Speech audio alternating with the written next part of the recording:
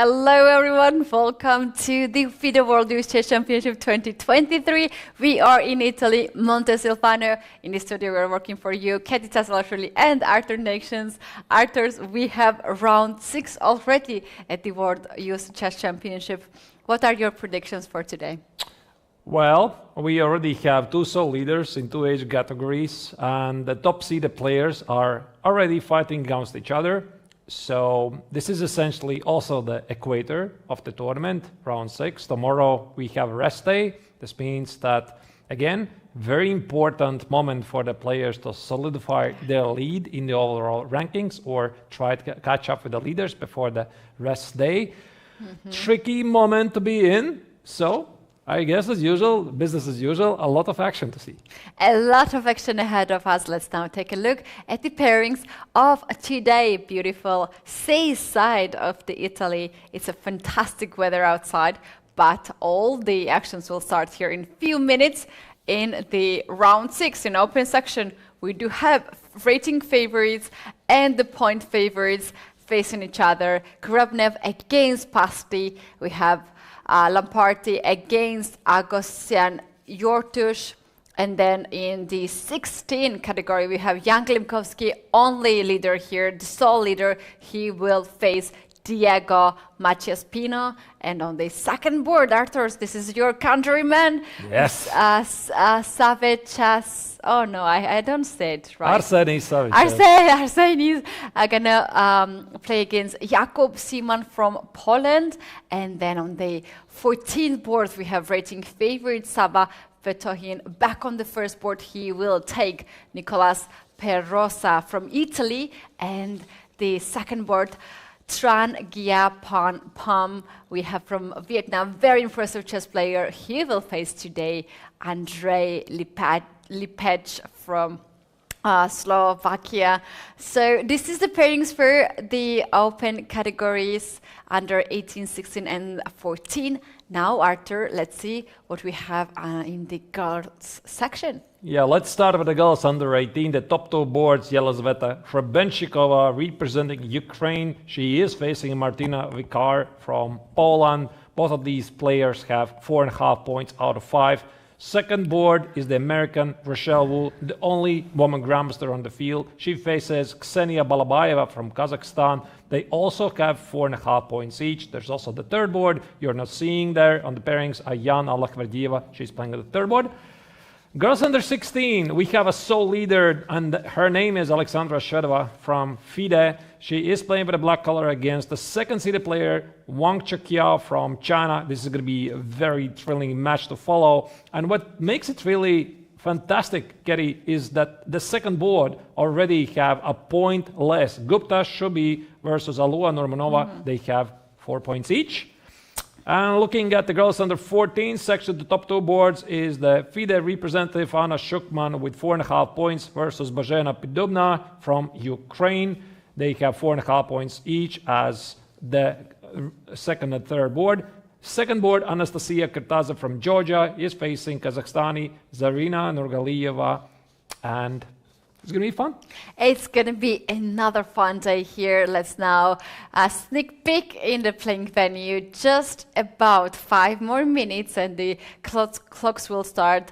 This day can be decisive for many of the participants. In total, we have 80 countries here registered at this tournament, more than 700 players in one playing venue. And guys, this is the last round before the rest day, and after the rest day it will be the second part of the tournament. I suggest to go into the playing venue full screen and check out how the players are getting ready to start this round. That's right, and here we are seeing some of the very first nice shots on the playing venue. You don't see, by the way, what's happening outside of the hall. There is usually a big queue of the players trying to get inside. Yeah. The security measures here in Montesilvano, Italy, they're tight. There are security gates. Every player is tested with a metal detector. You can't get inside. Phones, laptops, obviously, also pens, and any electronic devices. The parents also are not allowed to go inside. This venue is sealed from the rest of the world, thus securing the best potential security measures for fair play policy as it can be. It should be like that. These days, the cheating in chess is such a topic, hot topic.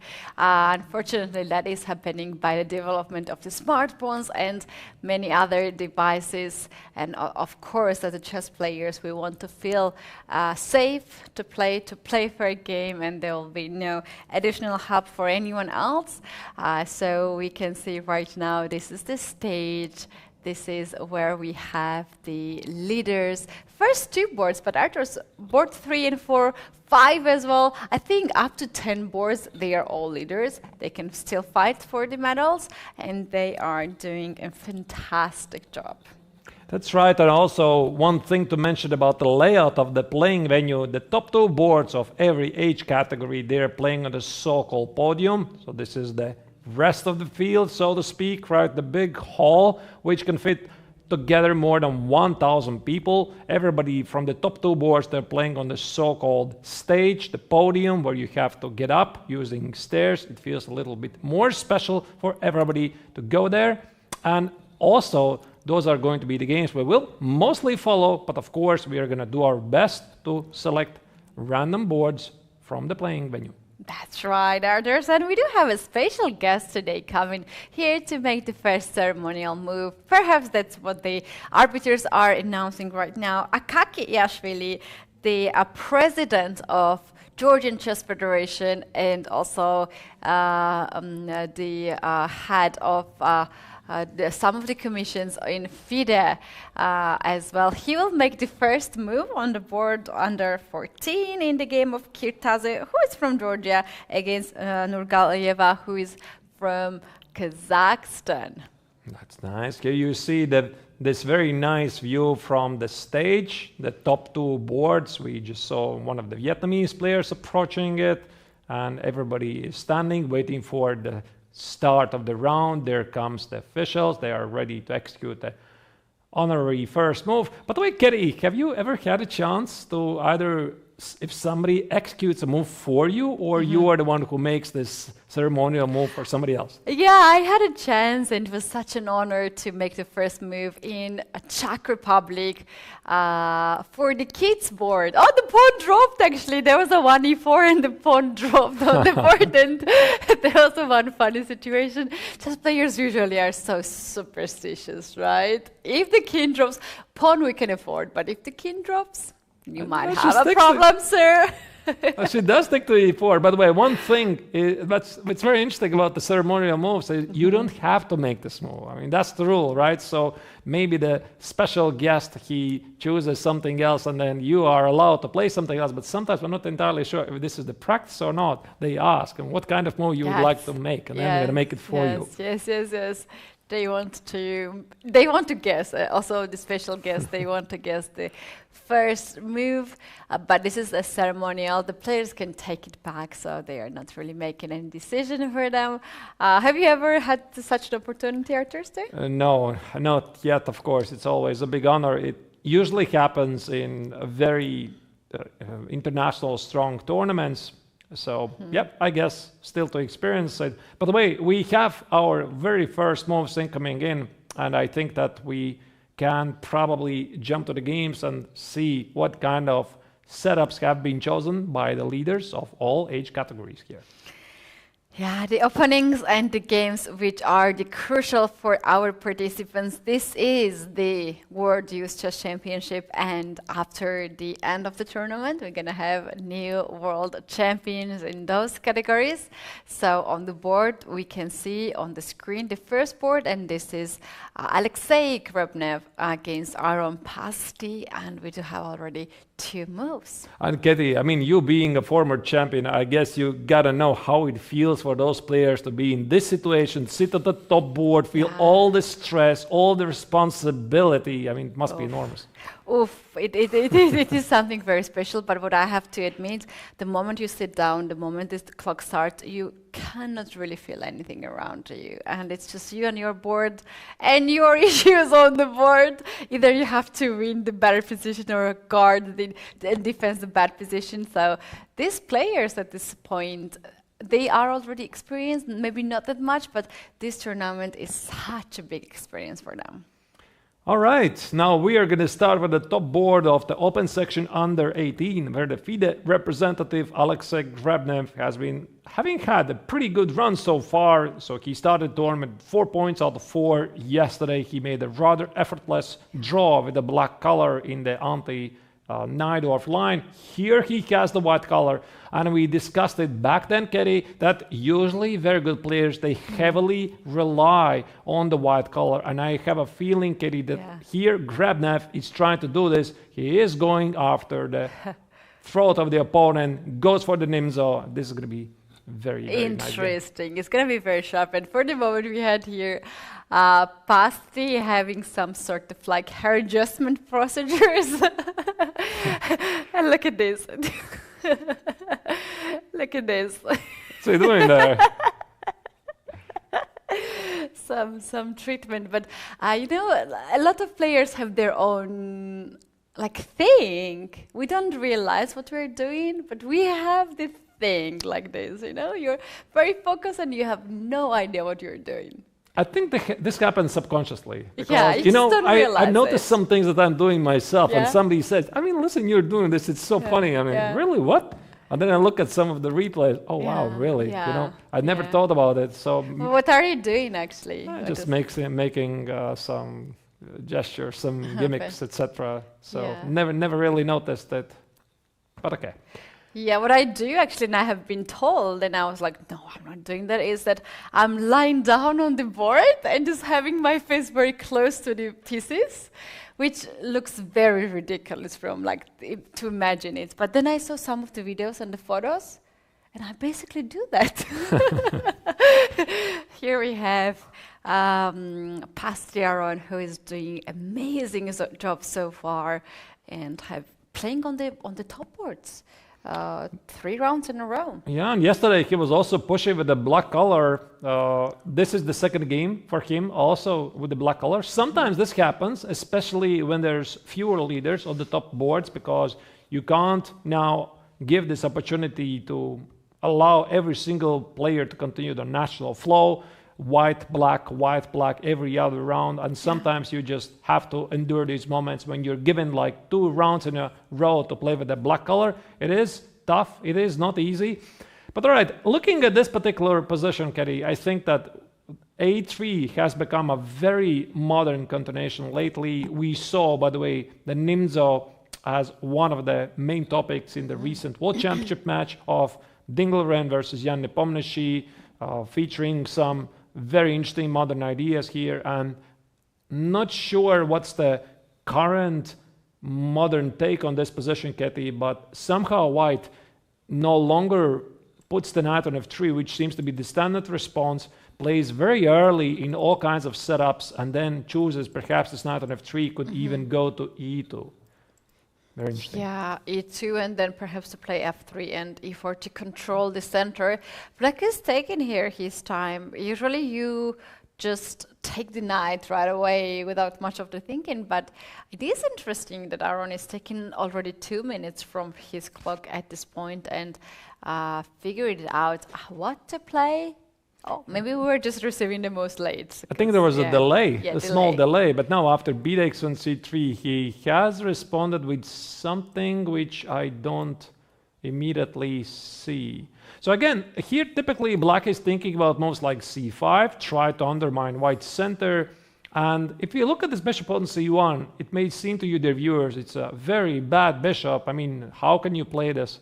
But what Grebnev is trying to prove that in the long run, this bishop will be unstoppable force, controlling a lot of dark squares. So one of the possibilities would be something like a4, bishop a3, or maybe bishop b2, c takes on d5 and c4, or maybe in some other lines, f3, e4, giving this bishop another life through g5 or f4 squares. This is what makes chess really exciting. Looking, by the way, at the evaluation of the engine, Keti, engine says here, equal 0, 0, which of course means absolutely nothing. Yeah, it is just the start of a round. Move 7 has been played here, And the theory is quite deep in this position. Maybe it's time to move a little bit forward and go to the second board of this match, where we have also the leaders playing against each other. The people who have the highest point in this open section. And here we have Elan Party from India facing Agoston Juhas, Hungary. It's quite interesting actually, because in the open section under 18 there are two Hungarians playing on top two boards. It's Aron Pasti and Agoston Juhas. Both of them are 2400 level players, seeded number 16 and 18 respectively, performing really well so far with 4.5 points out of 5, two of the leader group. Here what we have is a rather non-topical Caro-Kann, because if you go back a couple of moves here, I think that right now the trend is that everybody, literally everybody, plays e5. This is the advanced variation. When there's an accelerated time control, e takes on d5 is more popular because it gives white the very easy cast structure. But when you are playing classical games, usually people rely on more sound structures. But knight c3, this is something which has become sort of, if I dare to say, obsolete at the highest level, and precisely because of this move, knight f6, which when I was younger, Keti, I believed that knight f6 was such a big mistake, because you can always take on f6 and then outplay your opponent in the endgame. Yeah. But the double pawns? Yeah, they're double, they're not great, and I'm going to trade everything, I'm going to beat you in a pawn endgame. I'd even managed to do it in some games. But of course, things are far from simple, because black has a very healthy development and easy to play position. Yeah, that's right. Arturs, maybe we can show a little bit this silly variation, which is no way we're going to see at this tournament, but maybe our viewers will enjoy. Instead of taking on f6, this is so well known, silly trap here, queen 2 to guard the knight, and when black plays knight to d7, this is the checkmate yet. You probably will never have in your game, but you always want to have something like this in your life. That's right. Yeah, and here actually after knight f6, white has not really a great choice, because knight g3 retreat doesn't make any sense. Knight g5, this knight will be hit, so it just forces basically white to take on f6. E takes on f6. Bishop e3 is something I don't necessarily recall. I think the main move here is c3. But then again, I mean, Elan Party definitely has his own ideas. And now after bishop e3, knight a6 is a very common trick, because yet another question here, the viewers, what do you think happens after bishop takes on a6? Black gives a surprising check on a5 and collects the bishop on a6, and then says, you just gave up your light square bishop for nothing. And when the queen gets on h6 also controls f1 square, so white will also have to figure it out how to castle on the short side if white wishes so. Very interesting moves here in the opening with this bishop e3. Let's see how this game actually continues. a3 is another move that we just received that white played. Yeah, and I try to understand what Keti is the idea. I assume in the long run white wants to put the knight on c3, c4, knight c3, queen c2, and possibly something like a long castle. Because there's one of the biggest discussions here in this opening that black wants to put the knight on d5. This is why knight a6 is such a great move. And then if given the opportunity, try to strengthen it with the move b5. So maybe white is making the first things in order to accomplish this.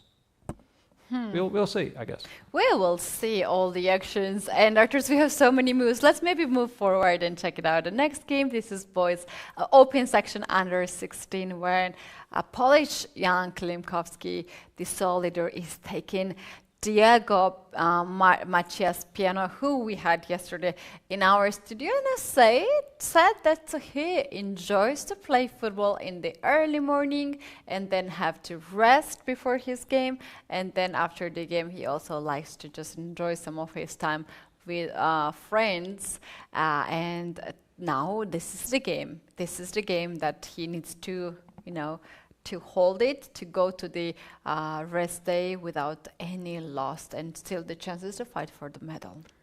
This is a highly topical position. And the first variation which comes to my mind, doesn't this position resemble to you the Sicilian Taimanov from the black's perspective, right? Because the English opening... Upside down, yes. It is essentially upside down with an extra tempo for white.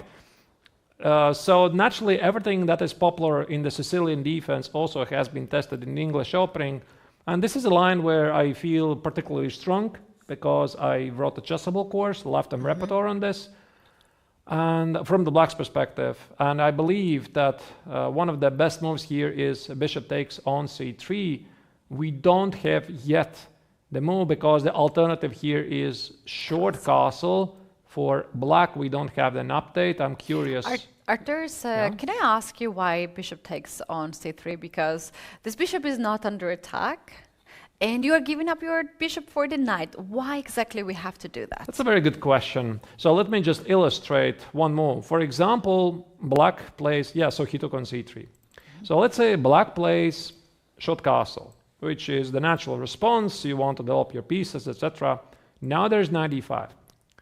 And after knight e5, since black already is committed to knight c6, which, by the way, is a very common topic to discuss in the English opening for black color, the so-called reverse Sicilian, you can't really take it because the pawn on e5 is dropping. Also, white is thinking about killing this Daxwa bishop on b4, and then in the long run, play this position like Sicilian Taimanov or Sicilian Khan, position the bishop on b2 and give its long-range abilities. So black could decline it, and there have been moves, for example, like rook e8, preparing to play bishop f8, be try to aggressive in the center, and there are very surprising lines here. For example, knight g5. I'm hitting the knight on f6. I'm trying to checkmate you on h7, and if black is not ready, he's in a major trouble. So, for example, one line here is g6, knight f6. Queen f6, and if I remember correctly, h4. And you look at this bishop on b4, you don't understand what's it doing there. Yeah, and white's clear. White's play in this position is quite clear that white wants to start to push the pawns, first to use the bets placement of the bishop, get the bishop on b2 to long diagonal, and then to push h5 and open up the h file. This looks really, really tempting position. So it makes a lot of sense actually to give up the bishop for the knight. But honestly, if you don't know this opening here, if you don't know these small details, you will not voluntarily give up your dark bishop for the knight. But the side that Diego played here, this one, gives us the feeling that he knows this opening quite well. I think he knows, definitely. This is a part of a larger system. If I would go maybe even as far as here as the first starting moves, right? c4, e5, knight f6, knight c6. Again, there's a very good reason why knight f3, knight c6 is included. And maybe I'm going to tell you that another time. So here the theory is at the crossroads, because you can play e3, the so-called Sicilian Taimanov with colors reversed. You can play g3. I'm not sure what Diego would play here. I prefer myself the d5, bishop c5, the so-called Grishik variation, who brought it to practice, I believe, in 2017. And ever since, it has become one of the most popular continuations. And then there's also the very popular continuation e4, which was championed by players like Magnus Carlsen, Fabio Caruana, etc. And there's very, very interesting lines. But okay, I mean, e3 was played, bishop b4, queen c2, bishop takes on c3. And here white normally chooses between queen c3 and b takes on c3. So queen c3 was chosen by the Polish champion, queen e7 and d4. Yeah, there were a lot of very tricky lines here. I remember that white could choose to wait, to play a3 first, play bishop e2 first. But the bottom line is, white again is trying to open up this position and give diagonals for the bishops. And here I believe, Keti, black has a choice. One of the main moves here is knight e4, as far as I remember. But also, I think there was a possibility to... Was this here?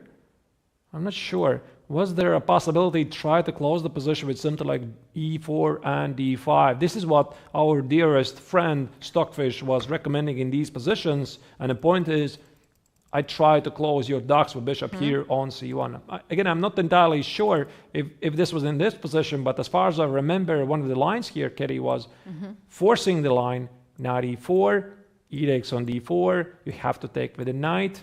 I attack your queen, queen d1, knight e4, again the queen moves, and then black very quickly plays moves like b6, bishop b7, a5, f5, and I think I managed to prove with a course that black is doing more than fine here. But then again, something maybe has changed. Arturs, this structure reminds me a little bit to the Budapest gambit. Could be, yeah. Yeah, it looks very similar to that, right? When white has this first structure, black has...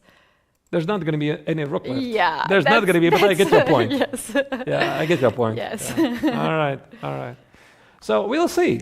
And I think after d4 right now, it is the Spaniard who is choosing, and I'm pretty sure he knows this, because d4 is one of the main moves here in this position. He's just choosing what he should do. Something like d6 probably is also playable, but I think that white is in the long run going to enjoy these two bishops, so that's why he's thinking, should he force matters? He's thinking, what kind of game Jan Klimovsky is trying to replicate, because usually these players, when they're playing something that perhaps you not necessarily expected, they are following something they saw in your games. It means there has been something, and right now here Diego is trying to figure out, what is it? What could it be? What did I play past year in this and that tournament, right? Yeah, that's right. So things will heat up here in this game. Let's move to a second board. Here we have Savechev's Arsenis against Jakub Szyman, another Polish player on the top board here in this group category. Here we have with black pieces against Latvian. What is happening, Stans? How we actually reached in this place? Looks so let's check structure. it. Let's check it very quickly. So it was e4, e5, knight f3. All right. So Arsenis is following one of the mainstream recommendations here. I'm not sure which course he uses, but I was told that he heavily works with Chessable, right? With Chessable courses. And I think this is once again a very great example that Chessable, thanks to Chessable and all kinds of online materials which are available today, all the digital resources, they make the growth of the youngsters, sometimes even without the direct involvement of a grandmaster, right? Because, I mean, you go to Chessable and you buy a course, for example, from Giri. It's essentially Anish Giri telling you what to play. It's just so incredible. Don't you wish to have that opportunity where you were like youth player, Arturs, just to have the access to anything that the Grandmaster would suggest you to play? Absolutely. I mean, I'm quite envious of the younger generation because they have resources. I mean, even the free YouTube is available with a lot of videos. There's so much content around. The only thing is, how do you navigate in the sea of information? By the way, but speaking about Arsenis himself, I'm very happy to see him because I'm myself obviously a Latvian and I know him a little bit, not really so much. I don't know much how he trains. I have done some group lessons where he was taking part of, but I don't think that it has anything to do with, I don't take any credit absolutely to his growth. So I think it's these Chessable courses and probably a lot of input work himself. And right now I'm looking at his rating. It's 2169. I think it's already pretty obvious that he is playing much higher than that, and I would rate him already maybe 2350, perhaps 2400, and could be one of the big surprises of this tournament. Yeah, indeed.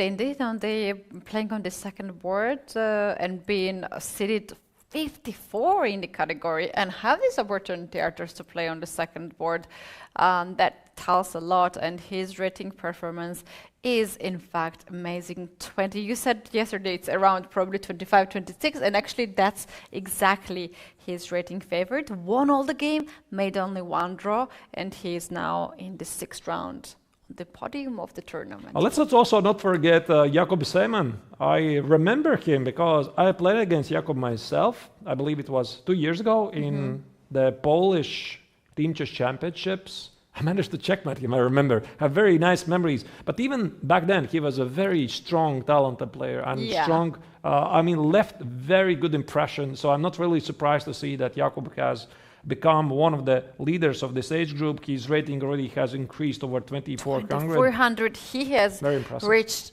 IM norms already and IM title as well. So he's one of the Polish strongest powers on this in this tournament that the country counts on to get the medals.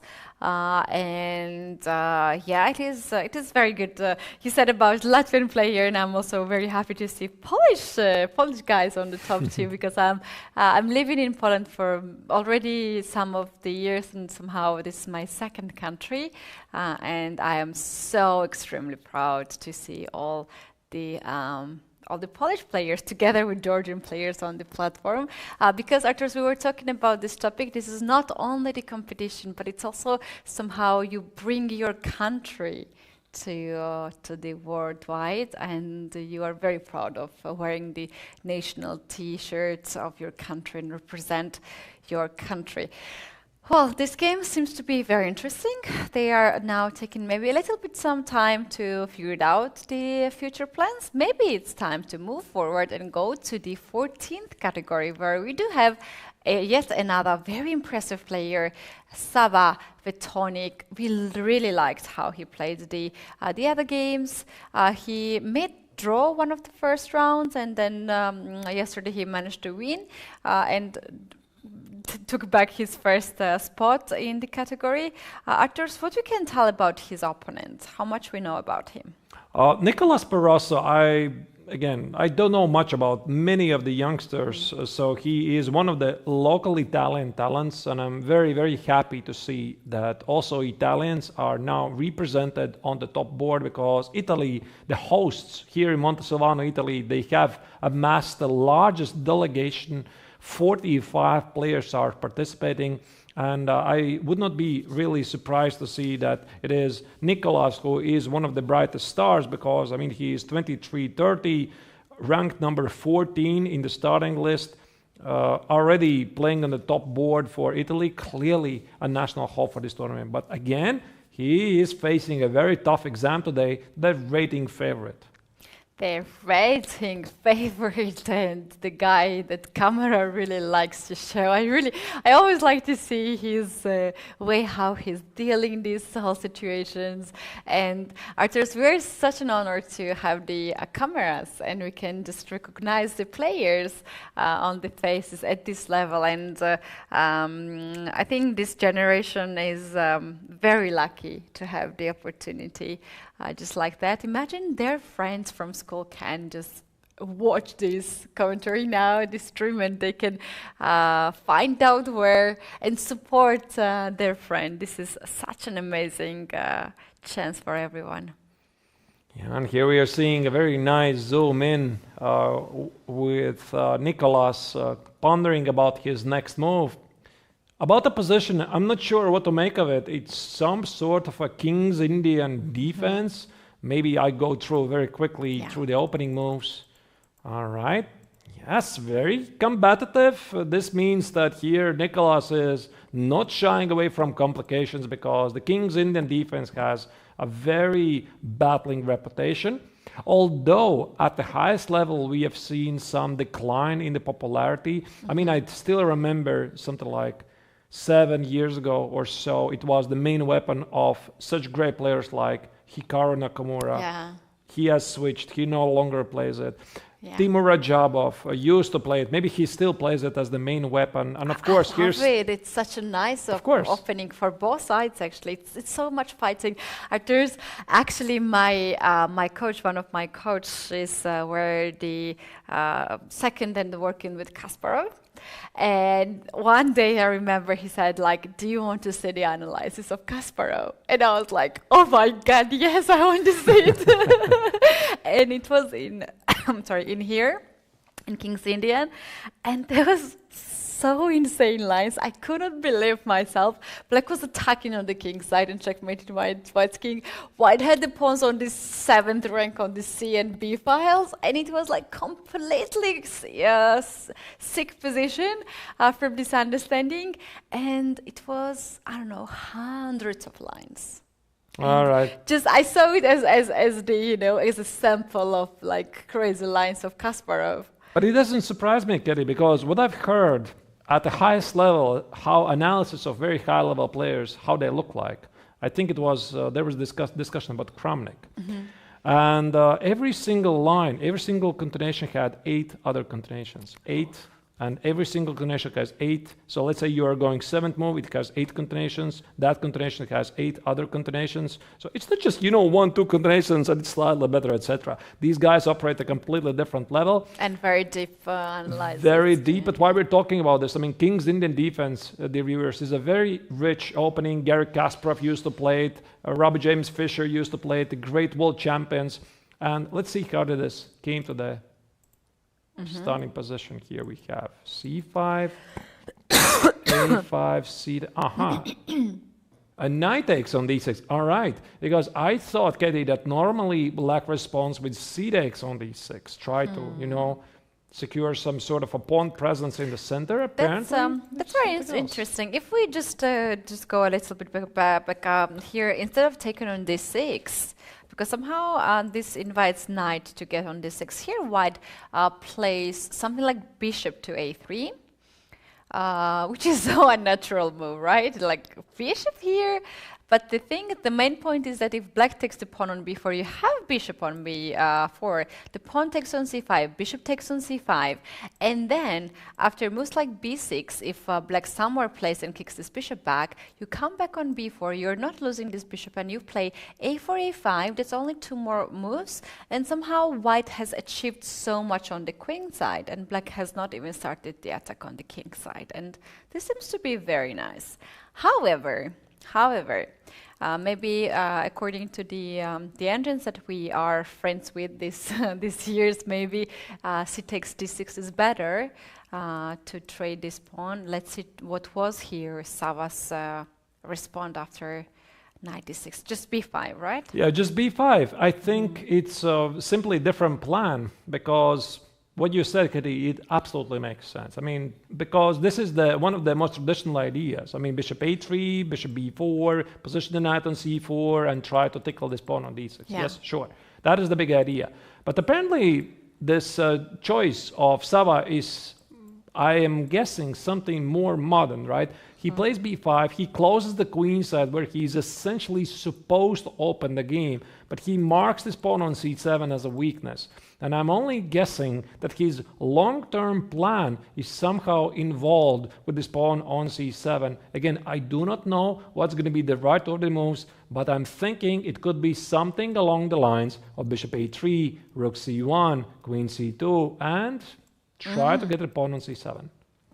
Looks lovely actually here. And Arturs, what also it's very, very nice to know here, black's attack on the king side is maybe a little bit like holding. Let's say white makes here like move like bishop a3 first. In this line after f4, white can play bishop to g4. And if you manage to trade the light square bishop, I know that it's like not that dangerous to have the king side attack anymore for white. Probably Nicholas disagrees with you. He's going to charge forward anyway, but who knows, yeah? I don't know. No, actually, to push the pawn on f4, you need to have knight on f6, so you control g4 square. So if you actually, that's a valid point. Yeah. Maybe that was here white's main idea here, to take the pawn on d6, to get the knight on d6, and stop f4 happening. Because after f4, bishop g4, this just shuts down the black's king side attack. All right. But there might be also some other ideas, like f takes on e4, try to get the knight on the e4, although this is a completely different pawn structure. Let's continue observe, move to the second board of the open section under 14, where is Tra Giampuk Pham from Vietnam, the former leader playing against Andrei Lepich. What do we have here? Yeah, we do have Andrei for the first time on the top seats, even though that he had won 4 games in a row and made 1 draw, so he has very nice standing so far, gaining a lot of rating points, and he is from Serbia, and it looks like a pawn structure, looks like I don't even know what it is. Some stonewall gone wrong, no? Yeah, gone wrong. How do you get there? It's a bit strange. All right, let's find it out. The London. I wouldn't have guessed. Ooh, London. All right. And the London system, which has become very popular FI. Look at that. I don't think I have seen this particular order with the moves before, because I think, Keti, that black was supposed to have the knight on f6 and position on e4. But interesting choice, f4, f5. But I liked your white's reaction right away. Pawn takes on c5 and changing the pawn structure right away. Then we have bishop going back on d6 and b5. Wait, somehow just a second. This is getting very crazy. I try to understand why this is necessary. I think I get it. Because one of the ideas here for white is to play knight e2, or maybe not knight e2, but queen e2, but take on c5 and push e4. For example, let's say, what could it be? For example, I'm starting with, okay, let's say castle. Oh wait, okay, bishop h7 looks risky. Okay, h6, make sure there's no bishop h7 sacrifices. Castles, here, d takes, bishop takes, and e4. So this is very often a very common thing to do in the London, because white wants to play e5, occupy the d4 square with the knight, then if you take it, then after knight takes on e4, white reserves the option to cast the long way, start his king set attack. Anyway, maybe all of this is irrelevant, but what is relevant is that black says no to these ideas, and that's why I think that's why he plays a5. Very interesting choice here for black. On move 7, he decided to go something very unusual here in the London system. And here white managed to start the queenside attack very fast. b4, then b5, and then he even brought the queen into the game and threatening b6 here. So black, I think, responded with b6 himself. That's the latest move what we have on the board. And yeah, it's interesting how both players are planning to proceed this position.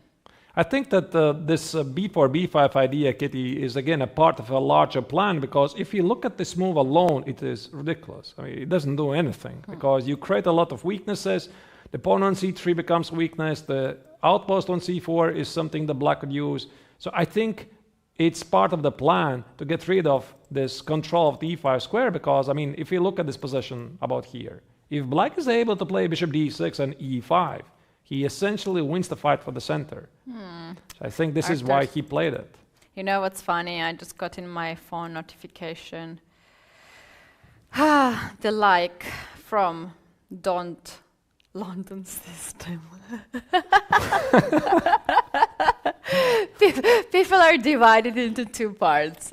Haters of London system and the lovers of London system. And it was so funny when we were looking at this game and got the like from someone who created actually London system, Don't London system. I'm a neutral, to be honest. You know, I can understand why a London system is popular, but it doesn't mean I'm going to play it myself. I mean, I definitely understand it. I understand the ideas, and I've seen some very good players playing the London system. I'm incredibly impressed. So, but I don't play it myself. It's actually very, very nice choice. I'm also neutral. I've played myself too. I have played against the London system, but I believe it's one of the greatest lines for everyone. Indeed, when you want to just avoid all the main line and theories, you just go to the London and do the thing that you like to do. Let's go forward and go to the girls category. This is girls under 18, and here we have very interesting situation. 5 players are sharing first and 5th places, so nothing is yet clear.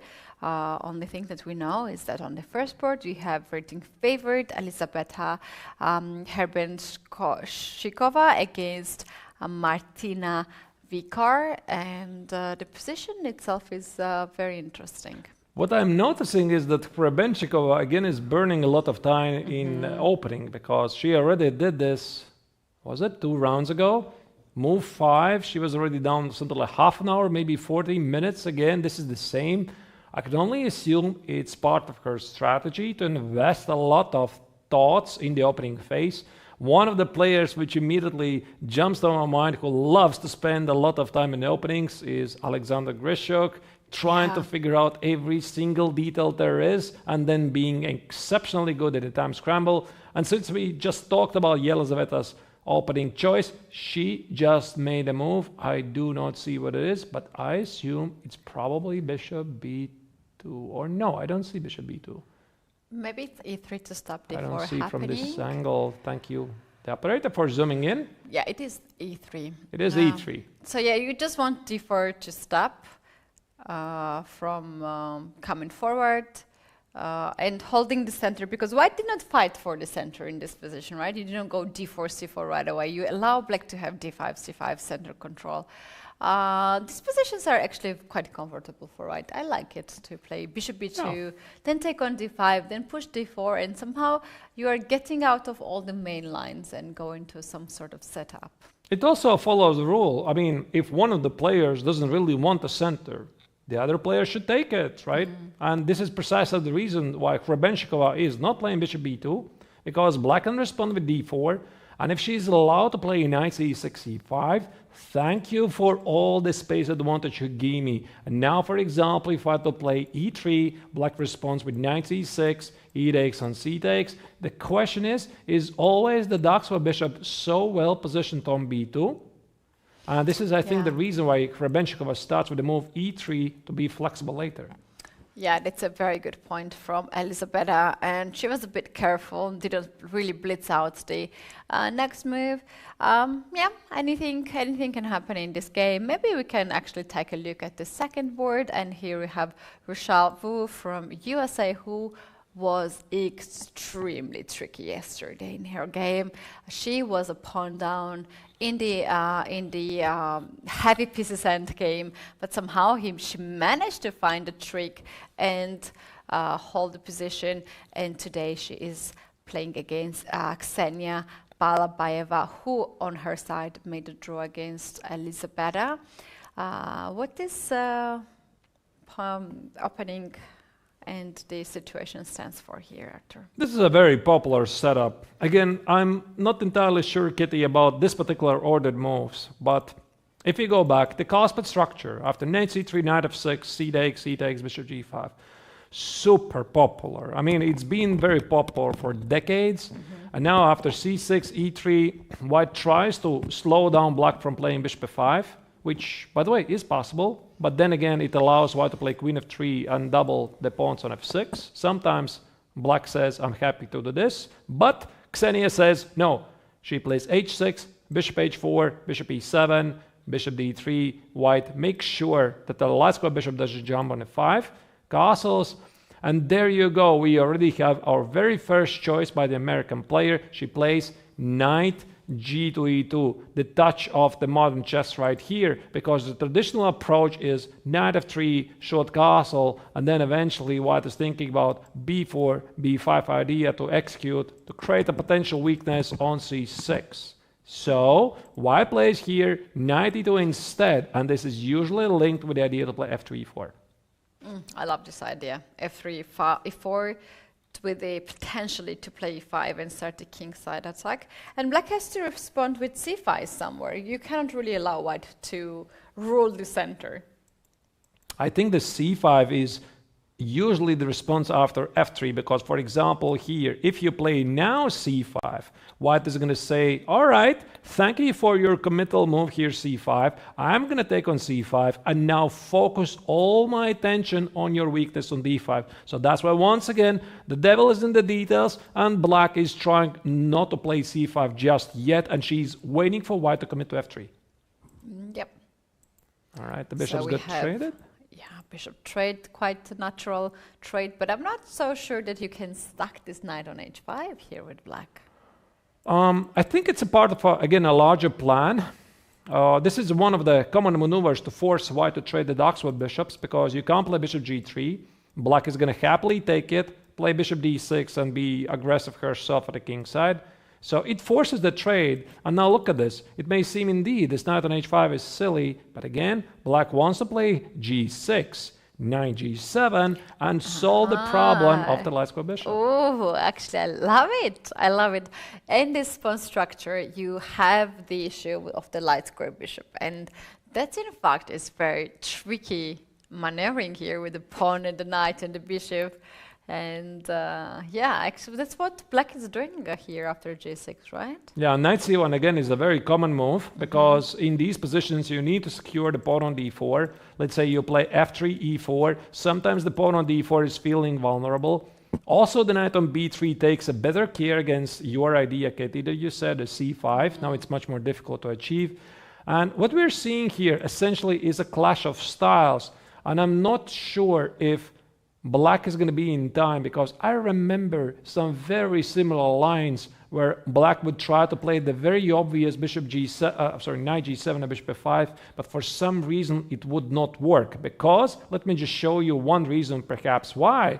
Let's say I play knight b3, you play bishop f5, and you say, hey, I'm a happy person here, I did what I wanted, but hold on your horses, because white can play e4.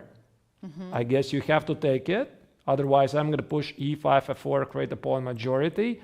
And now let's say you play bishop e6. Now this move is incredibly strong, because if you put the knight somewhere like d5, oh my goodness, what's about to happen here?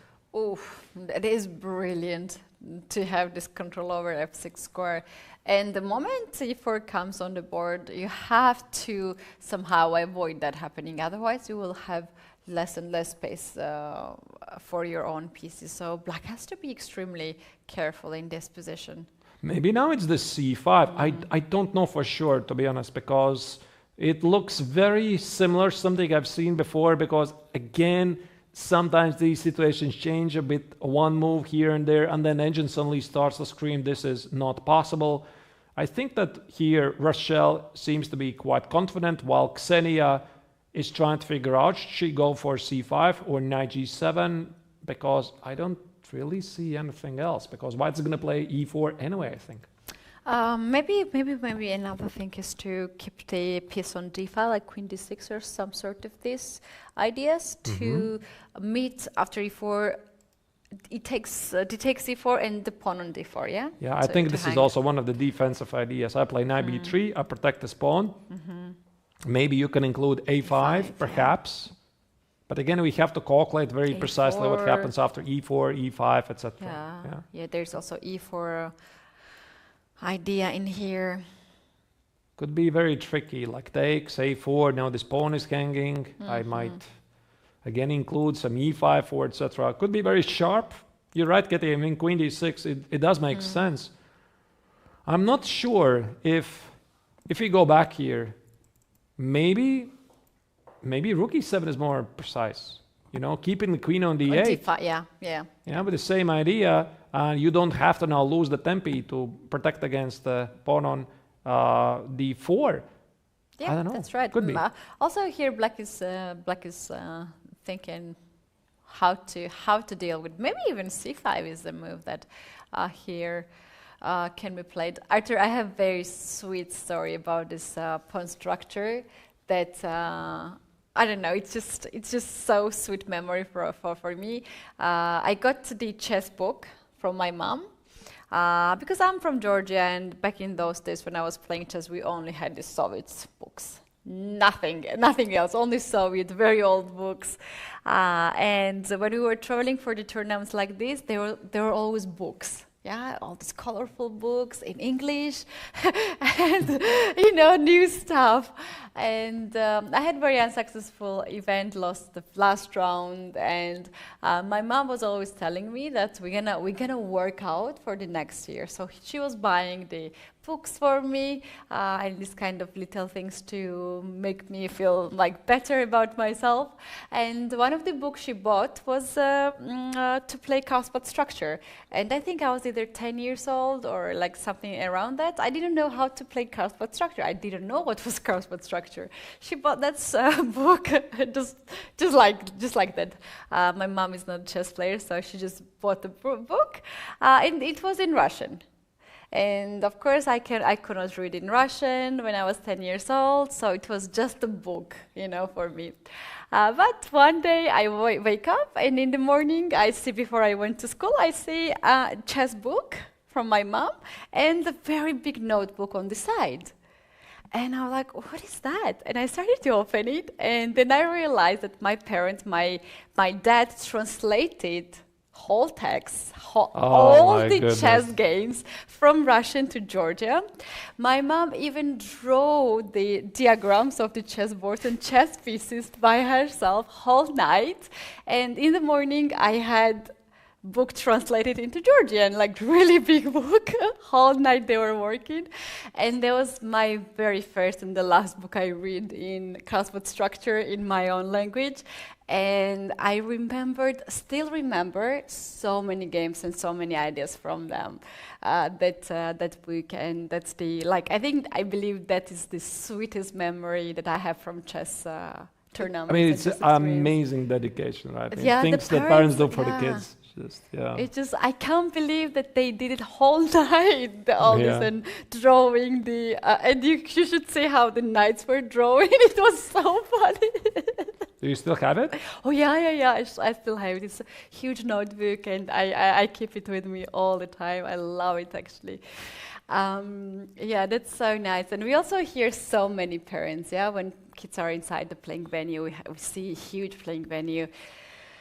Almost the same size of the same amount of the parents. Half of them are outside waiting for their kids to finish the game. And besides the fact that these kids can't travel alone sometimes, they also give them so big support, I mean, I definitely know this because I've seen parents sometimes being even more nervous than the players, and they very, very closely follow this drop of the evaluation bar, and then it jumps and they suddenly start to become very nervous, and oh my goodness, they calm down, everything is still good.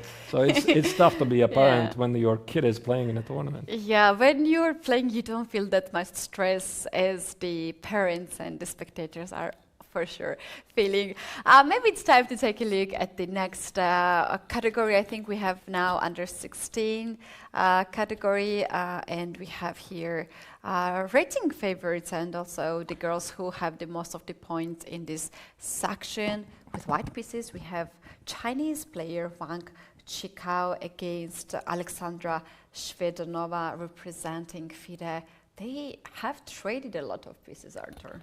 Right, so it doesn't seem much of an achievement for the Chinese player. Also, looking at this age category, just a second, where was this? I'm going to pull it up. What it makes really interesting is that not only Shvedova is the sole leader, but Chukiao Wang is the sole second place. And the third place on the second board is already a full point behind, and that's why this matchup is really so important. Because imagine if, for example, Shvedova was able to win this game. It would already allow her to run away from the peloton, the closest pursuers, by full point. Let's check how did they get there. The Rogozin, bishop b5, h6. All right. One of the most topical lines, of course. C takes, D takes. And somehow every single piece found a way to disappear from the board. C6, B takes, E3. All right, okay. Now that we look at this position, I'm immediately going to say, Keti, I don't know this line. I don't know the tricks here. But I can understand why Chukiao went here. Because she wants to play next C4, try to get rid of one of the pawn islands. And let's say black responds with something like, let me just maybe show it on the board. For example, something like knight c5, I play c4, black perhaps responds with, for example, bishop e6, takes. Okay, not really mandatory, but you get the point. Now black is left the weakness on d5, which can be blocked with knight. And then white is slowly gathering the pieces and trying to outplay black in a slow endgame. If black at some point takes on c4, and this is one of the most interesting topics I would like to talk about in chess, it seems that black has a pass pawn on c6, and it's seemingly moving forward. But actually, no. I think this is the occasion when the pawn on c6 is an actual weakness. And again, white plays something like king e2, rook c1, double the rooks, knight e4, and can very easily get to this pawn. So the Chinese player's strategy is perfectly understandable. And Shvedova, well, I think she's just trying to be solid and hold on. Yeah, which is playing with black pieces. And also, very often, chess players want to not to lose the game before the rest day, to rest then and to come back with more energy for the last part of the tournament. I understand this choice of the opening to go a little bit slow, although, you know, sometimes you just want to drag your opponent in the end game as well. Artur, we were mentioning that they are youth players. They don't have played so many tournaments, and they might not be experienced in the end games, right? So I would not be surprised if one of these players actually preferred to play into the end game. Well, and anyway, we might find something more interesting on this second board, where we have actually the first seeded player from Kazakhstan, Alua Narmonova, now coming back on the top boards. And this is actually another King's Indian. Knight g4 is one of the topical lines here. Maybe let's go through the opening moves. Knight c3, e4, knight f3. Okay, playing some mind games, not e4 immediately, but knight f3. Look at this. This is a very interesting. Order the moves. I'm not sure why. All right. So bishop e2, the classical system, knight e7, black here has number of choices, e5, bishop e3. This is again a part of a larger discussion, and if I understand it correctly, because I'm not really a big d4 player, I have played quite a bit d4 games. One of the ideas of bishop e3 is to go for c5, right? Yeah. This is what you want to do. You want to create some weaknesses here, and then black normally tries to dislaunch your bishop, and that's why black plays knight g4 with hopes that you are going to give up the bishop, and of course white never does this. So something like h3 is a big no-no. You never do this, not only because of those double pawns, but you simply give up all the dark squares for your opponent. Yeah, the theory here goes with bishop g5, which actually has been played here by white already, hitting the queen. This queen cannot move away. If queen goes on e8, then knight d5 already wins the material on c7. So f6 is the only move here at this point. And here white has two options, either to get this bishop on h4 or to get back on c1, which is so unnatural. If you don't know this theory, it's so unnatural, but it seems like this bishop on c1 feels much better than on d2 or e3. Yeah, I try to recall. I seem to have shown this to one of my students some time ago. I think we're looking at bishop h4 then, and was it g5 or h5? I don't remember specifically here. I think it was g5 here, knight h6, and somehow this c5 would go through, but again, how exactly I don't remember. And the black commits to some weaknesses, but black says, I'm going to play g4 f5 and be pretty active. So who knows? Yeah, bishop to 8. Actually, bishop is on g5, and now white is taking some time, and she's figuring out what to play here after f6. Well, what will you play? I play. I play actually bishop h4. This according to my lines, and I also play like that. And after h5, I play h3, so my bishop will not be trapped in there. But I also know that bishop c1 is another idea, with b4, c5, bishop a3 chances in there. And for instance, now f5 would be a big, not blunder, but not the correct move, as bishop can come back on g5, knight can come on g5 as well. So you can't really give up the g5 square for white's bishop. And somehow here, this move a5, a4 is stopped for a bit. That's why I like this bishop on c1. All right. And white has moved the bishop away, and I don't see it on h4. So it should be either in d2 or c1. Can we perhaps zoom in a bit and see? We didn't really follow the camera at the moment where she positioned her dark square bishop. Yeah, it's all white there. And we are getting close. Bishops should be on c1. Yeah, still don't see from this angle. I guess it's on c1. Yeah. It is on c1. Yeah, it is on c1. I see now. All right. Yeah, it's back on c1. All right. All right. So I guess white wants to continue the same idea of c5. Again, this is a highly theoretical position. Not sure how much the players know, because you can see they already have spent a great deal of time. 1 hour and 3 minutes for Nurmanova. She has spent half an hour on a theoretical position. Also, Gupta, Shupki has spent 20 minutes maybe trying to remember. This could be part of the preparation strategy. Not necessarily both of the players were perfectly ready for this line, so you have to remember what was done in some of your previous coaching sessions.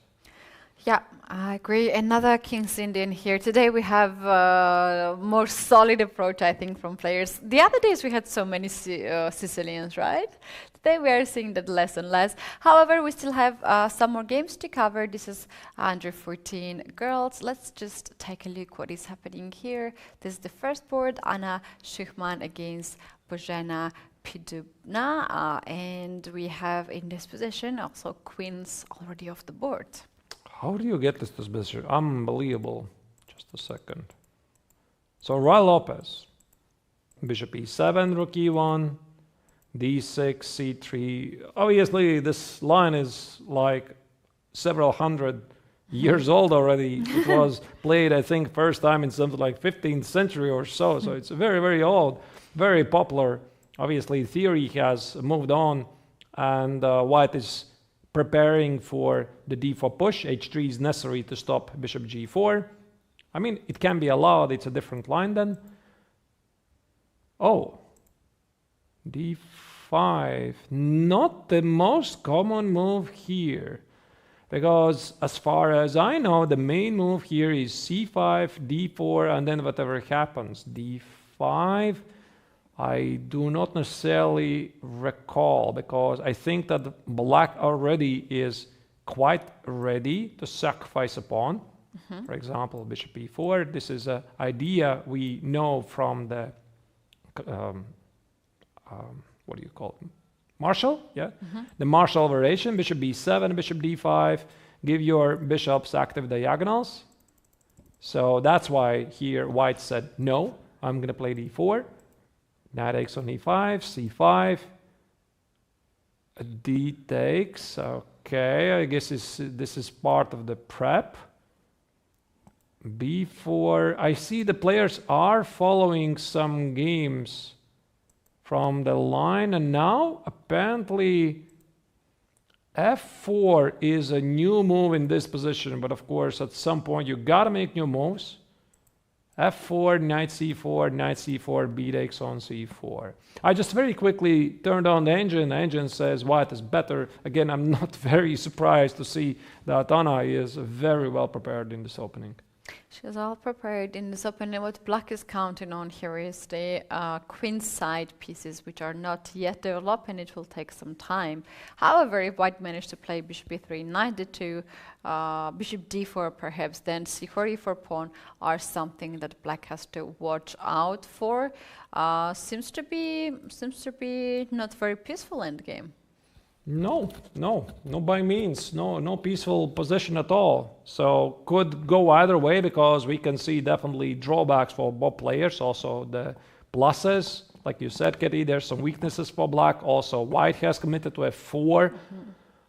I mean, looking at this position, right, it's a typical, almost like engine move. Maybe knight g4 feels more human to go away with the knight, hit the pawn on e4. The knight on a5 is under attack, but again, most of the players, obviously, and their coaches have access not only to the standard chess engines, some of them are using the so-called computers.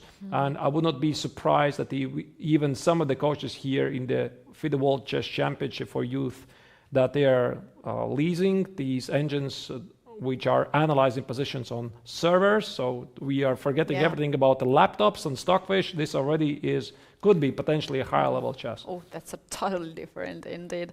A totally different level. Arturs, let's now take a look at the last board of the top top segments here before our first segment. And here we have Anastasia Kirtadze with white pieces against Zarina Nurgalieva. Those two players both have won their games and are leaders of together with other 4 players, right? In this section, I think we have the most of the players with 4.5 points sharing the first place. And what this opponent can tell us. I'm not sure if this was Italian game or Lopez, because all of them look the same. Maybe it doesn't really matter. Okay, it was Italian game. Rook e1, bishop b3. Essentially the same story as board number 1 of the girls under 14. h3, rook e8. Yeah, the Zaitsev variation, which always has been very popular. It's also invitation for a repetition. All right, d4, white says no. h6, knight e2, bishop d7, knight f1, a5. Not the most popular move, I think. I think the black normally plays something like here, bishop f8, knight g3, and then at the right moment tries to unbalance the situation in the center with either e takes, c takes, something like this. Looking for the right moment to play the c5, and then we get some sort of Benoni-like structures with d5, with very unbalanced game. But all right, I mean, black went for something else. She played a5. She played a5 and white plays g4, even fancier move. I like that move, g4. And then this is a shelter for the knights on g3. The knight will perhaps go on f5. Or maybe even white plans to do something like g5 and the kingside attack. I love the spirit, absolutely. I'm not entirely sure if g4 is such a great move in this position, because you immediately see the drawbacks. You see the black would respond something like h5 and try to ask you very direct questions. But I love the spirit. It also forces black to do something immediately. Black decided to push away the bishop, play bishop f8 to be solid. But then I believe Anastasia managed to get exactly what she wanted. And I think that white is definitely enjoying some space advantage here. Yeah, seems very comfortable position, and very often there's some like this knight f5 kind of sacrifices here, which looks so pretty. White can also just play bishop a3, queen to d2 to develop the queen side, but black has its own ideas on the other side of the board, right? Knight a5, a3, knight c4. So the game is on. The game is on. So far we have covered all the top boards on the all categories. You guys, we're taking now the first break, and when we come back, we're going to take a look at the 3rd, 4th, and 5th place in the other categories too, as we have a lot of leaders in most of the categories. You guys don't want to miss any part of this tournament. We're taking a short break and see you in a few minutes.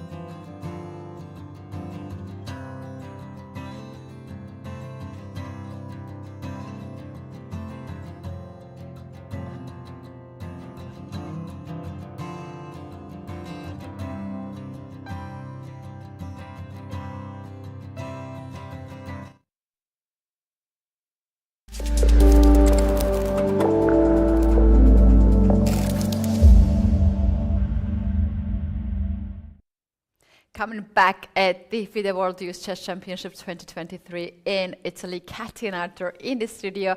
Arturs, we took a break and promised our viewers to take a look at the other top boards of all the sections and what we have now for the viewers. Yeah, so we have more games coming. We are gonna continue with the boards number 3, 4, 5 from all the age categories. Right now, I think we are going to start with the open section under 18. And that is going to be game of Kamil Zida playing against Ansat Aldiyar. Ansat, I remember him. He was playing yesterday on the top board where he tried to face the FIDE representative, Alexei Grebnev. He didn't get anything out of the opening, and here he is facing with black Kamil Zida.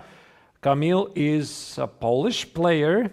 Both of them have, no, not both of them. Kamil has 4 points, while Ansat is one of the leaders with 4.5 points. It's Shop Sveshnikov. That's interesting actually to have another leader here in the third board. So it means that we do have still all the competition on and open. What we can tell about this opening now? The pawn on b5 is hanging. And black also have a pair of bishop advantage. White has not castled yet, but the knight on d5 seems to be a lovely piece. 1 word or 2 words for you. Sava Vetochin, round number 3 or 4. I don't remember. This already was played here in Italy. Remember the pawn sacrifice, d5, e takes on d5, and Sava played f5, e4. He was pushing for the game, for the win for most of the game. He did not win the game, played in a draw. I believe this is the main idea and perhaps also the reason why White is thinking, because perhaps White does not want to allow this pawn sacrifice, which is quite known, and could opt for something more modest like queen b3 instead. That can be the issue. I wonder after queen b3 what will be the black's idea here. Is black planning somewhere to play f5 and to launch the king side attack? I mean, I have the database open right here. According to the previous games, black so far chose to play queen c8, which makes sense. It hits queen c1. So now white could play knight c3, and then black has played here most of the time moves like bishop d8, protecting the pawn on a5, giving this bishop another roll on d6. And then eventually, after something like king h8, black is thinking about your idea, Keti, to play f5. Yeah, what do you think? Will they repeat the same line here as the others on the board? Because these players usually observe what is interesting on around themselves, and I'm sure that both of them have seen knight c3 and d5 already played in the other game. Tough to say. I'm a bit surprised to see that Kamil has already 27 minutes on the clock.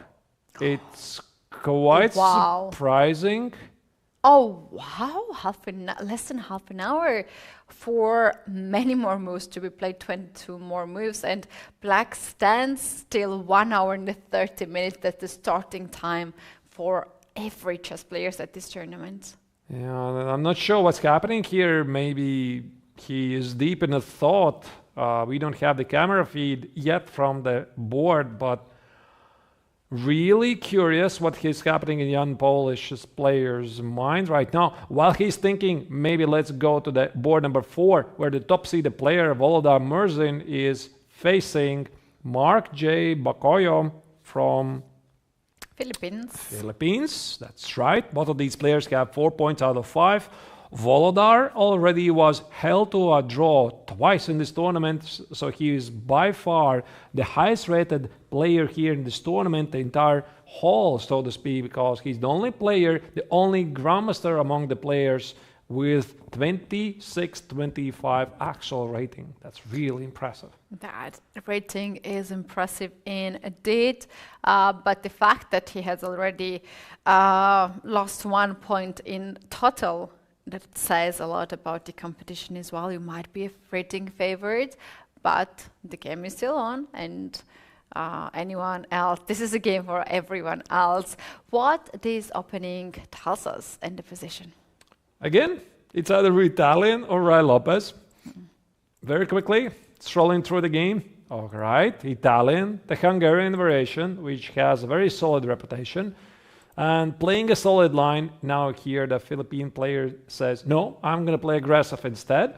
D5, e takes, knight e5, rook e1, and this is usually the problem for black because the pawn on e5 is not so easy to defend, because if you play something like f6, you are weakening this long diagonal and you're literally asking white to play d4 to utilize these logical weaknesses at your favor. This is the reason why black plays bishop g4, h3, bishop h5, and actually this is a pawn sacrifice, which is again a very common theme in all kinds of Italian games, because after g4, bishop g6, knight e5, you can have the pawn, but it's gonna cost you something. Indeed, it's going to cost you the king's safety here. We can see the white's pawns are pushed forward way too far, and there are not any single white piece next to the king at this point. Bishop d6, f5 will even more explode the white's king, and that is indeed very risky business. Instead of this, white choose to play knight to f1, more solid approach here, and we have a few more moves played rather fast here by two players on this category. And yeah, this is the position. So we have the back rank pawn on d3 for white. Black just played queen d6 to double the forces on the d file, but black itself has the pawn weakened on e5. So the question is, whose pawn is the weakest here? I'm not impressed by Merlin's position. You know, I don't see what he has achieved here. And if we look at this position, I love this move by Mark J here, a5. You know, it's a great move because engines very often love these kinds of space-grabbing moves, trying to play a4, trap the bishop. I guess Merzen didn't have time to play a3 because this would allow black to play knight e4, hit the bishop on b3, hit the knight on f3, so c3 was almost necessary. Now black pushed away this bishop by attacking the pawn on d3. I guess Merzen was not really happy here to take the pawn on e5, knight e5, knight e5, rook e5, because he loses the pawn on d3, which is quite a thematical idea in these positions, but could be difficult to win. So instead he played bishop c2. Instead, maybe he anticipated f6, I don't know. But queen d6 is a very logical move, and black says, listen, I'm going to play next rook d8, hit your pawn on d3, so it's your move here. Not sure, I think black is perfectly fine here. Yeah, seems like fine position for black indeed. I was just thinking maybe knight e3, knight g4 ideas to hit the pawn on f6, but all these can be stopped by f6 here. Yeah. Simple move like that. And black's pawn, we had this conversation whose pawn is weaker here. Pawn on e5 can be guarded by f pawn. Pawn on c d3 cannot be guarded by c pawn here. So yeah, black's plan is quite clear here. All right, now that I have another look at this position, there's one thing I realized, Keti. Black is still not really threatening to win this pawn, because after rook d8, bishop takes on d3, and take a couple of times on d3, your pawn on e5 is still hanging. Perhaps this means that Merzen has time to do something, something valuable with this. What is it remains to be seen. So I'll just maybe show you one exemplary line how might be what might be his thought process here. For example, let's say knight g3, black plays rook d8 and bishop e3. And my idea is, you know, I'm dreaming about some h4, h5 scenarios, and let's say if you take on d3 now, which of course is not mandatory, I just want to show my point. After bishop b6, c takes on b6, knight takes on e5, maybe white suddenly finds something here, but I think I already see there's nothing here because black just plays bishop d6, but I mean, you get the idea. I mean, perhaps Merzen can find something along the lines here and use this time while black is sort of threatening and not threatening the pawn on d3, sort of like a Schrodinger's threat. I mean, it's a threat and it's not a threat at the same time. Artur, what about the move bishop e3 right away, and after rook to d4 to play d8 to play d4 and to get rid of this pawn? Not right away, because we might have isolate pawn. Bishop e3 first, rook to d8, and now d4. Uh-huh. That makes perfect sense. Not sure if black has to take on c2. Okay, let's keep the tension here. E takes, knight e4. Yeah, I mean, it could be. I mean, black also can remind you, you have some consequences for the dark square bishop. With knight c4, hit the pawn on b2. And visually, black has done nothing wrong. But Mersenne has already made up his mind. After queen d6, he has made a move we did not see on the board, which is it. And unfortunately, we can't give you a better angle. I think it's knight g3, although I don't obviously see from this angle. I think it's knight g3. Yeah, it is knight g3 because knight is not on f1 anymore. So that's knight g3 or e3. Or maybe knight h2, knight g4. No, that's too far, yeah? Yeah, I mean, we simply don't see it here. So Mersenne has made up his mind, and now it is the Philippines player who has to make a continuation. I was wondering, maybe instead of rook d8, black can also opt for something like knight e5.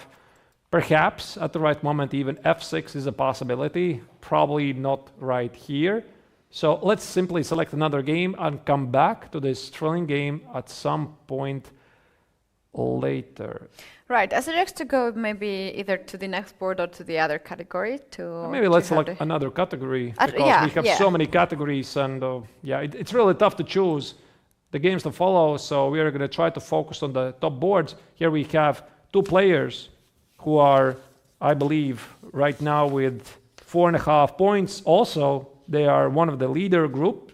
I mean, Jan Klimovsky is the sole leader, but then we have a peloton of 1, 2, 3, 4, 5 players, including Leonardo Costa versus Eric Gasparian, players from Germany and Armenia, respectively. And Leonardo, last time I checked this, he did recently beat Alexei Shirov. That's why I remembered his name. And we talked about him yesterday. He beat Shirov in quite a recent game. I believe it was in Bundesliga.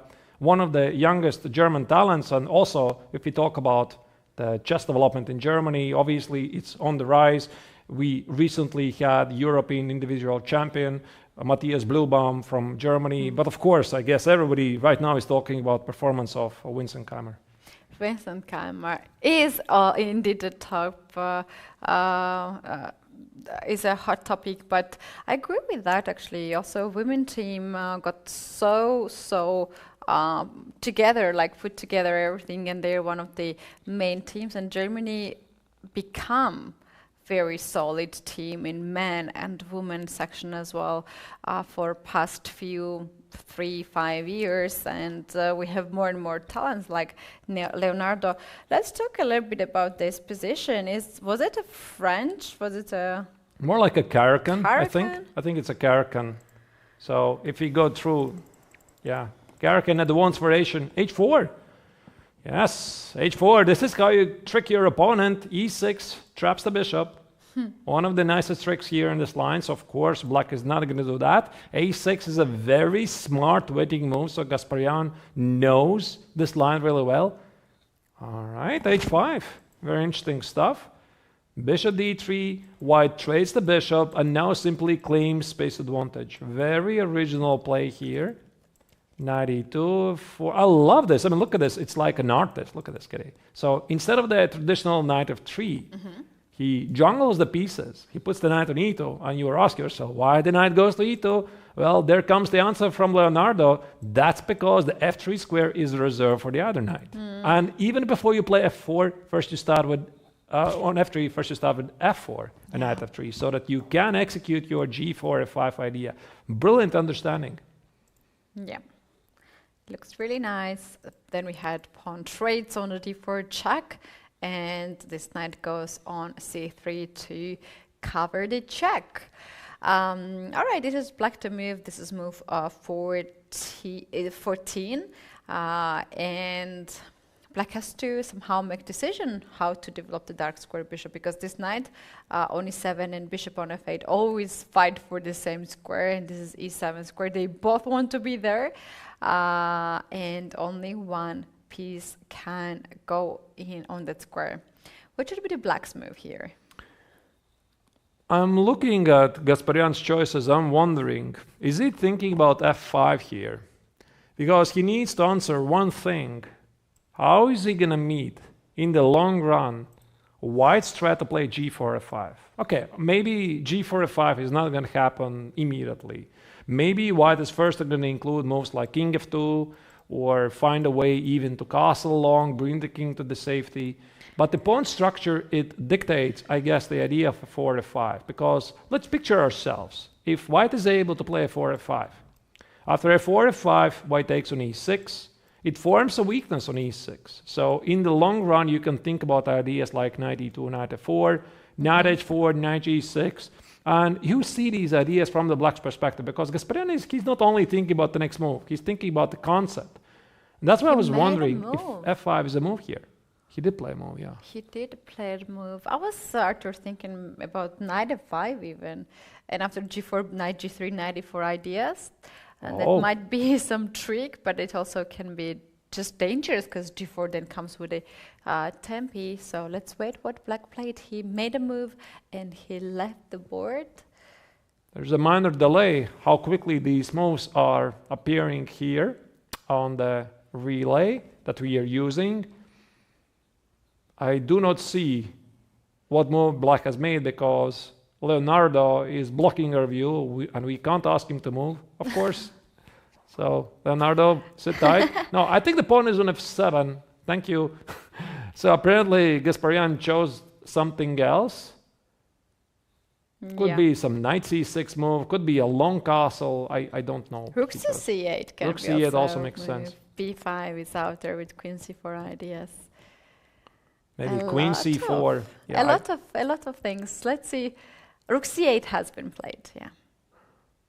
I guess White is better visually, because engines, they love these positions. It seems, when we look at this position, it seems that black has achieved like a dream position from the French defense, right? The French defense, usually you're suffering with this last square bishop on c8, and then you're trying to trade the last square bishop and supposedly say, listen, I have no weaknesses, I have the dark square bishop, everything is great, everything is cool. But then again, there's this thing called the space advantage. And what has it?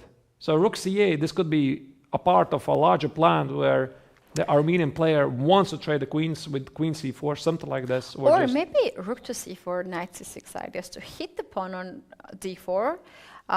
Rook c4, knight f5 is another idea, and you cannot that freely play bishop b3, because b2 pawn will hang together with the knight on c3 and the pawn on g2. I like it. It definitely looks very logical. And now, once again, the ball is in Leonardo's court, so he has to figure out what to do. I think he is thinking about this idea, g4 f5 at some point. Could be some king f2 move. Maybe even he can afford sort of like a short castle. I mean, why not? Because the pawn on h5 is pretty weird, but black can't really capitalize on it. Yeah. Short castle also could be a move here. And then play g4 f5 in the long run. Because this is not a very fast game. This is a slow, strategical game. And again, that's what makes chess so interesting, because you have to understand these moments when you have to play fast, when you have to play decisive chess, when you have time for maneuvering, when actually maneuvering is slow. And this is what drives a lot of people crazy, because they just don't understand. How do you know? And I've been asked sometimes by club level players, how do you know? How do you understand? You know, my answer is, every position, every occasion is different. Yeah. It's so difficult to give you generic answers. Yeah, I agree with that. Indeed, so you cannot have one answer for every solution. This game seems to be very interesting. It is White to move now. Shall we go to the next board? This is board 4th of the category under 16. And we have e4 just played by black, and that is a very interesting statement. It attacks the knight and the bishop at the same time, but also black's 2 pieces right now are hanging. Wait a second. If e4 works, is this a blunder? That's what I have to ask. The first question. So obviously you can't take on e4. You gotta hit the bishop on g7. So let's test this. And also black has to take on f3. I take on f3. Take on f8, I take on g2, you take on e7, I take on f1, and I have an extra piece. Interesting. Wait, just a second. Is it a blunder? Just a second. Just a second. Let's check this more thoroughly. So what was it? e4.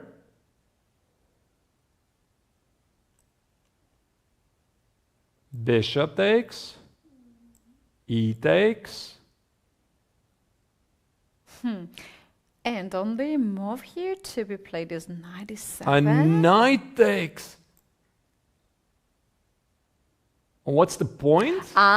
When knight takes on e7, you take bishop f3 and the rook on e8 is hanging.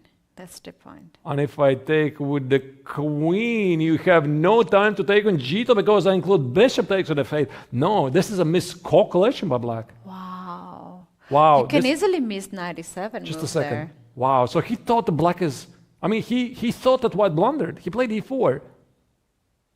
Actually, I can even start with knight e7, I think. He just missed this intermezzo check. Knight e7 check first. What do?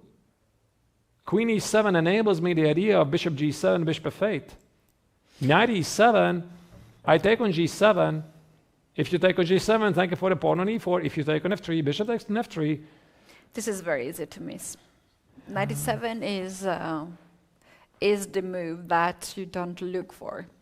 Major miscalculation by Ilmangali, from the player from Kazakhstan. That's got to be very disappointing. So here, Batsukh Anand, by the way, he is not from India, in case you're wondering. He's a Mongolian player. He has the same last name as, obviously, the chess legend Vishy Anand. But no, that's not Vishy here, that's Batsukh. Maybe he also is going to become a grandmaster. And by the way, he's doing really well. He's a FIDE master with a rating 2369. All right, so very unfortunate news for the Kazakhstan team here. Do we have actually the move? Because they are playing very fast. Yeah, it seems that here Batsukh has already figured it out. Yeah, this can be... If he finds this bishop knight e7 move, it's a gift for him. Bishop g7 is already on the board. He already played it. And I think that right now black is going to realize, oh my goodness, here you see some spectators, they're wondering what is happening here. Because, chess players, they're such creatures who are very interested what's going on the other board. And essentially, we are artists, right? We want to give our assessment.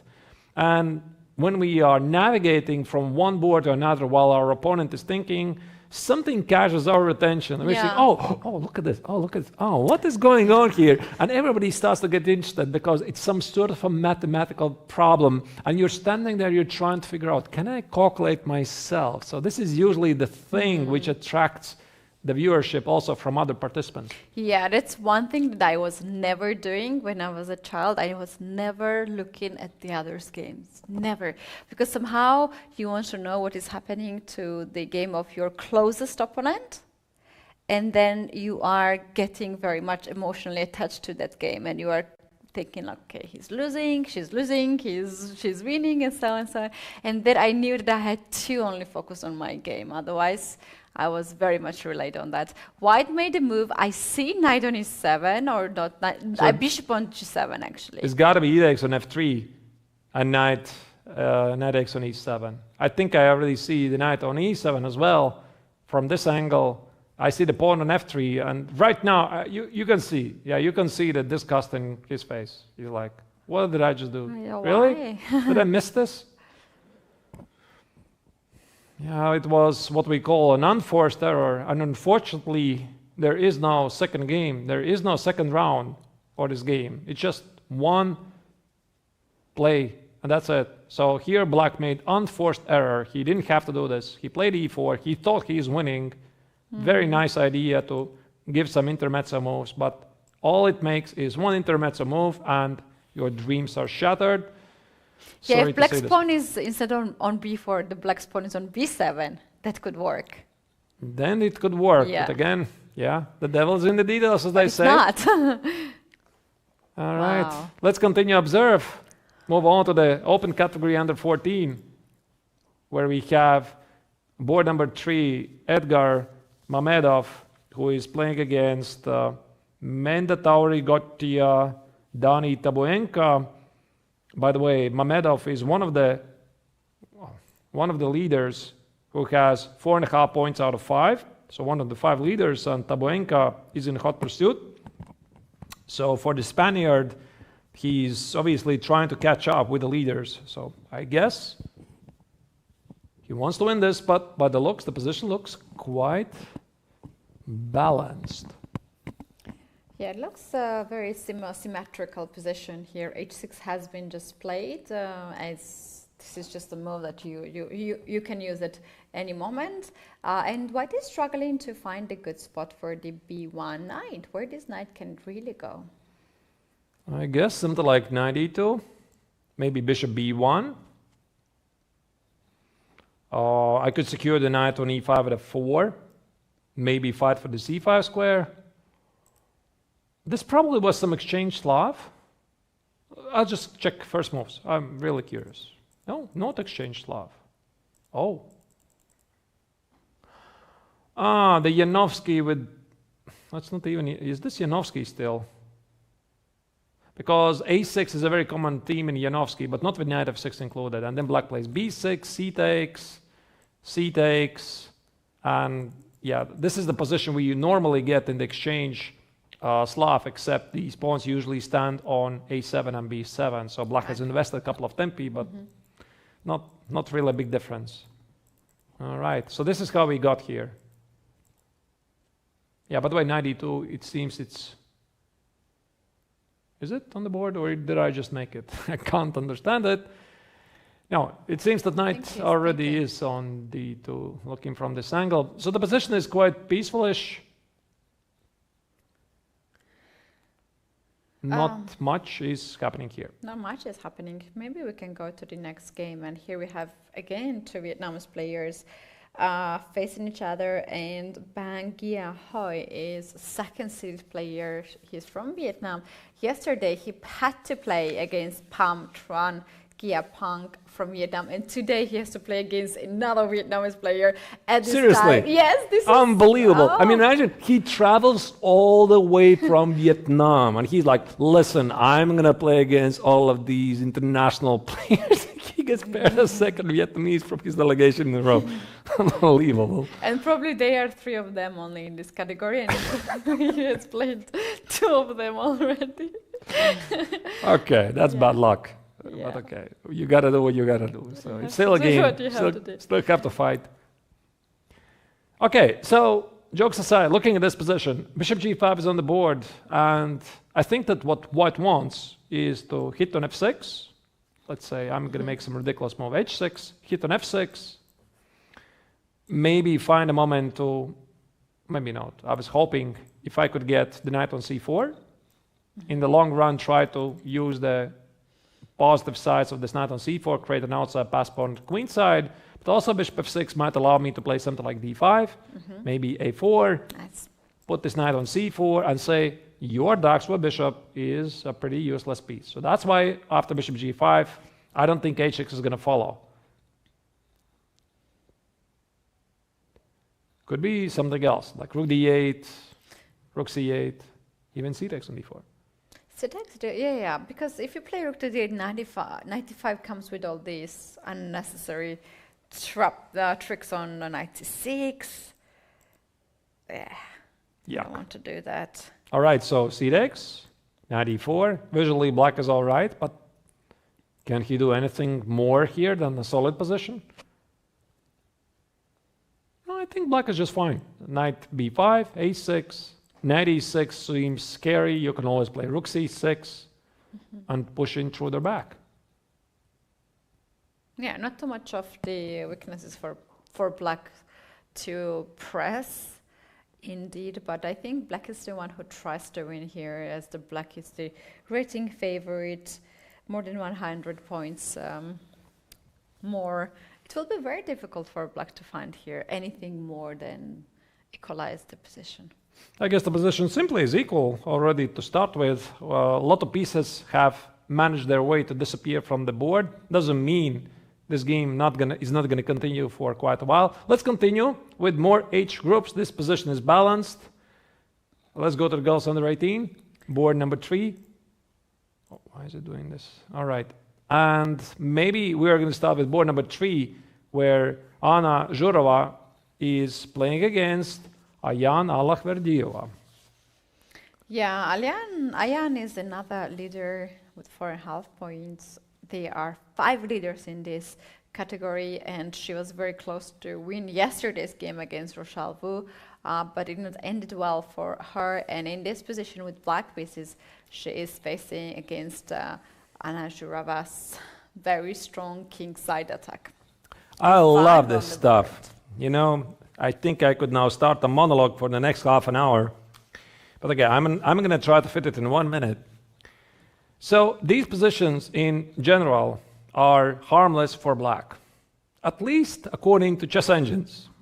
And if I would switch on a chess engine here, for example, right now, Stockfish, it says black is so much better, like -1 something.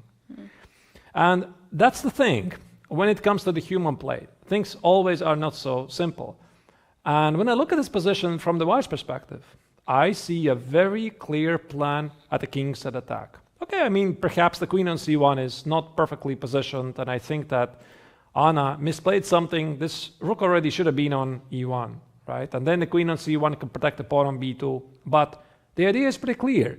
White wants to play g4, h4, h5, and try to rip apart black's defenses.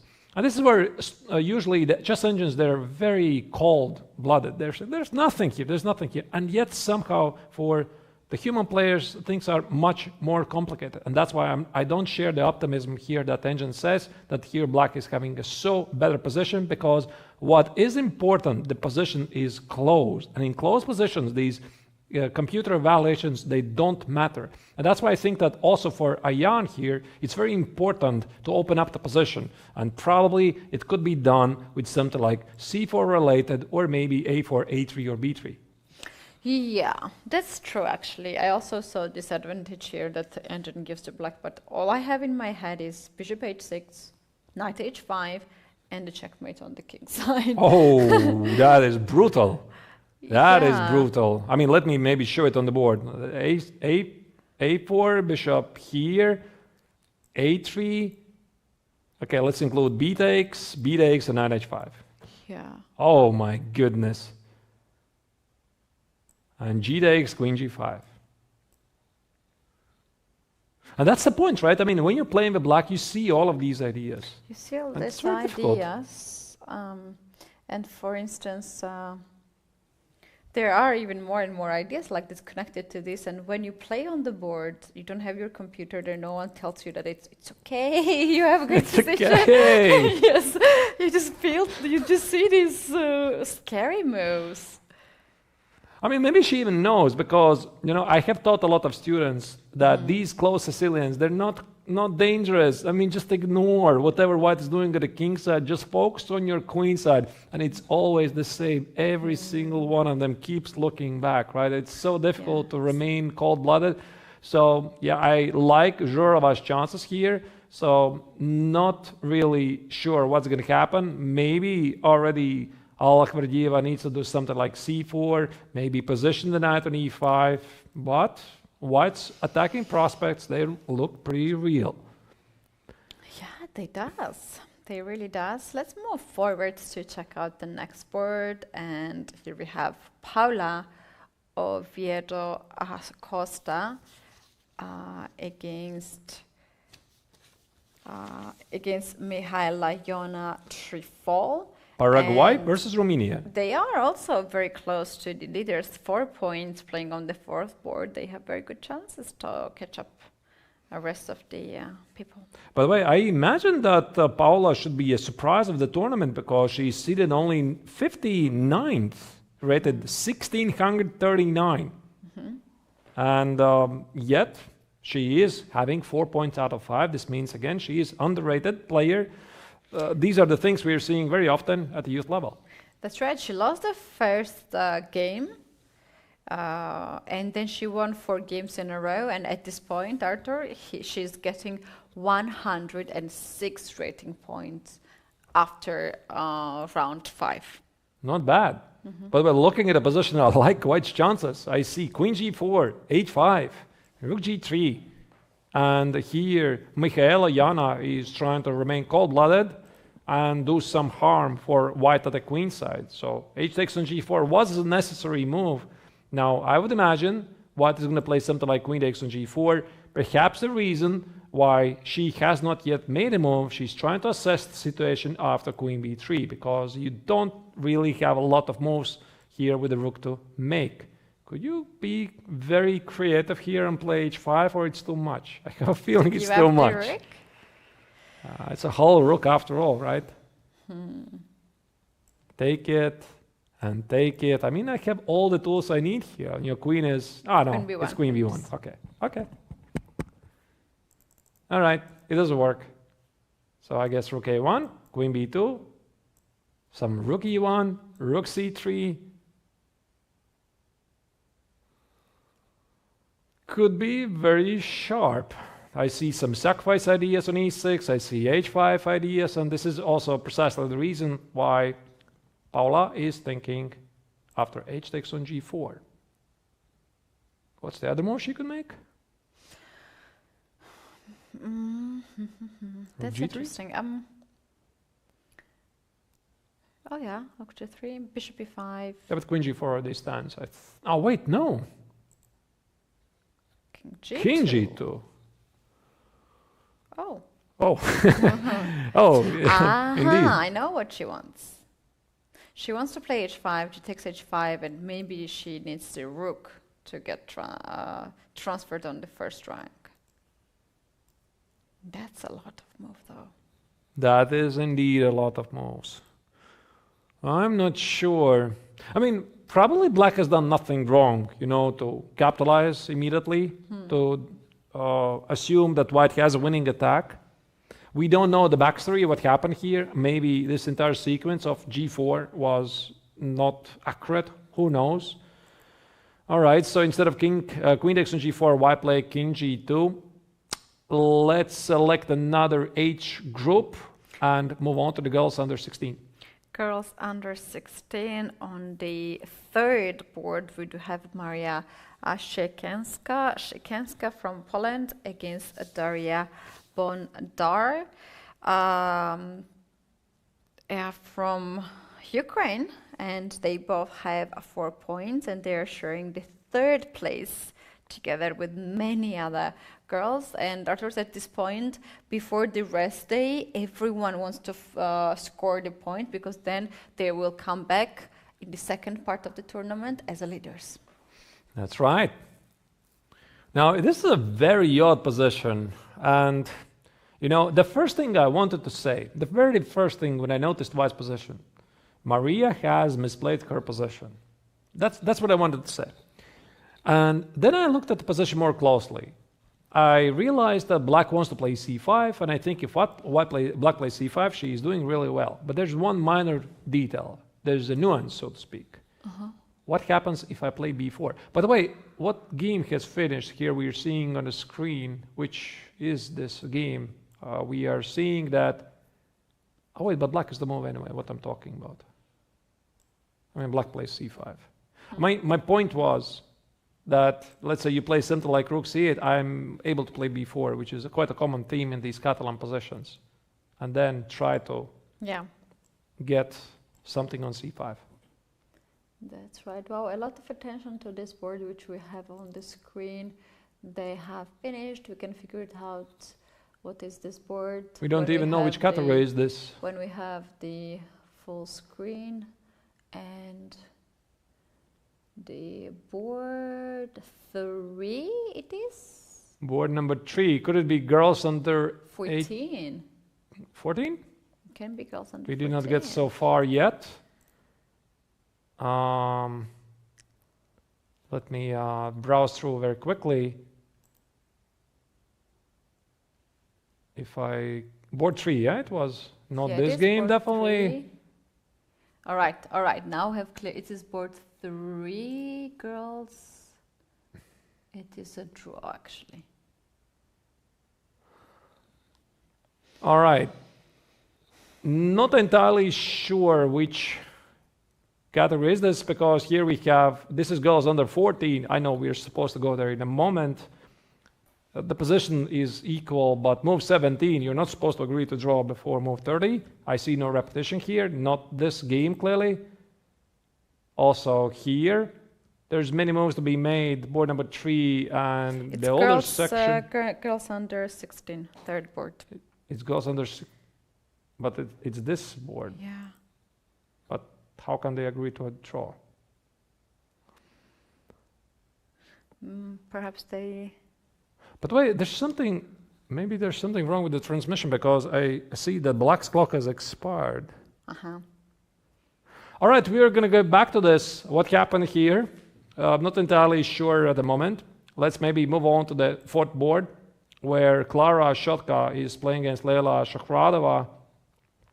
And it was Leila, right, yesterday, who was one of this very unfortunate players who got a very unexpected gift in her game against Alexandra Shvedova in this Benko Gambit. We had some nice discussions about Benko Gambit and everything, but yeah, ultimately Keti proved right that Leila got her chances. And then the unthinkable happened at the time scramble, mutual blunders. First it was Shvedova who blundered away the win, and then it was Leila, and now she is playing again with the black color, and it appears to be yet another Benko. Is it another Benko? You cannot stop this girl playing Benko. There we go. I think she feels this position is hers, and she goes for it.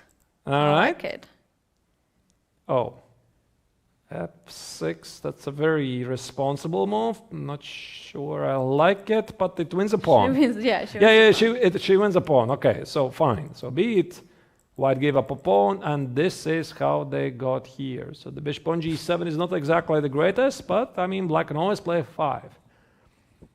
If somebody's better here, it's only black. So, yeah, things are not looking good for Klara here. That's right, and we received now the result. Arturs, let's take a look what really happened on day board 3rd. So now we have it, all right?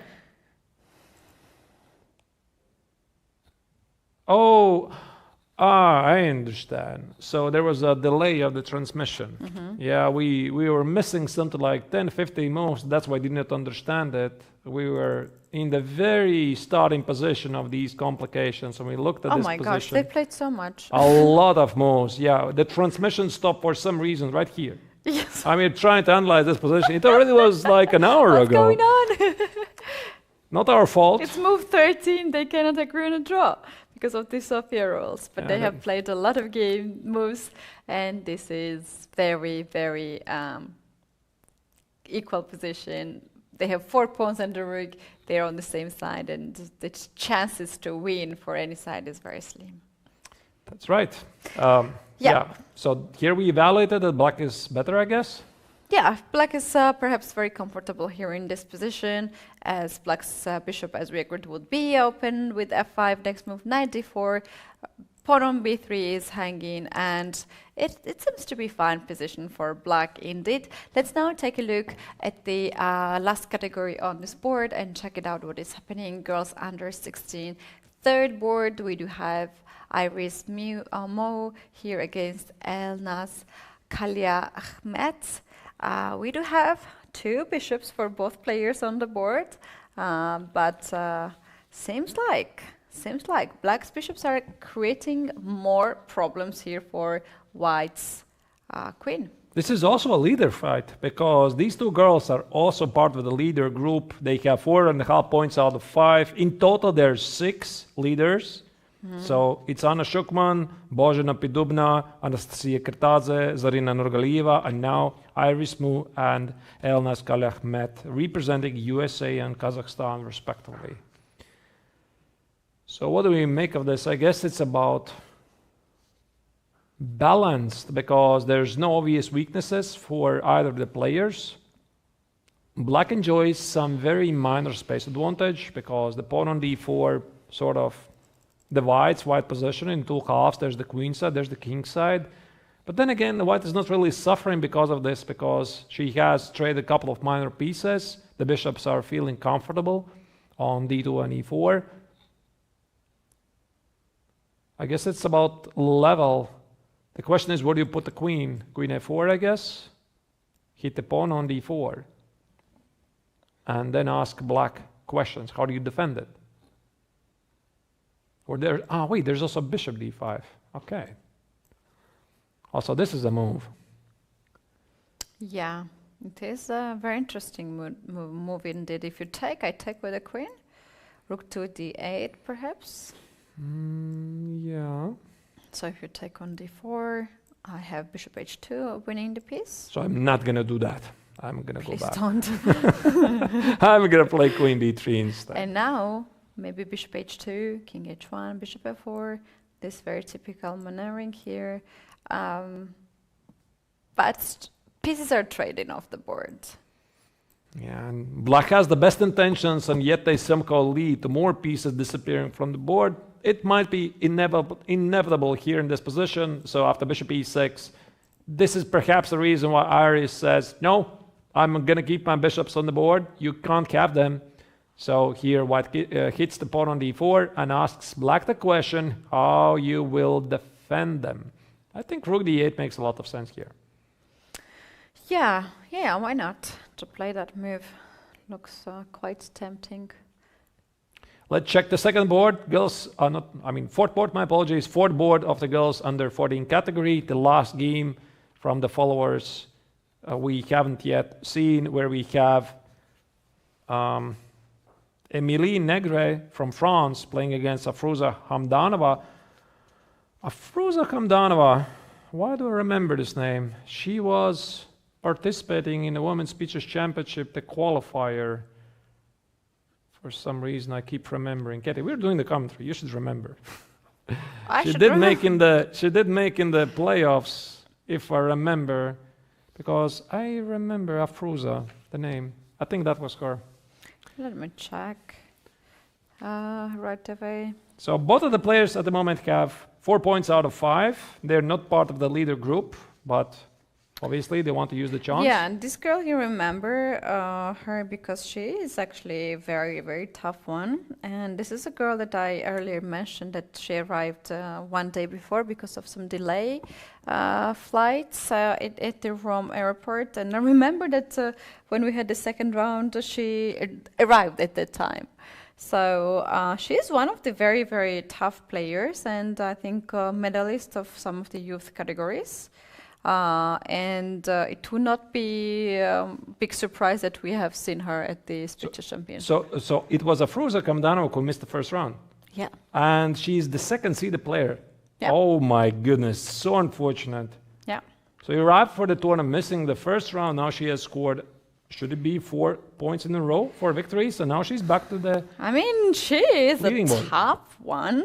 I know that. I have seen her, for instance, in Almaty. She got invited to take a place, the team competition, the World versus Kazakhstan. And she was a member of the team World. So she is a tough kid. And I remember also her big smile when she arrived here. I would be also very devastated to miss my first round, but she was happy to be here and to have a chance to play the competition. And so far what we have seen, she's doing a great job. The first round she got minus, she did not got paired, and then other 4 rounds she just won. All right. So indeed, a very promising player here. So for Emilie, it's not going to be easy. By the way, what do we make of this position? Who do you favor? I do see white is threatening to play knight e4. That's a beautiful knight. But the question is not the pawn on c5 a weakness? Black could target it with moves like queen h7. The bishop on f2 for white is not particularly great. Probably it's about balanced.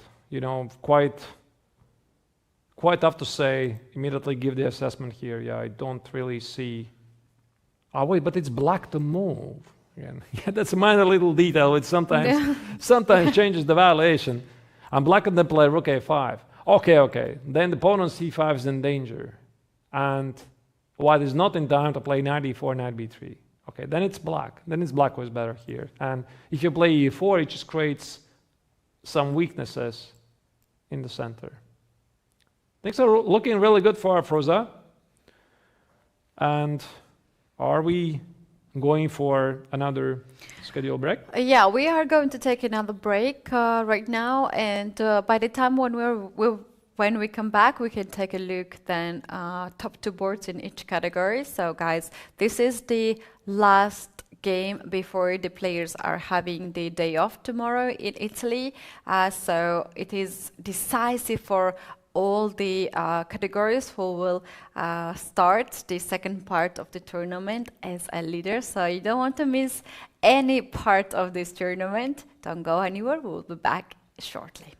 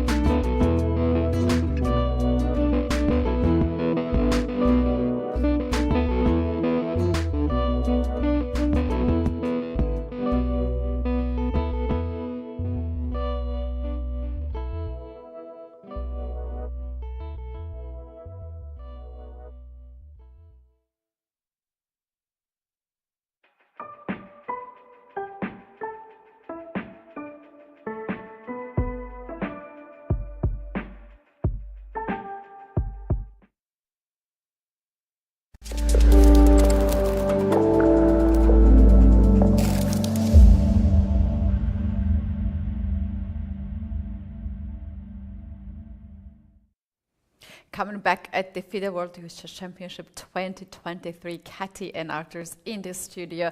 This is round 6, and while we had a break, another game has ended on the top board, and we had a decisive result under 18 in open category.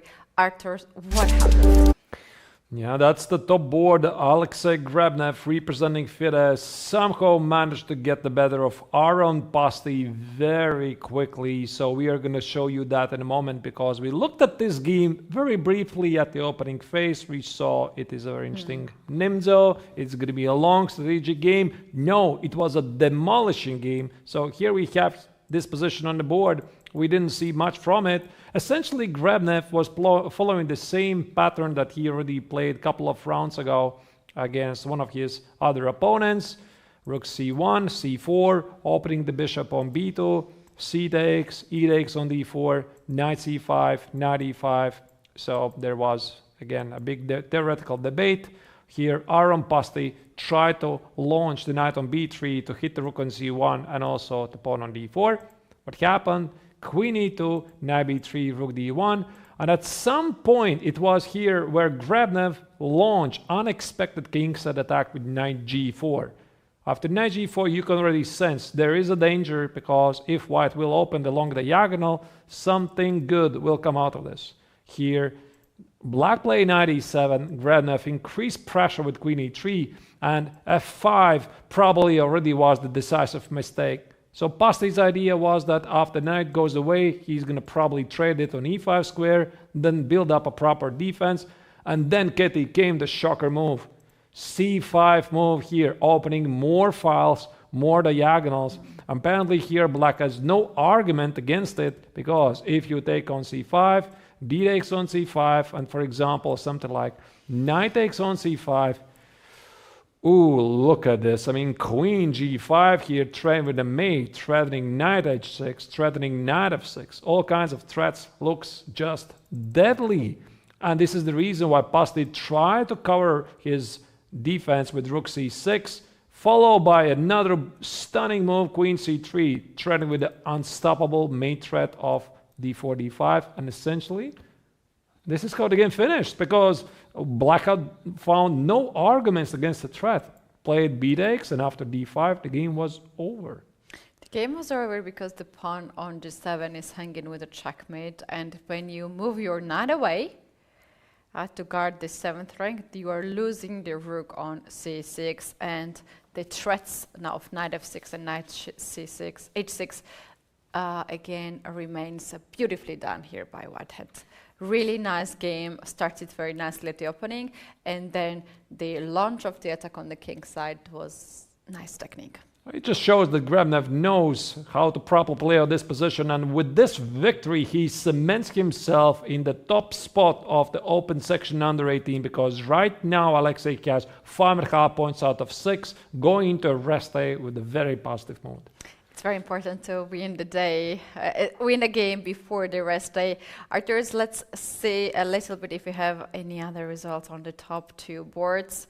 Maybe before we go to the next board, can we just check the other games if we have already finished or not? All right.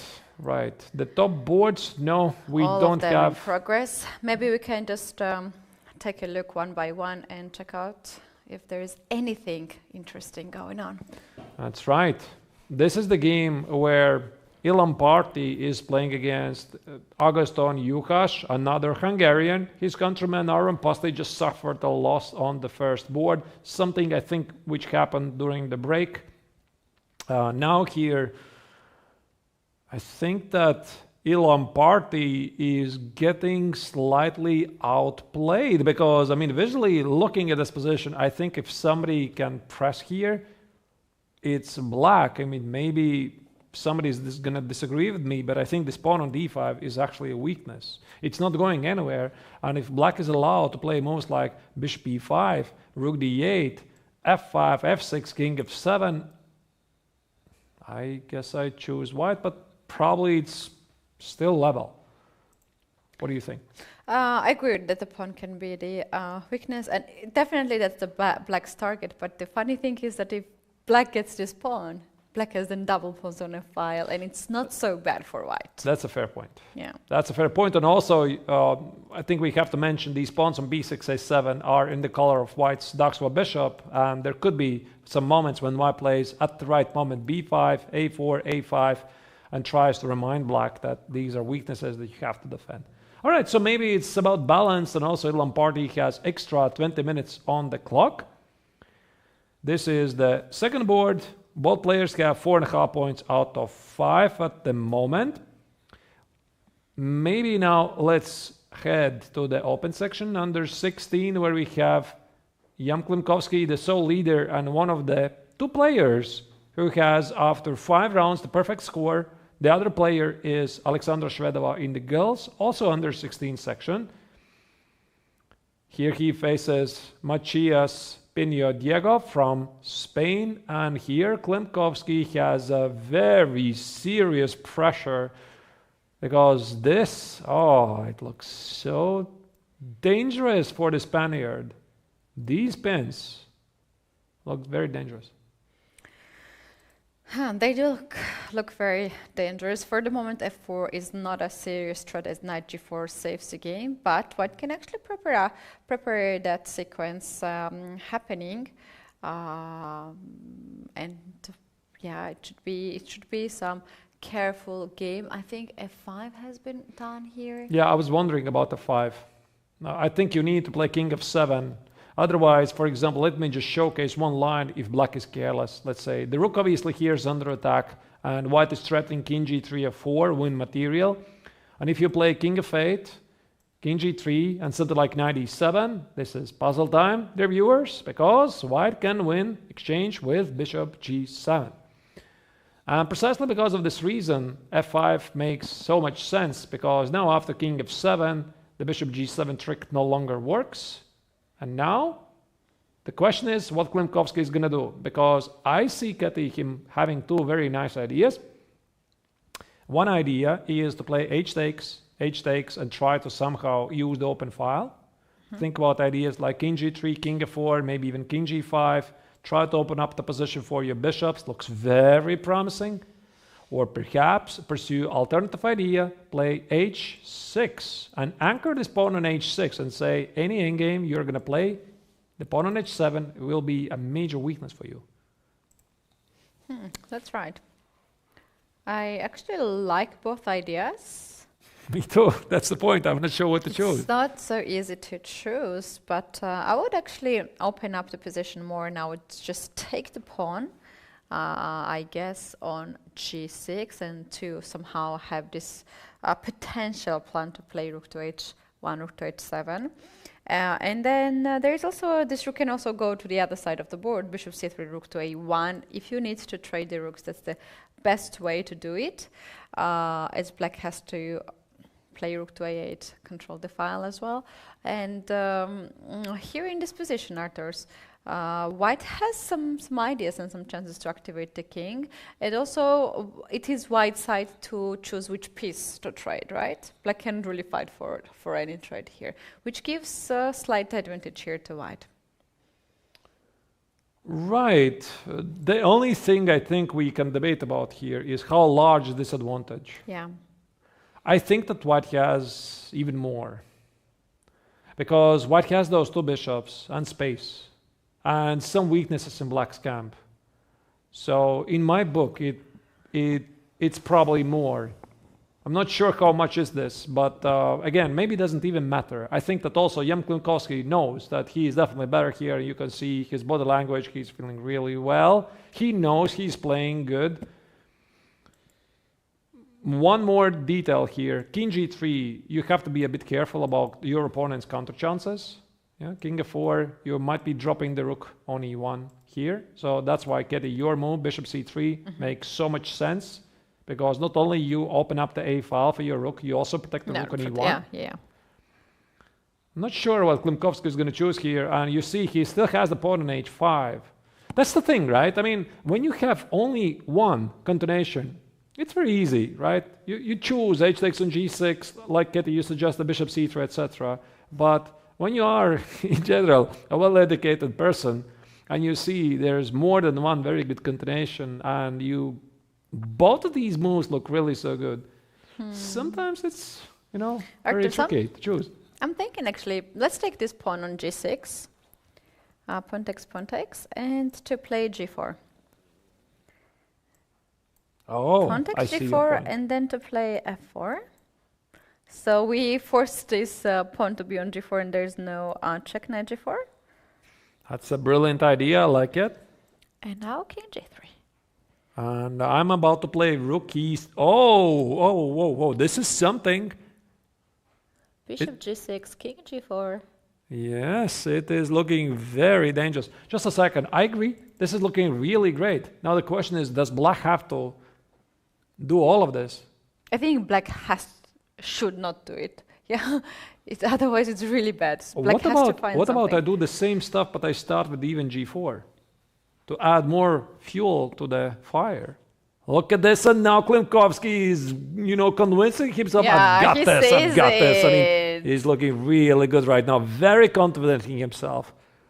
He sees it. Is he going to play g4 immediately, or h6, g4? Looks so good. I think it's a slight difference, not maybe too much. I mean, the reason why I want to play g4 immediately is that I want to keep this option to keep the pawn at h5. But maybe you're right, Keti. Maybe this is just very direct and very clear. So let's say I play rook f8. What do you do then? Wait, You give up the pawn? I can already win something. Yeah, I just take Take on f5 first? take and on then- e5, take on f5, and Yeah. collect the pawn on e5. Yeah. Mission accomplished. And the black's bishop on b8 is a very bad piece. So what do you do after? I'm sorry. What do you do after g4 then? f4 drops the pawn on g6. Maybe bishop c8 is the only move.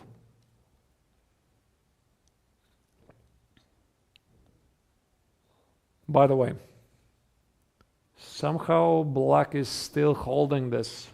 Now bishop c3 with idea rook a1. And he does g4. So he did play g4 immediately. He does g4. Okay, so he definitely got your Nice. idea, Keti, and he thinks he needs the pawn on h5. That's the move that Diego did not want to see. I mean, usually when your opponent plays something you expect to be very strong, naturally you're not very happy to see it. So can he play something like g takes on h5 maybe? But then again, white can take on h5, white can take on f5 with two strong bishops and try to hold on. Okay, what if I play now bishop c8? Bishop c3, I believe, is The same, yeah? is the move you want to play here. Black could be literally paralyzed here. F-pawn is not moving. F takes on g4 is still a 4. Very dangerous threat. You can see me, he is not enjoying this. G takes on h5. Again, white gets a choice, g takes h5 or g takes on f5 even. Maybe king f7. Try to bring closer the king. I mean, black is dreaming about trading the rooks here. Yeah, in this position, when king gets on f7, you can already trade the h-pawns, rook h1, hitting on h7. Oh dear. And I guess now you have to go back. And now rook to a1. What about even king g3? F4 ideas, Yeah, yeah. f4. Yeah. Some checks, and it almost feels like white is strategically close to winning here. No, I switched on the engine. Engine says, "Dear human being, you understand nothing of chess. F takes on g4 is the way to go." And why is this?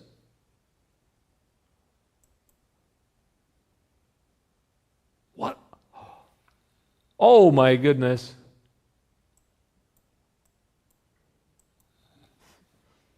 How about this? Can be actually very easily missed. It can be missed. So actually engine is not impressed about this. I know I cheated a bit here. So g4, h takes on g4. There is no f4 because of, oh my goodness, this is so nice. Knight d3 check changes everything. The rook on e1 is not enough defended. Okay, I mean, of course, Klimovsky is not in trouble because after f takes on g4, he can respond with something else, but then it changes things. No, I don't think it changed that much actually, because, for instance, bishop e5 here. Yeah, but you don't want to give the bishop here, do you? Why don't I have the better bishop endgame. And take on g6, take on g4. And then play g5, yeah? And if I play g5, you might be not in time. Now, this already feels very little. Okay, white is definitely better here. It feels white is better here. Yeah. Bishop f5, put the king. Bishop f5, king f3, king f4. Yeah, but it was already so much before. Could it be that actually Klimovsky rushed a bit? And he should have started with bishop c3 first. Yeah. Oh dear. So it might be the case here that he slightly rushed with the idea. I mean, g4 was such a beautiful idea. And by the way, Pino has responded, and bishop c8 is on the board. So he did not notice this. Apparently, here Klimovsky had right blame idea. Actually. It's not easy to spot it out. Knight d3 idea and g3 idea. It's like, how can you? And you are the one who defends yourself. You don't really cannot change your mind that fast. This is a major miss by both players. So first it was Klimovsky who missed this very surprising f takes on g4, and you can't really blame him. It's very unusual idea. Once again, let me show you on the board.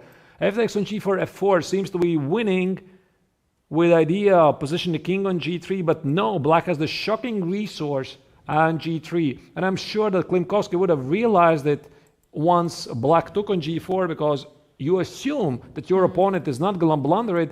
But you know what, I'm more curious, Keti, did he already notice this after playing g4? I think my personal opinion about this one, knowing that these kids are super tricky, he spotted.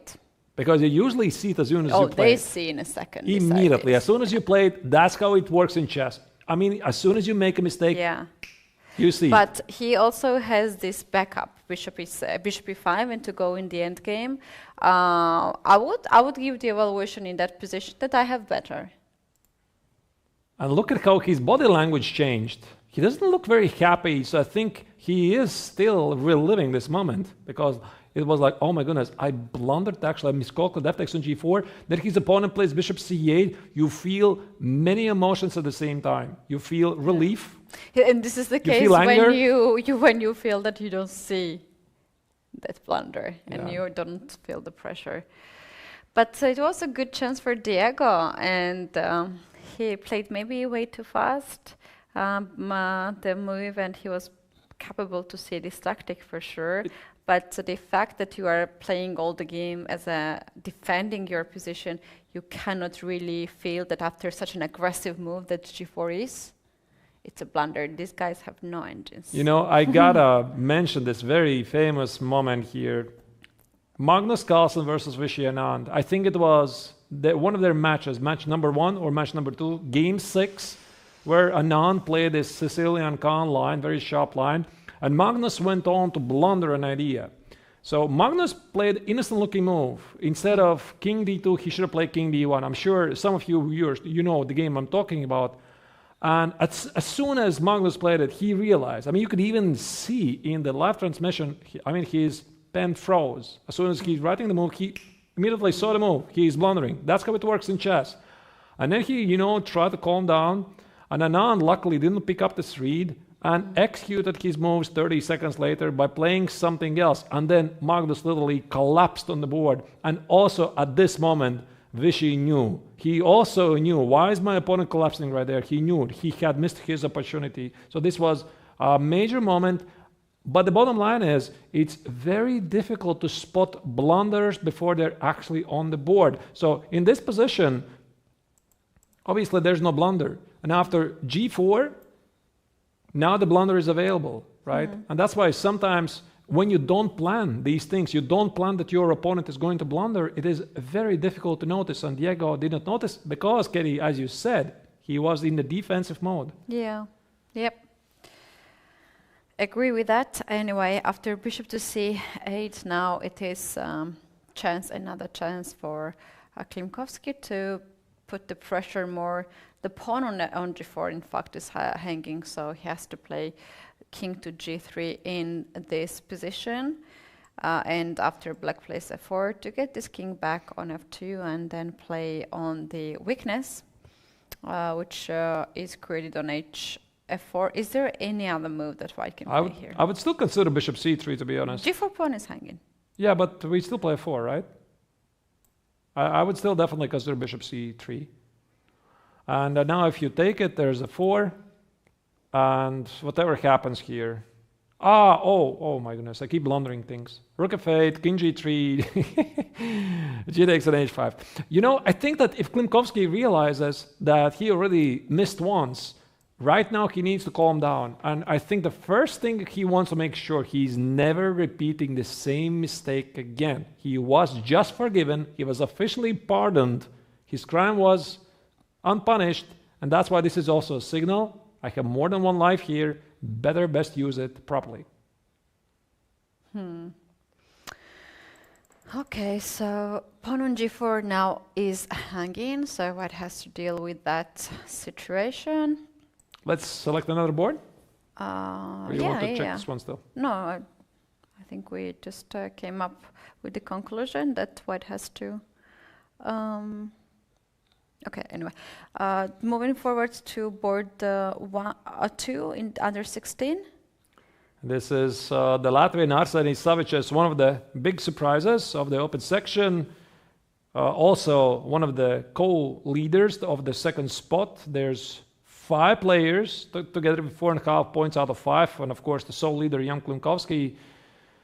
It appears to be that for my countryman things are not going well because he had a good start in the opening phase, but then I think he simply did not orientate properly in the complications, and now it is his opponent, the young Pole Jakub Seaman, who is taking over the game, because I mean, looking at the pawn structure, we see that black has double pawns on g6, seemingly it's bad, but what is more important is the piece placement. Look at this monstrous knight on e6 and black's rooks. That's right. So for the moment, the pressure on f4 is huge, and black is threatening to capture the pawn on f4. So the move that I see here can be played is g3. Yeah, to guard the weakness, and black can actually just bring the king. King is f7, king e7, and then knight c5 would create a lot of pressure on b3 pawn, 94, 93, and seems like white has a lot of weaknesses in the center. Jakub also appears to be very confident, and I mean, it's no secret, in chess, psychology plays a huge role, and if you feel confident, if your body language spells it, also by doing this you are degrading your opponent's performance. Right now, I think that Jakub has no reason to be unhappy. He knows he's better. The same applies for Arsenis. He also realizes he has been outplayed. But of course, I mean, the game continues. And the move, which was just executed by the young Polish player, rook d3, hits the pawn on g3. By the way, your move, Keti, was played by Savic's. Yeah, seems like black will increase here the pressure. Rook d3 attacks the pawn on g3, and after king g2 or any other move which guards king g2 or king h2, actually there are not too many moves. Black can start to play knight to g4, or I really like king f7, king e7 idea to stop the only hope here for white is obviously this pawn push and the blunder that black can do, and if you block that, there will be more and more chances for black to improve. All right, let's move forward and go to the next board of the leaders category. This is board under 18, first board. Seems like white's pawn has been advanced way too far. Black's pieces are all of them on the king side guarding its own king, but black has 4 minutes for 15 more moves. It's a bit of time pressure for black here. I'm curious how Sava got here. I mean, I'll check very quickly, because this was this king's Indian defense with the odd 96, remember, Keti? Right? All right, c5, knight e2, c takes, knight e6, b5. This is where we last time left it. Black played b6, knight c4, and traded it. Ooh, I don't know about that. Why do you trade the knight? I mean, it's blocking the d pawn's advancement. I mean, I get it. There's some problems with the pawn on e5, but I don't like this. And here, Sava immediately played bishop a3, pinning those pieces. You see now the knight on d6 is gone. Wow. I love this. f4, a pawn sacrifice, e5, gaining a very strong pawn center. d6. The Steam Express rolls forward. Bishop d5, beautiful. Oh, I just love this stuff. I mean, bishop c6, yet another pawn sacrifice. Fantastic stuff. It's all about getting the domination on the board. I mean, clearly Vetokin is well aware how chess should be played. It's not those double pawns that black has extra at the king side. It's a piece activity. Rook c7, d7, knight b6. I have a feeling this is simply winning for white. Yeah, indeed. It's a lot of threats here that black has, and you can't really stop white pieces. They're just coming forward, and all of this is just for 2 pawns which are doubled on the file. It's very impressive way how here Sava played. Rook c7, rook g7, bishop e2, queen d4. Yeah. I don't know how to survive here. Yeah, also maybe it's important to mention, I don't think it's actually even knight b6, because Sava is not thinking about the exchange, because knight b6 allows some queen a7 pins. Why would you want to do that? So just go for activity, the way you played before. And now white has extra half an hour on the clock. Also, this is where your training kicks in. You remember, your coach was telling you, think, don't rush. This is a critical moment, try to figure it out. And he's doing it. So quite unfortunate news for the Italian fans, of course, because Nicolas Perosa is one of the local fans, how do you call it? Player. Yeah, the local hopes, the local hopes I wanted to say for the Italian Chess Federation and Italian fans, because he is one of the leaders actually from all the age groups I checked. Only one Italian player is in the leading group, and that is Nicolas, but things for him at the moment are not looking that bright. Well, yeah, I think we also have the move that white already played, or he is going, and rook to c7 is the move. Attacking the queen, getting rook on the 7th rank. Very scary looking move. Let's go to check out what is happening on the second board. Meanwhile, if we have any changes in this game. It seems that white has an extra pawn, yeah. Extra pawn. So that is the game of Trajiapok Pham from Vietnam, playing against Andrei Lepic, the Serb. So here white has simply an extra pawn on d5, which is untouchable. You can't take on d5. There's always a rude awakening in the form of bishop c4. So that can't be done. White always can play e4. Knight c4 are moves which jump to my mind. So unless black is going to cook up something very fast at the king side, I think this is strategically and technically winning position for the Vietnamese. Also, Andrei's 4 minutes on the clock don't really say that he has found anything else to do here. He's in trouble. Right. The white species seems to be very active here, and there is a lot here for white. h4, kicking the knight out. You can also play some funny looking move like rook to c6 to sacrifice even the exchange to get the strong pawn center. It is just a lot here for white.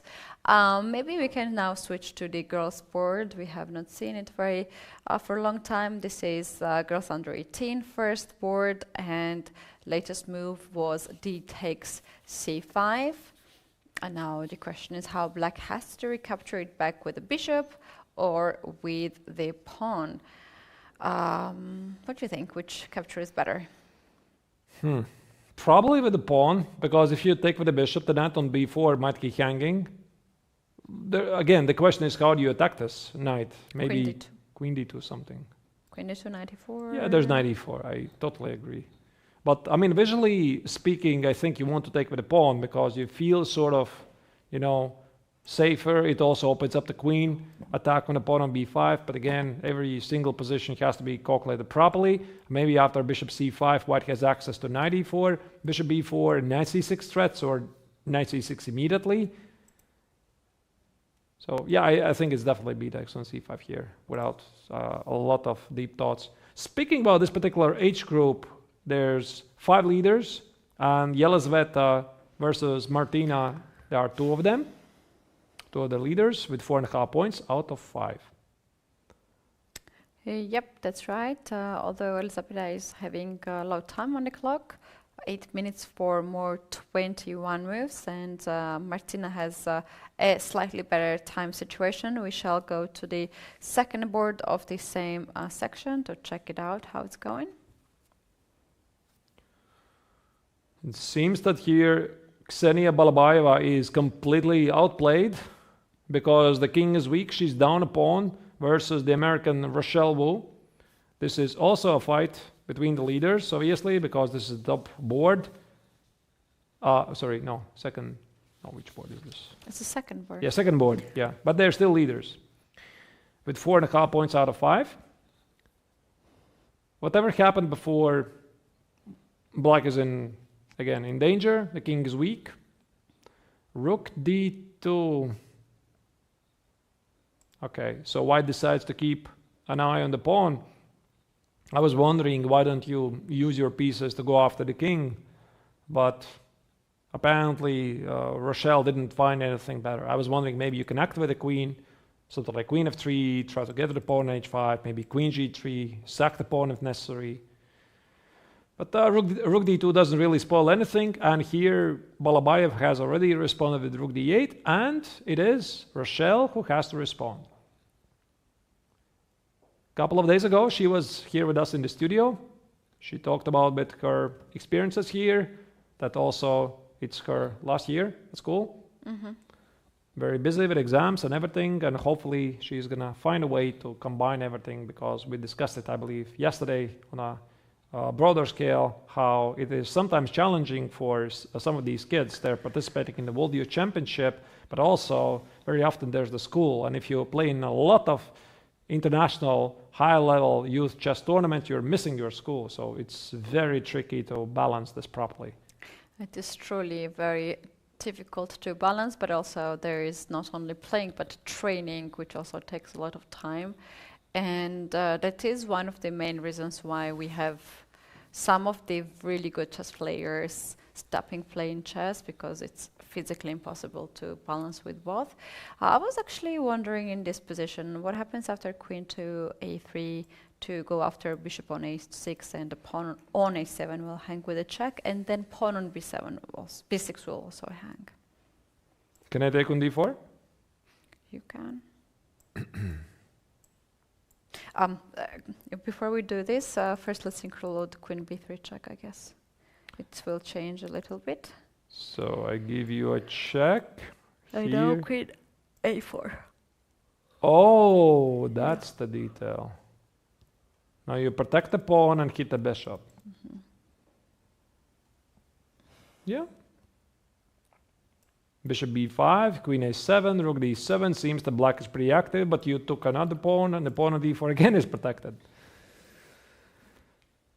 All right. Makes sense. So let's continue. Mm-hmm. Yeah, let's see last games here, and the next one is girls under 16. And Chukia has made her progress. I mean, I had a feeling. I mean, we left it after the opening very far away, right here. And I said, I mean, there was this idea for her to play c4. The position looks quite dry, but if somebody is pressing here, it is white. And she did win the pawn. Look at this. So perhaps it was Shvedova who tried to be the aggressive player. She sacrificed the pawn. She tried to solve her problems, as we call it, in an aggressive way, a very popular way to deal with things. So this was done intentionally. This was not a blunder. So she knows the importance of the pawns, of the activity, and apparently it was just not enough. I mean, the rook on b2 remains very strong, but as they say, a pawn is a pawn. And there were a lot of maneuvers, white slowly but gradually improved the position, and this is the position on the board, and I'm not convinced that black has anything for the pawn. We might be actually seeing the fall of the leader here. 1 minute here for black is also making some tasks very difficult. 8 more moves to be played, and white has very comfortable 31 minutes on the clock. All right, I think we have a picture here in this game. Let's take a look at one of the last games for now before we go to the break. And this is the second board of girls under 16. Gupta against Alua. All right. Again, I think that black has achieved much more. Why is this? Because the pieces seem to be for white awfully positioned. I'm not sure what Gupta was doing there before, but the knight on b3 doesn't do much. The bishop on f3 is blocked. The bishop on a3 is staring at the pawn on c5. At the same time, black has a beautiful bishop on e5 and some chances for a kingside attack. The bishop on a4 can be positioned on c6. And this is where Alua played rook b8, I guess, with some ideas to play b5 and try to create essentially a passed pawn. So the situation here is as follows, that Nurmanova and Gupta both have 4 points each. And I think they are, of course, closely following what's happening at the top board where Shvedova is in big trouble. And this also is a chance for them try to catch up with now possibly the new leader, Chukiao Wang. But of course, the game is still ongoing. Yeah, the game is still in progress. Rook to c1 has been played here, and white is actually having its own plans here in this position, seems like. So we are going to take our another break, and by the time we're back, it will be some of the time scrambles in most of the games. So you guys don't go anywhere. We will be back shortly, and we will be focused on the leaders board as usually.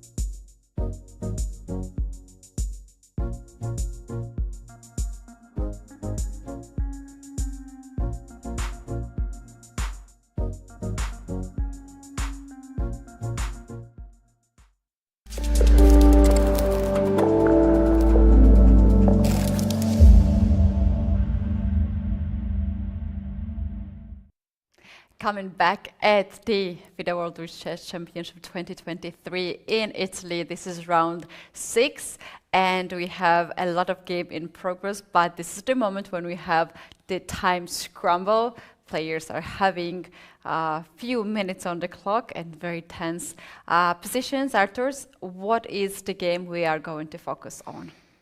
Yeah, I have a feeling, Keti, that the game I'm about to see to finish logically is the game between Sava Vetokhin and Nicolas Perossa. So perhaps let's go and see that game, because that's the open section under 14 where the two tournament leaders are fighting on the top board. And right now, Keti, the last time I calculated material here, White has an extra rook. White has an extra rook for just one pawn, but as White's king is exposed, here Black is still keeping playing and hoping for some sort of blunders here from White's side. What can be the shortest way here for White to win the game? Yeah, this is essentially what we talk about, converting the material advantage. So the shortest way to win this game for White would be try to force queens off the board. I'm a little bit surprised that Black still continues, because the second time control has been reached. However, I do agree in general with the rule that nobody has made points by resigning early. Right? This is also something you can always do. Yeah. So here, I think that, of course, Sava is not going to misplay this. He has 54 minutes already reaching the second time control. I think right now, Keti, it's all about the acceptance. I mean, you have to accept that you're losing. There's nothing you can do. I mean, at this level, usually the games are not fought until a checkmate. And here we see Sava just played queen e6, probably looking for a way to get a queen on g2, normalize the position, force the queens off the board, and then the rook is going to reign supreme. Yeah, here's the first check on the board. There will be more checks. White will not mind to pick up some of the pawns also on the way, and it will be very difficult here to hold this position for Black. Maybe we can keep the video here on this board and switch the board to the other game. So to check out the other interesting situations too.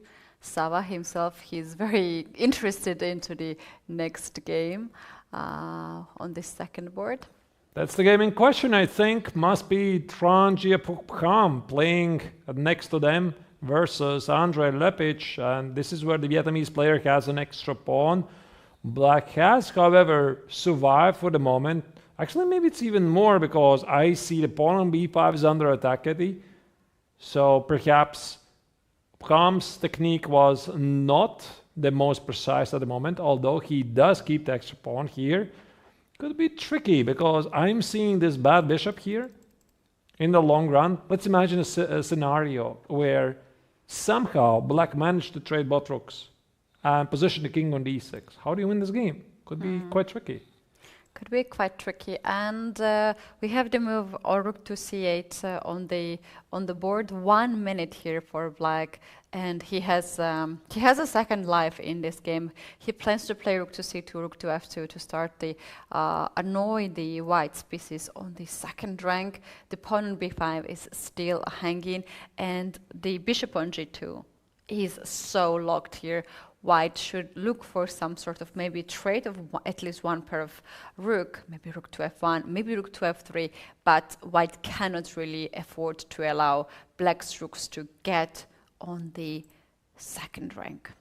I think actually the burning question here is White even better anymore? Because, yeah, maybe the pawn on b5 was taboo. He could not be taken. Why? Because after bishop b5, you have to account for moves like rook b3, rook takes on b6, and another pawn is now hanging on g6. But what about a simple, obvious attack move, rook c8? And if Black uses his domination of the rooks, double the rooks here on the second rank, continue with bishop takes on b5, I have a feeling, Keti, that here White simply won't have the time now to take the pawn on b6. This is suddenly a 3-result game where maybe the young Vietnamese was pushed a bit by the time control, by the situation on the clock, because when your opponent is in time scramble, you want to make those decisions for some reason a little bit faster. Yeah, I agree with that. So your brain is in the very spatial situation and think faster, and somehow you're making the best decisions. A4 has been played here. B5 pawn is guarded, but you allow that rook to c2, rook to f2 to happen. That can be a very brave decision here for white. Indeed, and now you can see Andrei is very concentrated. He sees his clock is ticking. He has slightly more than 1 minute. This is mode 37. 4 more moves to make for the Serbian player. I think he definitely feels he has the second life here. Things were much worse before. Now he has suddenly a real shot of saving this game, maybe even more. Maybe even more. I would here actually bring rook f2, f2 rather than c, because in case if white decides to trade the rooks with rook to f1, he will keep the rook on the second rook. He will play rook to a2 and keep the rook on the board. That's exactly what Andrei is doing, and he's waving so much on the board. He's under pressure on the clock. He needs to make 3 more moves. He knows this is his chance, but 1 minute and 20 seconds on the clock. Very tough situation for him. That's it, adrenaline rush essentially kicking in, right? You start to feel nervous, feeling this might be your chance to save otherwise lost game. If I was Kham, I would, use this time, try to come up with something, because I think he's playing a bit too fast this position. But then again, all of us, we have been in this situation so many times, so hardly we can criticize him. Shall we check more games here, because there's more action coming and the time control is approaching rapidly all boards. It's already right here, and since we talked about the leading board, the open section under 16, where Jan Klimovsky, the only player in the open section right now, has the perfect score. Let's go to this game where he is trying to capitalize on his large advantage versus the Spaniard Diego Macias Pinho. Right, and they have both less than 10 minutes on the clock, 8 more minutes to go. White just recaptured pawn back on c5. Black could not take it back because knight on e5 has been hanging, but now after rook to b8, white has to make sure that there is no rook b2 blunder on the board. Interesting situation here for white. Maybe something like... Feels dead lost. That's what it feels like. I mean, the pawn on c7. I think after c6, he might actually sacrifice. Oh, you're very sharp, Keti, once again. I was thinking if this bishop goes away, I play rook a7, do all kinds of bad things to you. But again, you're right. D takes on c6, rook b2 check, but there I continue this line. Rook c1 check, knight e3, king e3, knight c1. Are you seeing this? Wow, that's funny actually. That's funny looking move. So c6 might actually be the right choice. He has 7 minutes to figure it out. He has 7 minutes to figure it out for this move. And c6 seems to me to be a little bit too tricky here. Yeah. Maybe I would play rook to a2. Yeah? Yeah. Okay, I mean, on one hand, of course, the pawn is not under attack. It already was not a move ago, right? Here he did play himself c5, takes, and black cannot respond d takes on c5 because the knight is hanging, so of course black activates the rook.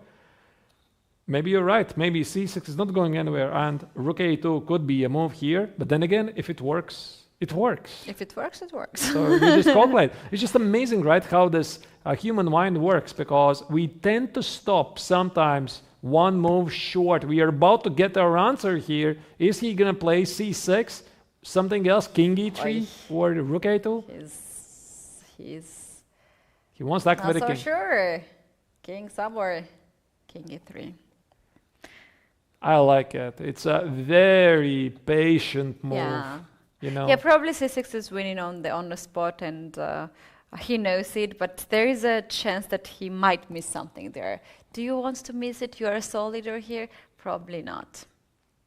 This is also a golden opportunity for him to increase the lead, because right now the young Pole is standing with the perfect 5 points out of 5. Then he has several players in hot pursuit, half a point behind.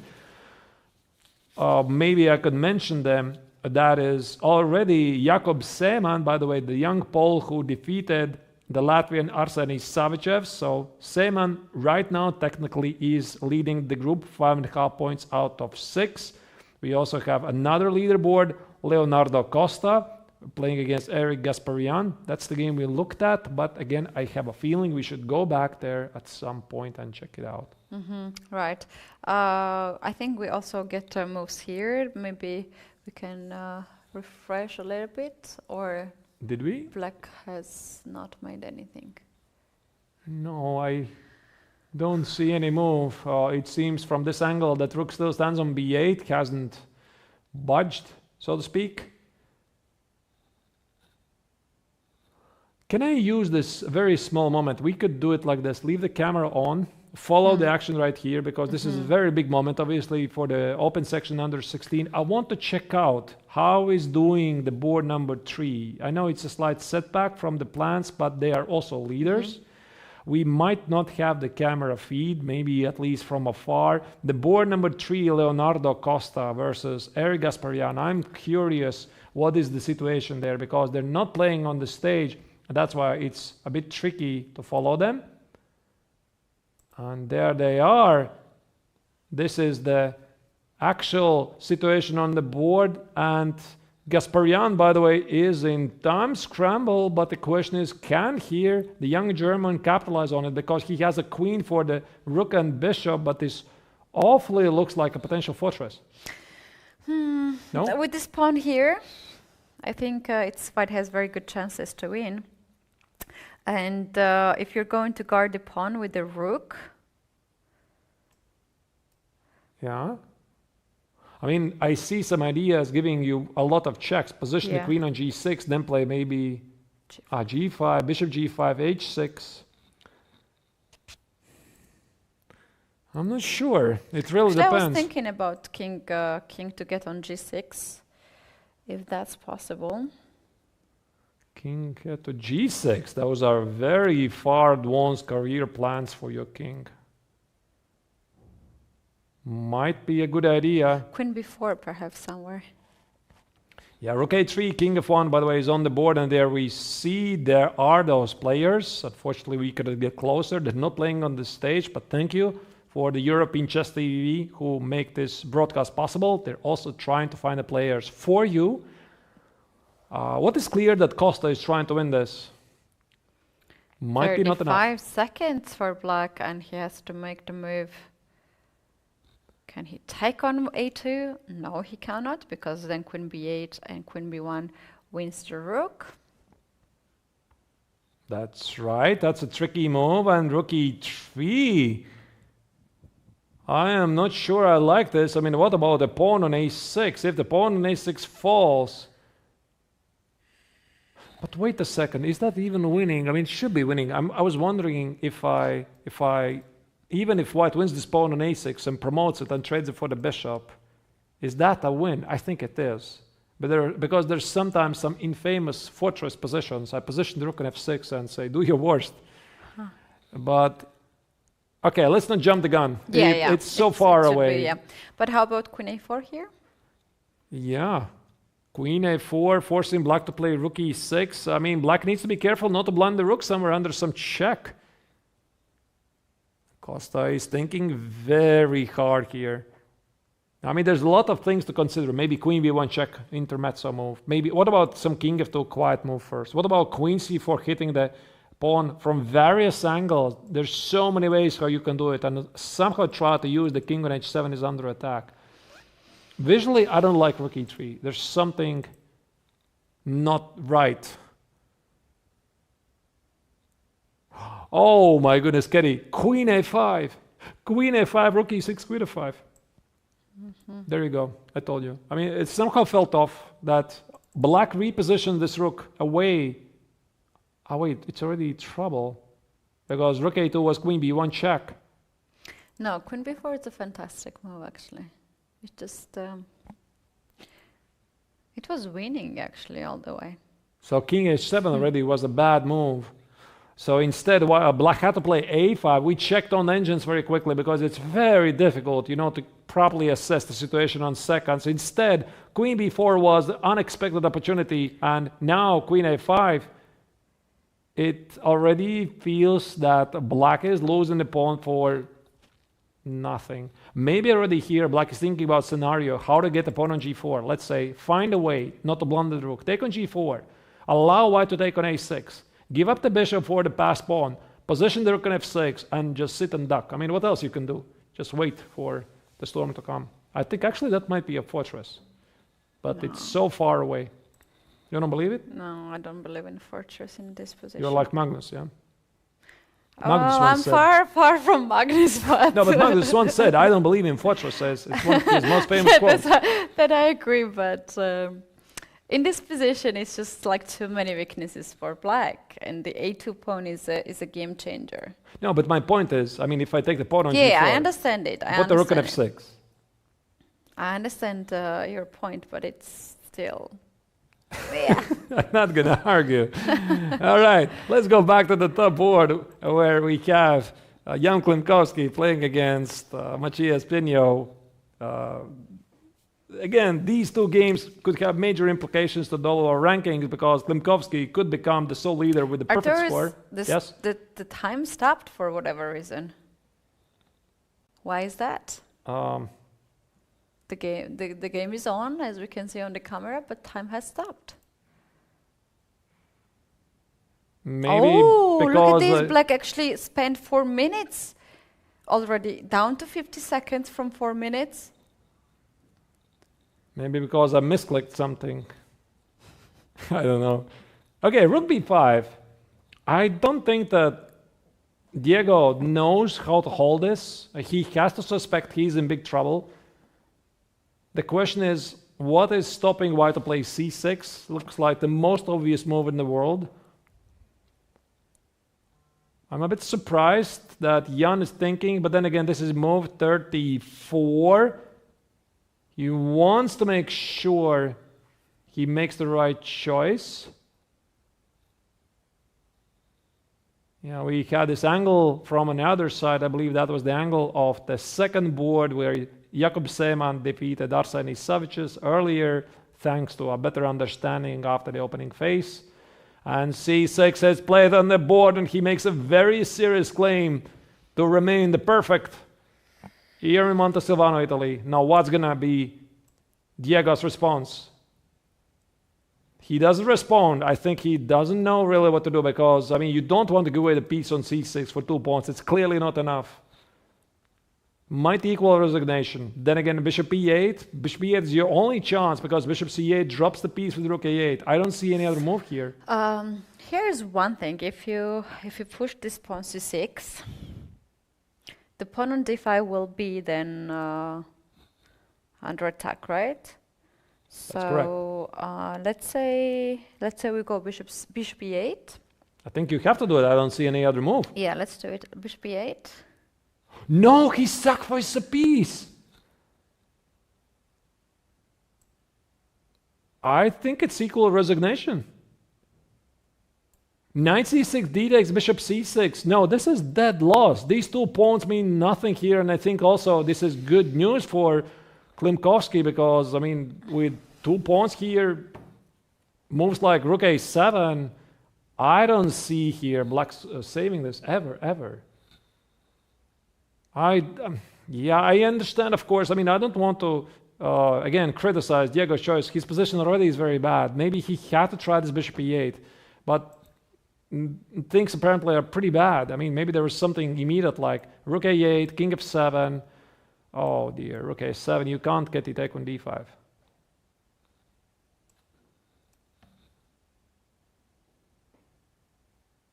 That's what we call it, a skewer? I learned this word somewhere. Yeah, that's how. Skewer, yeah? I think Americans are calling I don't know. I mean, but there is knight c4 check here first. The game is not over. I learn yet. all kinds of new words like baby mate, like baby fork, bathtub formation, a baby fork, Michael.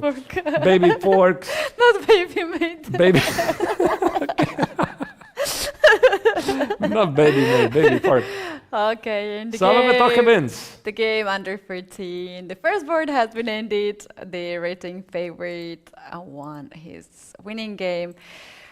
And to talk about this one, well, he has to play a move with black here and decided to give up the piece for 2 pawns and hoping to get some more pawns, but it is not possible. White is standing still in this position.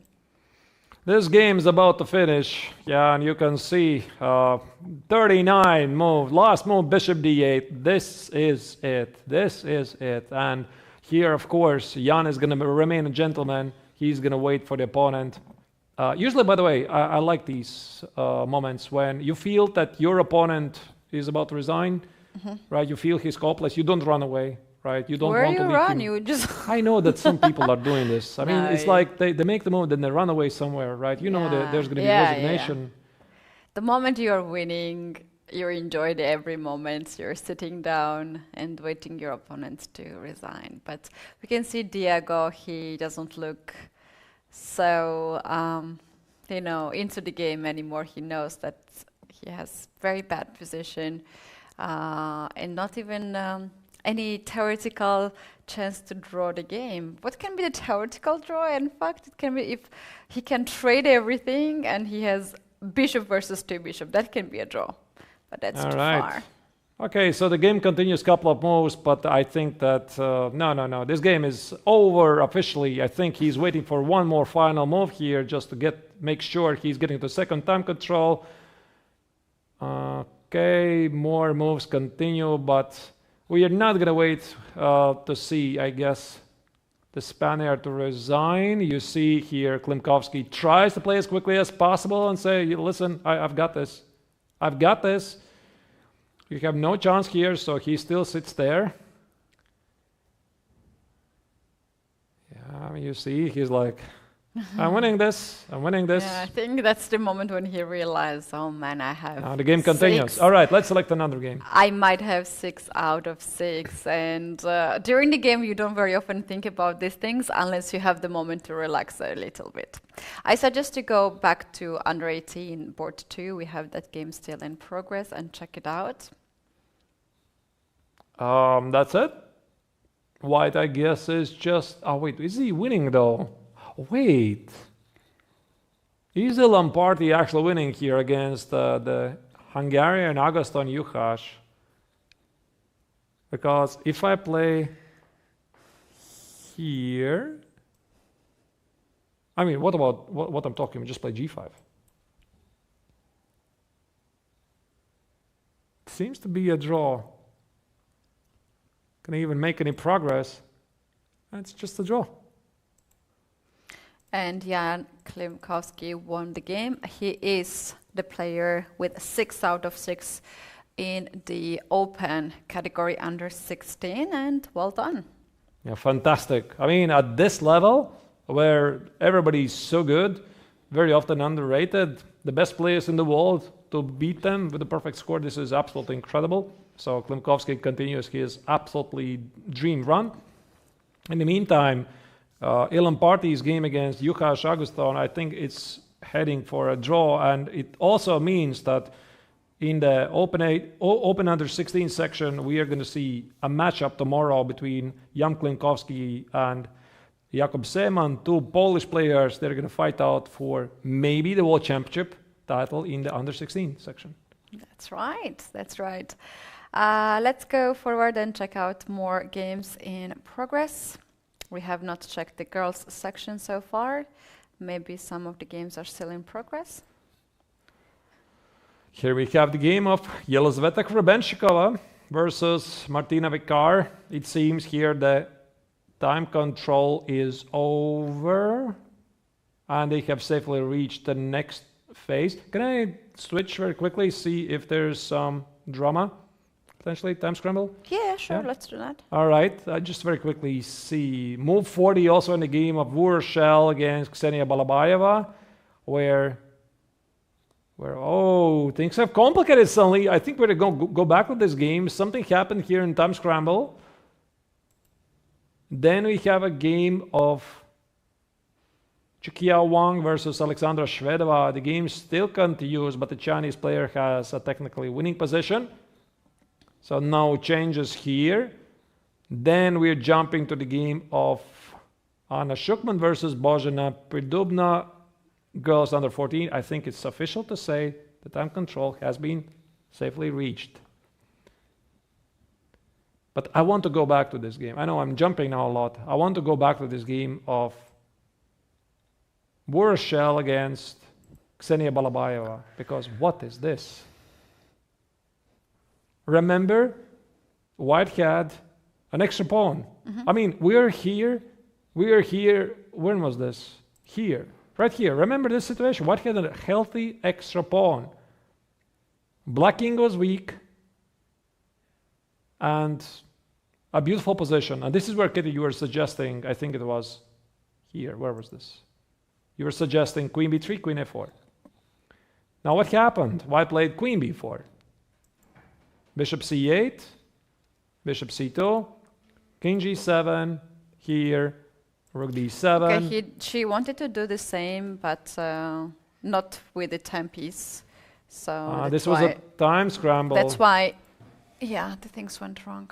So she gave up the pawn on d4, tried to complicate matters, h6 on g3, h4, king h6, and now the game was very wild. They have reached the second time control, but Keti, I think we are going to make a change in our plans. Yeah, that's right. So we're going to have the interview right now, and that takes, I think, 1 minute, and we'll be back with the guest. See you soon.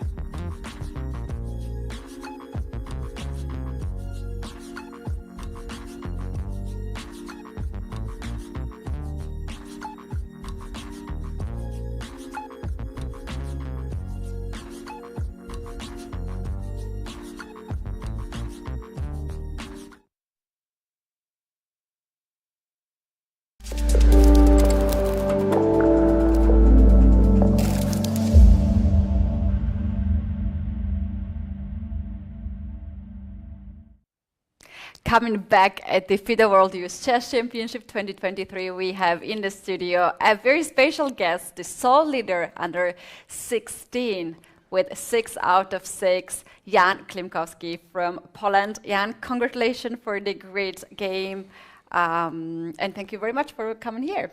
Thank you also for invitation.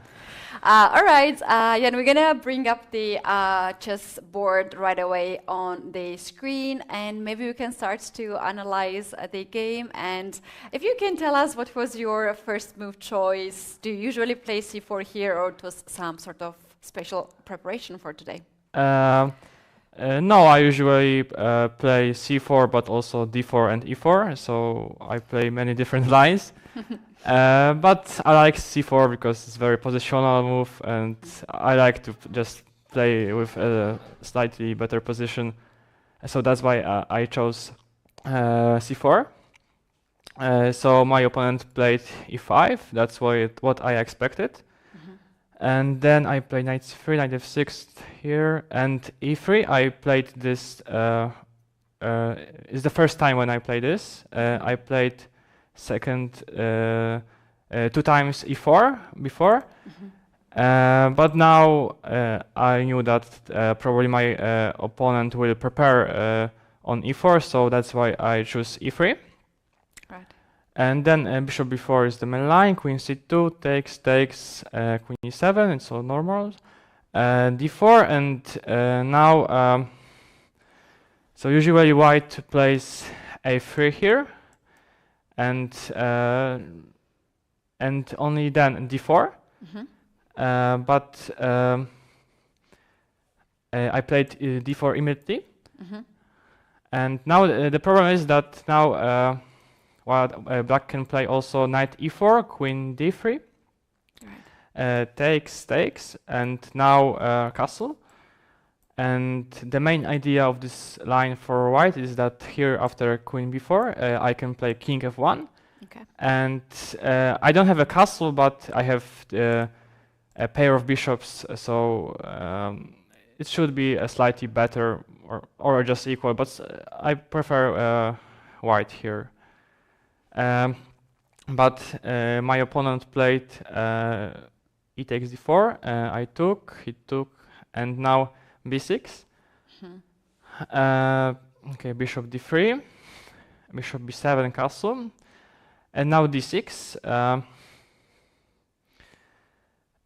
I thought also about something like c5 and d5 then, and maybe it was better for him to play this instead of d6, but he played d6. b3, and I don't understand this move because it looks very strange to me. Right. Because I think you shouldn't trade these queens in this position. You should probably play. That's why I didn't play e4, because first I thought about e4, but I didn't like queen e5. And now if I take, he can take, and then he plays c5, and this square on d4 will be very, very weak. So that's why I played b3, and now after queen e5, I thought I was thinking here for some time, because I also thought about this move. I think it's also very interesting because now I can play bishop b2, and if you play e4, I can just play bishop c2, and I think this pawn can be weak in the future. But I decided to play bishop b2, b2. Bishop b2. You can just click, yeah. Okay. Because now probably you have to take this, because if you play queen g5, I can just play e4 and then f4 and rook e1. At this point, you already felt that you had an advantage? Yes, now already I thought that I have an advantage here. So I played bishop b2, he has to take, I took, and now d5, I block this bishop, and I open my own bishop. So rook e8, probably the normal move. Rook f3. I just want to play king f2 in the future or something like this. Knight d7, and now I played rook e1. I didn't want to play immediately this move because I didn't like this one. the rook trade. Rook trades, and I'm not sure if I can win this. So that's I played if f3. I played here, and now you can take and play rook e8 because there is no knight on f6. Right. Okay, so he played g6. I'm not sure how to judge this move because it creates some weakness on f6, but also stops bishop f5, so it's hard to say. I played king f2, knight e5, and now bishop c2. Now he played a5, probably is the only move in the position because in different case I can play something like f4, b4, and bishop a4 probably, and just win the game. And also b5 is probably not possible because I can just take here, rook d1, bishop e7 the only move, and now just rook d7. These rooks are too active. Right. He can defend this position. So he played a5, and now h4. I just wanted to play something like h5 and maybe in the future rook h1 and create some mate threats here. Right. As in the game happened. So h4, a4, h5, and now he took. I took, and now. Okay, he played f5. Maybe it's not the best move, but maybe I thought about this. And if I play something like this, he can maybe play rook a8, but and rook a2. But I think somehow I should still be better here. I thought maybe about bishop f5 just to play this. So he played f5, and now I played g4, and I think that's the best move because the idea is that because I can play it immediately f4 because of knight g4. So that's why I played g4 first. To take this square off. Yeah, to take this square off, and now I have just f4, and I should win this, even if rook f8 still exists, but I can just play king g3 and rook e7 and or. Do you want to surprise? Do you want me to surprise you here? Sorry? Do you want me to surprise you here? Because this is the line that we were also thinking to play. Like when you played g4 here. I love this idea very much, what you just said. But black has here a huge trick. You ready to see that? Yes, I'm ready. So black can take on g4. Let's see that. You play f4. f4. And now the good move is knight d3. Wow. Bishop d3 and g3. Oh, I completely missed this. Amazing trick, yeah. And the g3, and this is actually insane. I'm losing probably, right? Yeah. Yeah, but this actually, we saw this only with the help of engine. Otherwise, it's for the human perspective. I think it's no way that someone. Yeah, exactly. It's so insane, right? Yes, completely insane. Yeah, but after this move, pawn takes, you are still actually better here. You can just. I can just take on e4, e5 probably. E5. But if you have this on the board, and if you don't blitz out f4, for sure you're gonna see it. Yeah. So we were here and we were judging. Oh my God, did he see that? Maybe he's now seeing that and he's a bit stressed. And this kind of thoughts we had here. It's a completely insane move, right? Yeah, 93. I completely didn't expect this one. Yeah. So fortunately, my opponent played bishop c8, and also that was what I expected from him.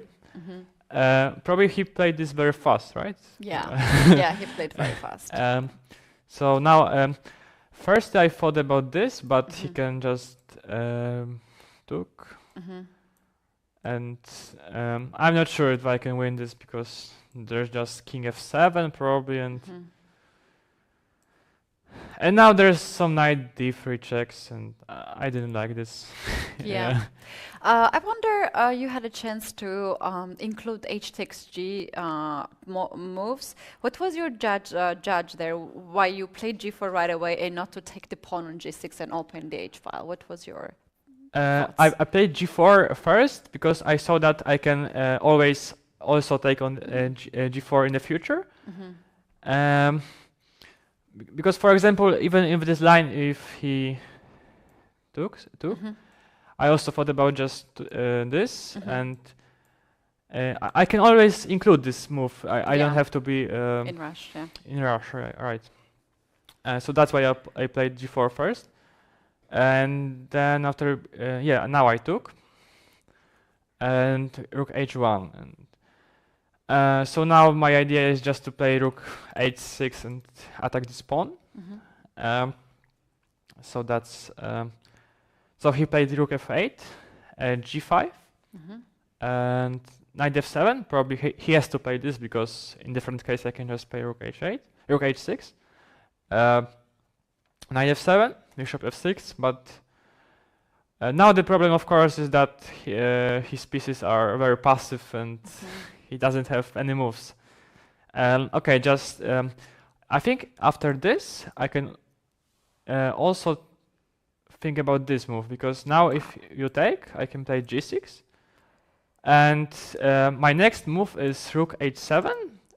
No matter what you play, and I think I'm just winning right now. Yeah, and if the knight moves away, and also g7 is the threat right now, and rook h8, right?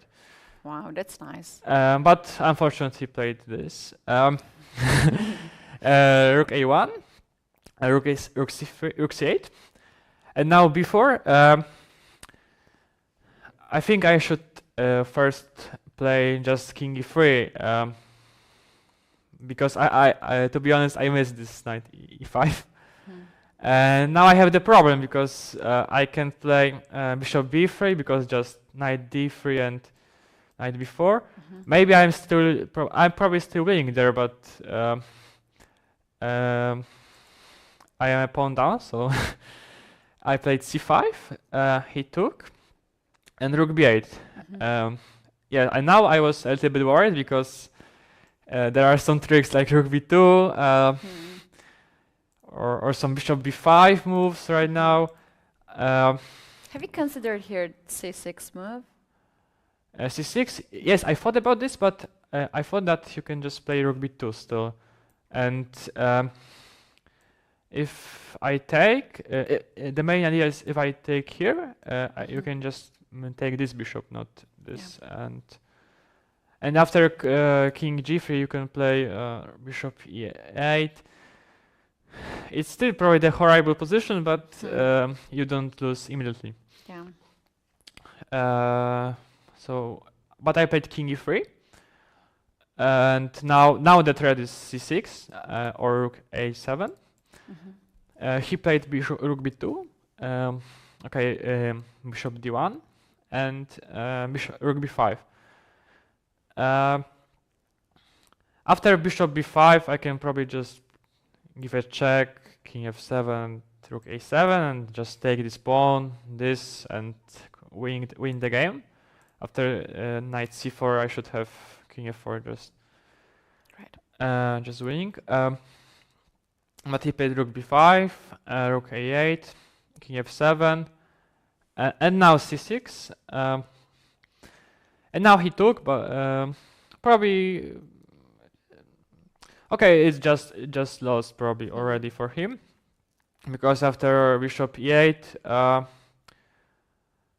I have probably many winning moves. Probably just the simplest one is rook a7, and I just want to take this pawn and just win the game.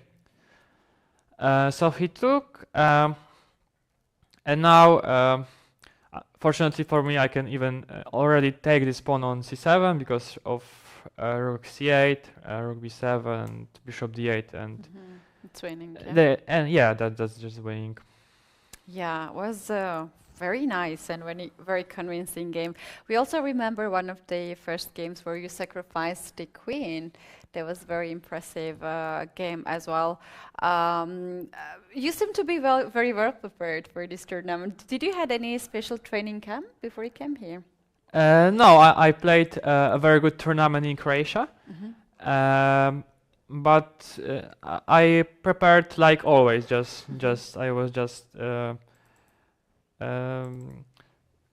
just did some puzzles and also some openings.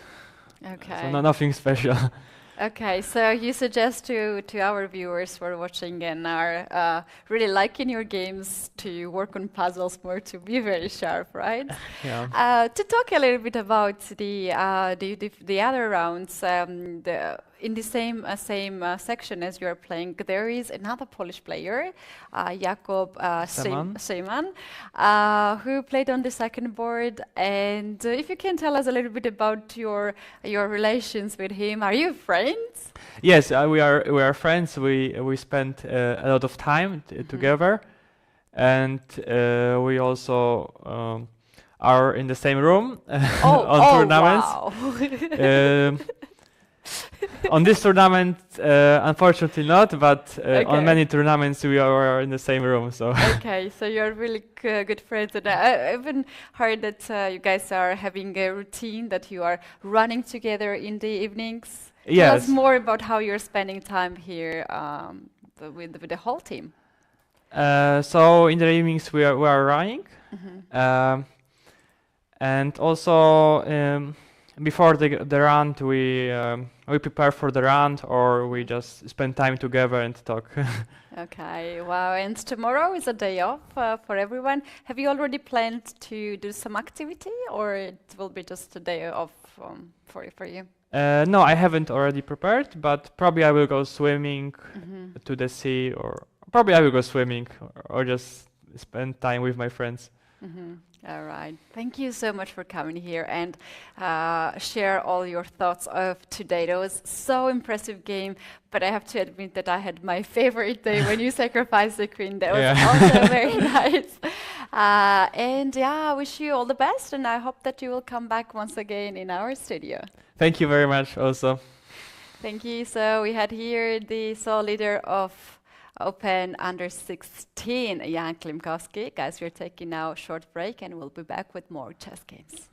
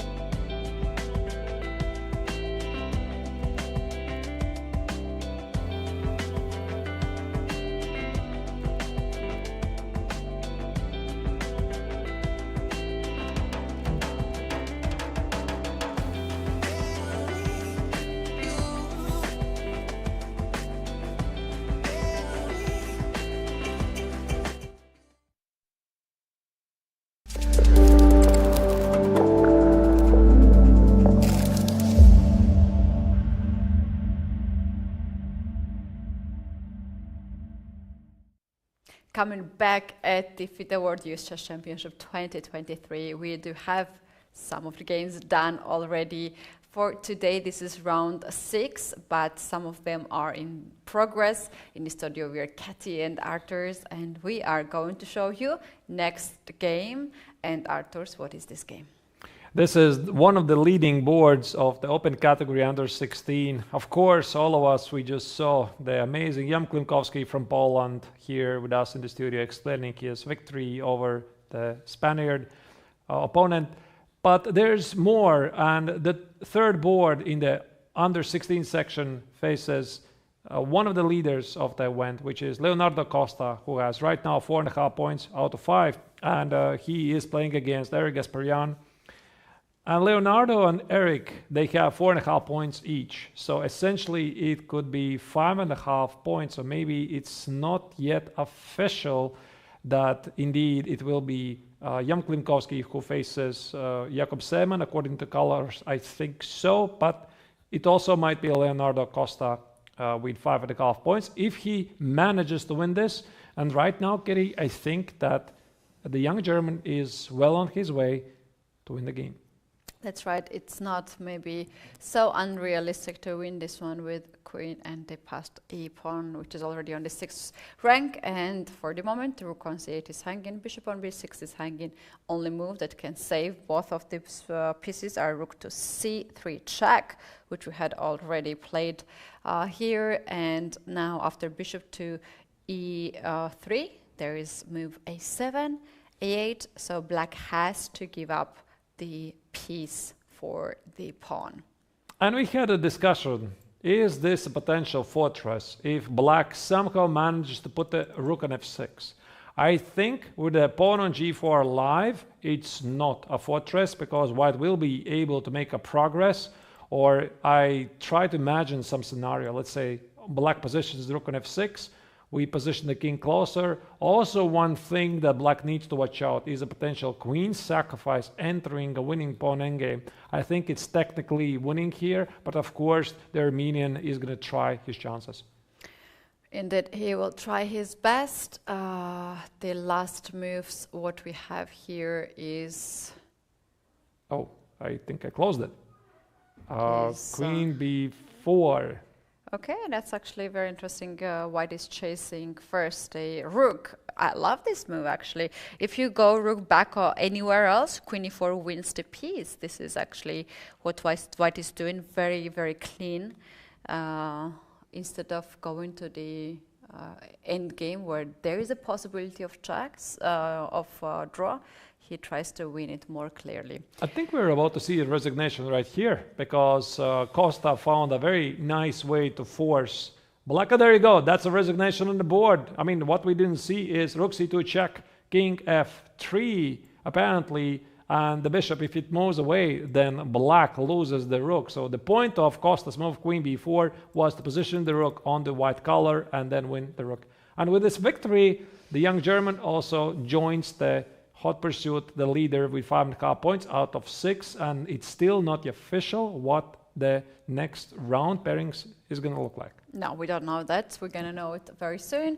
And now we can go to the next category, under 14. Board 3 is still in progress, and we have here another leader in the group. What is the chances here for Edgar Mamedov to keep the leading position?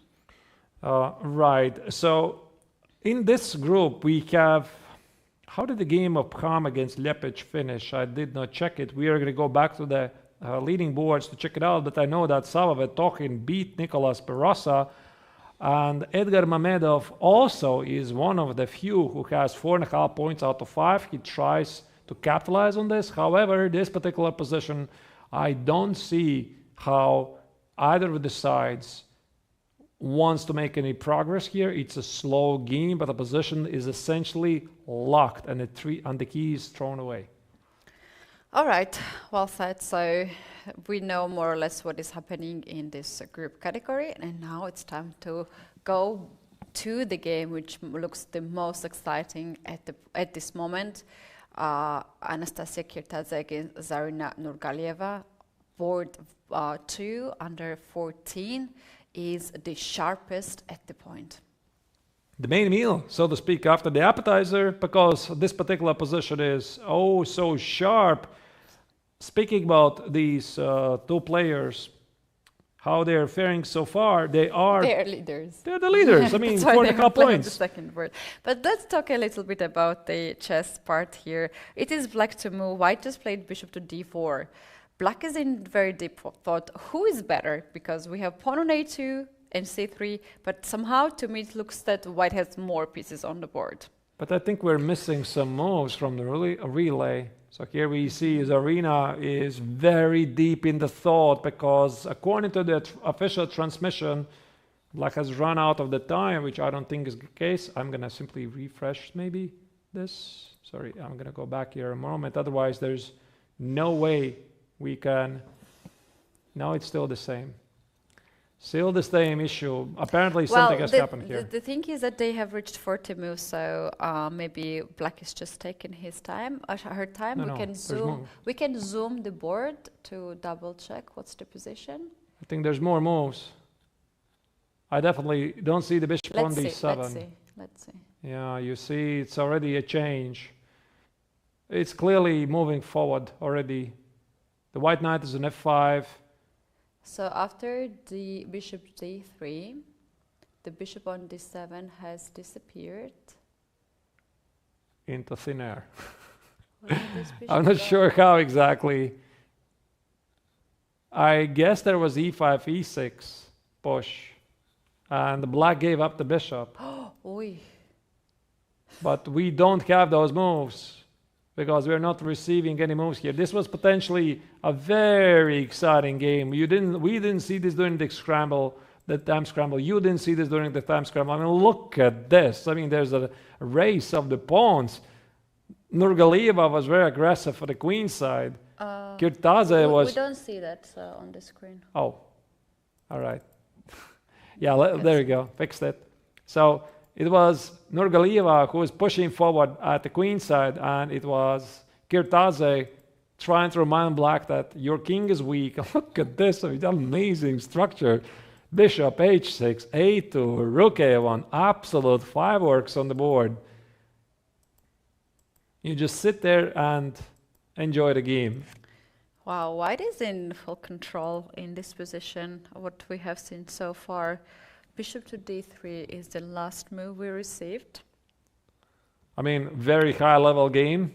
Both of the players clearly were striving for the initiative. We don't have the final moves. I hope it's going to come back.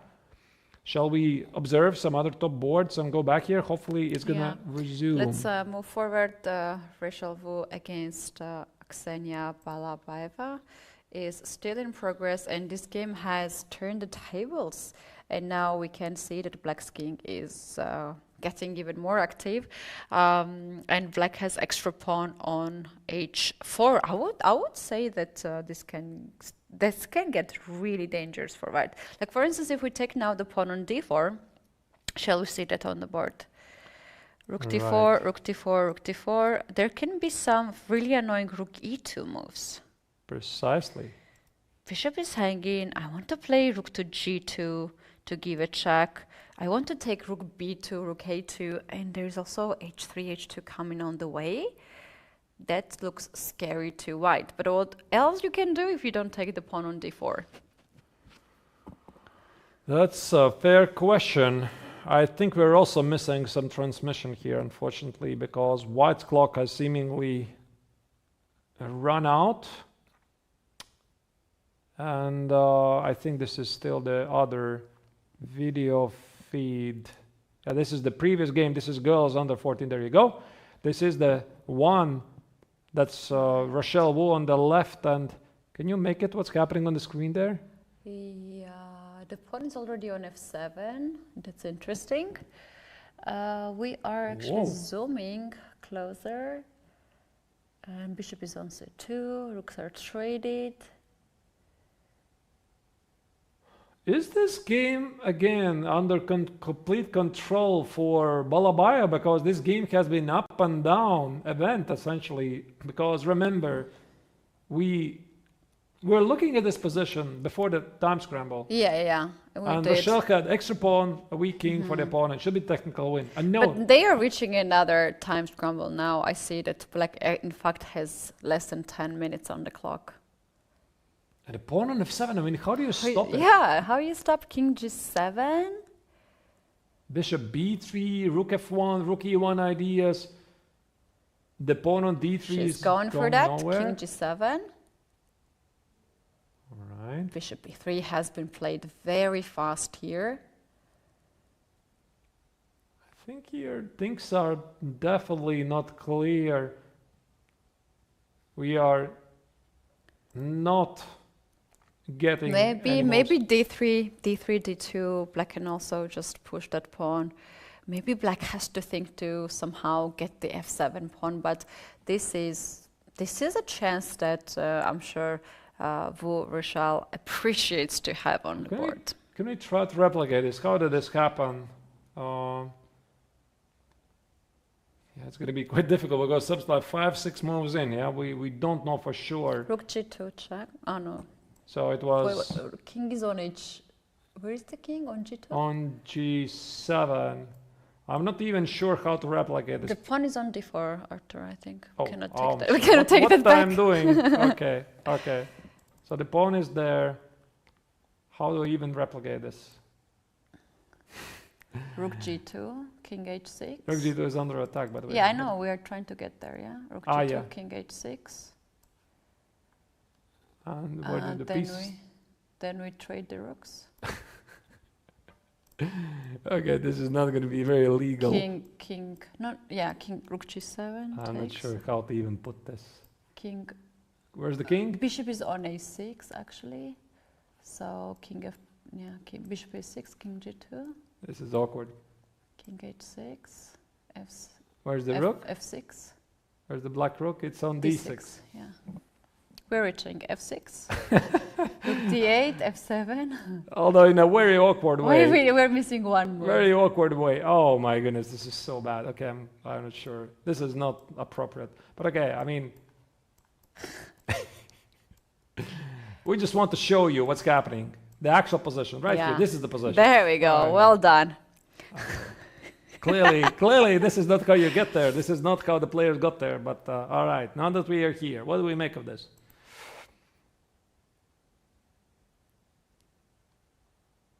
It's a 3-result game. That's what it is. Because if white is able to play something like rook e1, rook e8, for example, if you play d3, what about rook here? If you play d2, what about rook e8? I'm about the queen. If you play rook f6, I give you a check. I promote and I have an extra rook, and the pawn on d1 is covered. Mm-hmm. So it's one way for Balabayev to go wrong.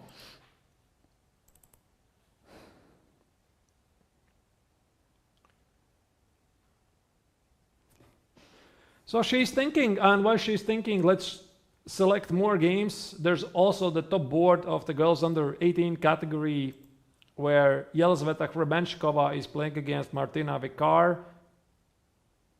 Okay, it seems to be a widespread issue.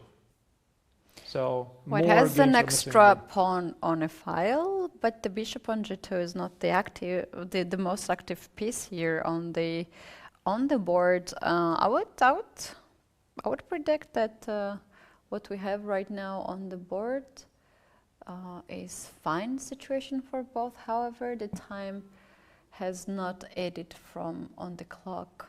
So we are trying to zoom to understand what is the current time on the clock.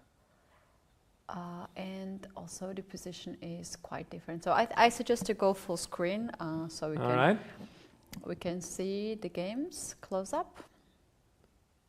Yeah.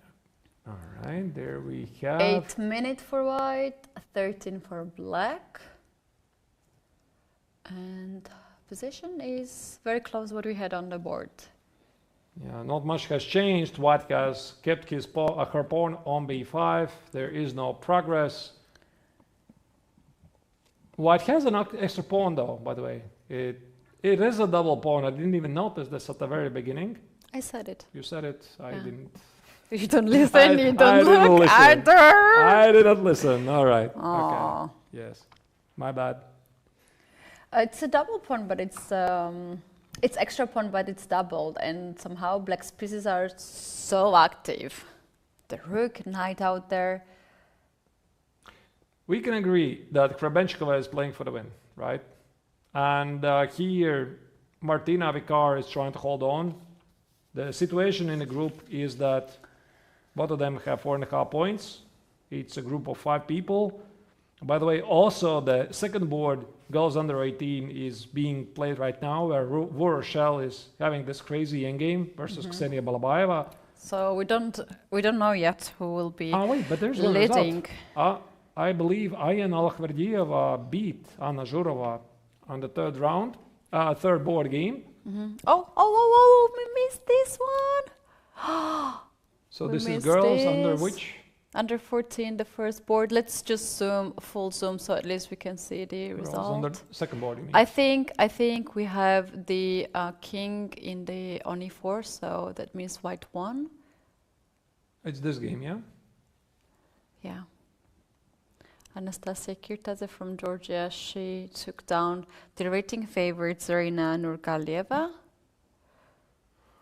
Aha, and you see, Zarina was very lucky with the other Georgian girl. She won the last move, and now Anastasia Kirtaze stepped for her friend and won very important game actually. Does that make her a favorite in the group? Girls under 14. Yeah, girls under 14. The situation was as follows: that Anna Shukman beat her opponent Bozhena Pidubna from Ukraine, and Anastasia Kirtaze, by beating Zarina Nurgalieva, also had 5.5 points. And the third board, Elna Skalyachmet versus Iris Mu. I don't remember how this game finished. That I could very quickly have a glimpse. But, I mean, okay, so we have at least 2 leaders in the girls under 14. Maybe let's focus on the ongoing Let's games. focus. Earlier you asked what happened on the second board of boys under 14, and I think we do have prom still in They're progress. still playing. No, we don't have the time situation, so they are still playing. Let's go full board and check it out, the time situation. I'm surprised that this game is still in progress. So here we have the full screen. They have changed one pair of rook, not too much changes on the board. And if we zoom a little bit further, maybe we can even see the time situation. So we can assume only that Ham is still pressing. 1 minute.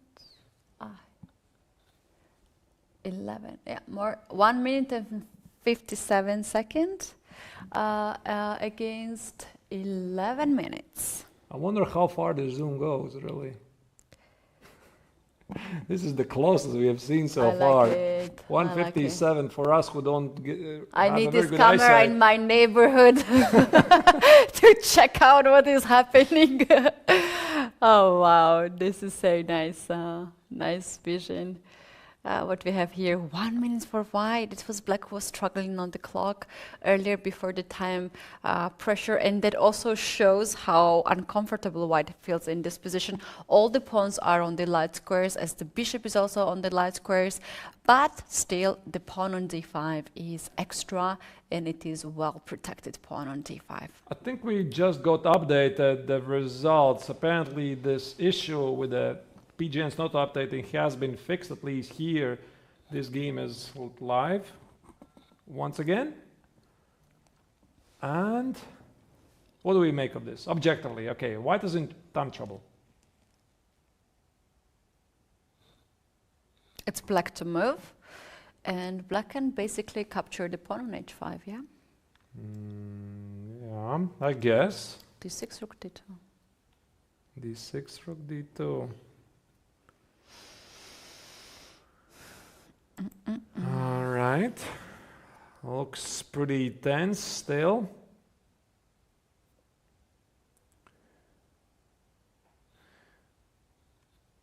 So here black is choosing something. No, he was about to execute a move. No. Changed his mind. He has 40 minutes on the clock, and I think that he definitely wants to be the ambitious player here. Now that we are back, let's check perhaps the game of Hrebenshkova against Martina Vikar. There you go. There's the updated position. This is what we saw from the live feed. But it's going to be a longer game, I guess, right? So Hrebenshkova is trying to find a way to crash through. Black solid defenses. Rochelle Wool. Do you want to see how actually they got in this position? We tried so hard. Oh! And it was a ridiculous attempt. All right, there we go. There we go. Okay, so here we have seen this. It was King H2. Okay. And it was Rook G2. We guessed all the moves, but in a wrong move order. Okay, and now it was Rook E2, F7, and takes. Actually pretty logical now that I look at this. Yeah, we were missing Bishop A6 idea there. There you go, very nice. I mean, black traded the bishop's thanks to a cute trick. If you take it, Bishop E6 check, the Rook on D4 is hanging. So Rochelle maybe couldn't have done anything about it, and after Rook F1, black is still pressing with Rook D8 of 8, but somehow I feel this is a draw. Let me just show it.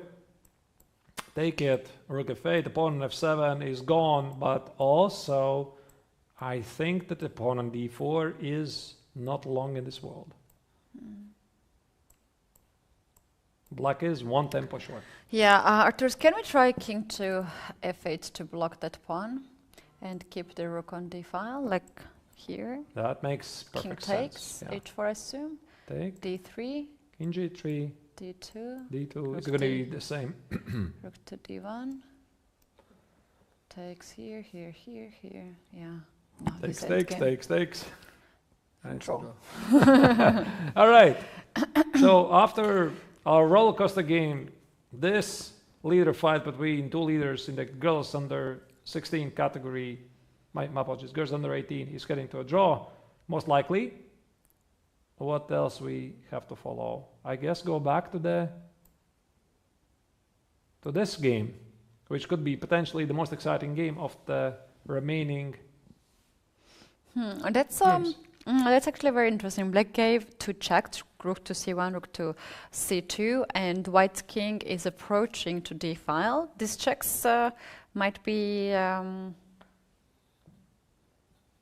not so useful actually, because now this pawn D6 push will be stronger, way stronger than it was before. That's right. As Rook on D2 is not coming. How do you make a progress here if you are black? Maybe there's no progress to be made. The pawn on D6, D7 is... King E7 actually can be played, and if you take on G6, I'll take on H2. Yeah, but then essentially it means that you are trying to hold on, right? You can forget about your active chances. Because we were here, remember, we were here before the... Right after the second, right after we reached the second time control. And we had a feeling that black is doing really good. Yeah, I mean, he's down a pawn, he's very active, rook's in the second rank, etc. And now, after a pair of rooks, okay, maybe black is still trying to hold on, but there's no discussion about if he's the ambitious player. You're right, Keti. King E7. I guess we take it, and Rook H2. Could be still tricky, by the way. And go here. And here. And here. And here. Some kind of a dance. Here. And here. Somehow black is not... What's the verdict? Black is barely holding on. That's how it feels. All the white pawns are positioned on the color of the bishop, but it's an extra pawn. Black has a weakness on weakness on G7 to attend. So again, this is probably not very accurate analysis because it just, I spent here like 1 minute. But we're going to see. And black is still trying to figure out what to do.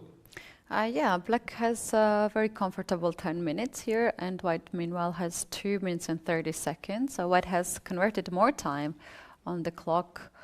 King e7 already is played. King e7 is perhaps the only move there to stop white's pawn. And is there... white is thinking, yeah. Yeah, and Bram is thinking maybe he doesn't need to take the pawn on g6 because it's traded for the pawn on h2. But what else he can do? Not much. I guess he's thinking a bit deeper. I mean, h takes, what does he do? Bishop f5, he's trying to find the right sequence. How do you get the pawn on g7? Is this even winning? Yeah, but the problem with this idea is that black has also rook g2 and bishop g6 ideas. Okay, let's check this once again. H takes. Do you take the pawn on h2 or the pawn? By the way. By the way. What about rook a2? Yeah, I like rook a2 But wait, it should be winning, yeah? Takes. h4. You have no time for bishop b5, I guess. Although, who knows? Oh my goodness. What's the white's move? h6 and g6 is played. I guess there was not much for choice. Okay, let's follow first rook h2 idea. Rook h2. Bishop f5. Okay, maybe king d6 is smarter. Yeah, you know, block the pawn. Let's say I try to activate my rook. No, it should be great for white. The question is it enough to win? But are we sure we want to take the pawn on h2 here with black? What about this one? It does generate the counterplay we're looking for. And bishop f5, take it, h4, here, here, and here. And the a pawn is rolling forward. The pawn on b5, by the way, is under attack. Yeah, but why king f2 and not king d2? To have closer. So what does he do? You mean the pawn, to the pawns, yeah? Maybe. Somehow I don't see white making a progress here. I mean, okay, maybe he can still activate the rook. Maybe it's enough. Can we check with the engine with the to mighty cut all the beast? maybes? With the mighty beast, you're saying? Yeah. Okay. All right, there we go. It says that White white is- has advantage. White is winning. There's nothing black can do. Not rook h2, not rook a2. So the point is... rook c3 immediately. But bishop f5 is also good. Yeah, bishop f5 and rook c3. Rook. I had a feeling you need to activate rook somewhere. And then the d pawn, the weak pawn on g7, will decide the fate. This is actually a very nice idea, rook c3, rook c8, because then you are threatening d6 and black cannot hold the bishop. Actually, it is black's bishop who is a bad piece. Yeah, interesting how it goes. Yeah. All right. Apparently, there's nothing that, at least according to the engine, that Andrei Lepic can do. It's a bit unfortunate. You know, I think I've been in this situation when, imagine you're playing the opening, you are getting totally massacred, outplayed, you're down a pawn, very bad position. And then you fight back. You get real chances, you know, real fighting moment. And then you lose the game anyway. Yeah, That feels very bad, you know, because when you have the second chance, you feel like you're invincible, nothing bad can happen to you, and then you lose anyway. you lose twice in one You game. lose twice the same game, basically. Yeah, it feels pretty bad. Yeah, and according what I see now on camera here with white palm is walking in a way that he knows what's going on here. All right, let's see if we can have a glimpse on some other boards. Of course, this game is a rapidly approaching time scramble. I don't think they're going to finish in the next couple of minutes, which gives us time to assess the situation in Yelizaveta's Hrebenshikova's game versus Martina Vicar, two leaders, girls under 18. Apparently, White has made a progress, but this, ladies and gentlemen, I have a feeling is a classical fortress. And the other game on the same category has been ended. We can see that they are signing the score sheets. Can we go there and check it out? Which game is this? Rochelle Wu versus Ksenia Balabayeva, finished in a heroic draw. Well, I think that it's also a relief for Rochelle because, I mean, okay, it's not like she was completely winning. She got the next pawn and some chances to exploit the weak king. But then I think at some moment she was definitely losing. Yeah, I think she should feel like, oh wow, I'm really lucky in this tournament. I haven't lost today again. So you need to feel lucky at the tournament. All right, let's keep the eye on this game here. What we have, the opponent game seems to be the winning for black. So knight has to move away. And how black is going to break through? I guess g5, your only shot. G5. How is this even holding? f5. King e5, knight. Okay, I'm using engine here. I'm telling you what I'm doing. That's fine. Okay, so I try to understand how is this a draw? Just king d7. Wait, but this is not very obvious, is it? I mean, from afar, I go here. I mean, white is very active here. Go here, here.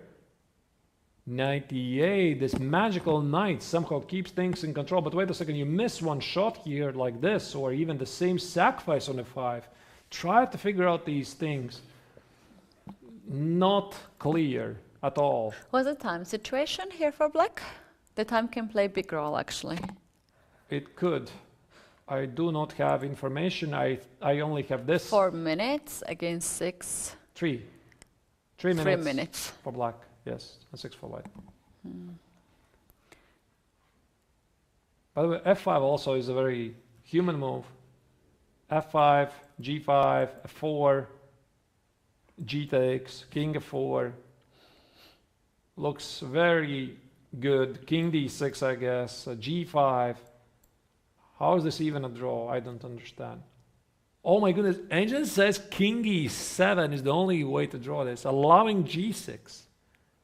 And then king f8, king g7. Now this is an actual fortress. You cannot actually enter in the center. Knight on c7, pawns on f6 and b6, stopping you to get there. And on the king side, king g7, king h6 does the job. Wow. I mean, you can easily miss this from afar because, I mean, this is not how people think. I mean, you are the defender. You are willing to trade the pawns. Of course, she expects there might be a fortress, but allowing the pawn on g6? No, even when you have pawn on g6, you see that it's winning for white. You just stop calculating there. Yeah, it easily can be missed. So here, I think Hrebenshikova has to make a tough choice. f5 or g5, or maybe some quiet move. Maybe she could use the bishop to hit the pawn on g6. Something like king d4, wherever, bishop d3, and then look for the better moment to play g5. You can literally hear her calculating. Yeah, both moves looks very good, actually. According to engine, both of the moves are not enough. Black holds, but we don't know that. I mean, but as our guest here today said, I love that. I will repeat it all the time. Today at the interview, we had the young Klimovsky, and there was this one situation, the blunder, and in the end he said like, oh, man, thanks God I didn't play engine, so they play human beings, and they, you know, it's not necessary to see all these crazy things. There's hope for us humans. Of course, when we are looking at engine, everything... I mean, I think when we look at the engine, we realize how little we know of chess, right? Sometimes. No? No. Okay. It doesn't make me feel bad, to be honest. No. All right. Now that Hrebenshikova is choosing, I would love to see her choice before we go back to Bham's game versus Lepich. There are only 2 games being played on the top board. Yeah, by the way, the game of Leonardo Costa finished. Yeah, we saw this on the screen. These are the only leading games to follow. 3 minutes for both players. Elisabetta is also thinking. Very important decision for her to make now. Which pawns to push, and she pushes F pawn forward. F5. I mean, it does make sense. It does make sense to create a pass pawn because G4, G5, F5, you don't allow yourself to create a pass pawn, although it would give you access to the E5 square. By no means an easy decision. And now it is Martina who has to find the only defense, and it is by no means easy. She has to find G5, F4. Now black cannot afford to allow F takes on G5, King E5, because this forms a very deadly pawn. And now the key idea is that the king takes on F4. Here black stands and does nothing. It's not King D6 even, just even King F8, G5, and just do literally nothing. Actually, for some reason, no, this also should be a draw. Yeah, King G7 is also a draw. But are you sure it's a draw? G5 has been played. All right. F4, they're blitzing out. We might reach this position. We can continue maybe. There lies. Here, yeah. No. King take. Oh wait, yeah, we are about to get it. King takes on F4. You're right. A very interesting theoretical position. 98. 98. Engine supports it. It's all right. Doesn't spoil with anything. The knight can always go back to C7. Maybe knight E6 is also what black is considering. Oh, that's actually a brilliant idea. Knight D6, kicking the bishop, knight F7 to stop G5 happening, and King D6. I think there's many ways to draw here.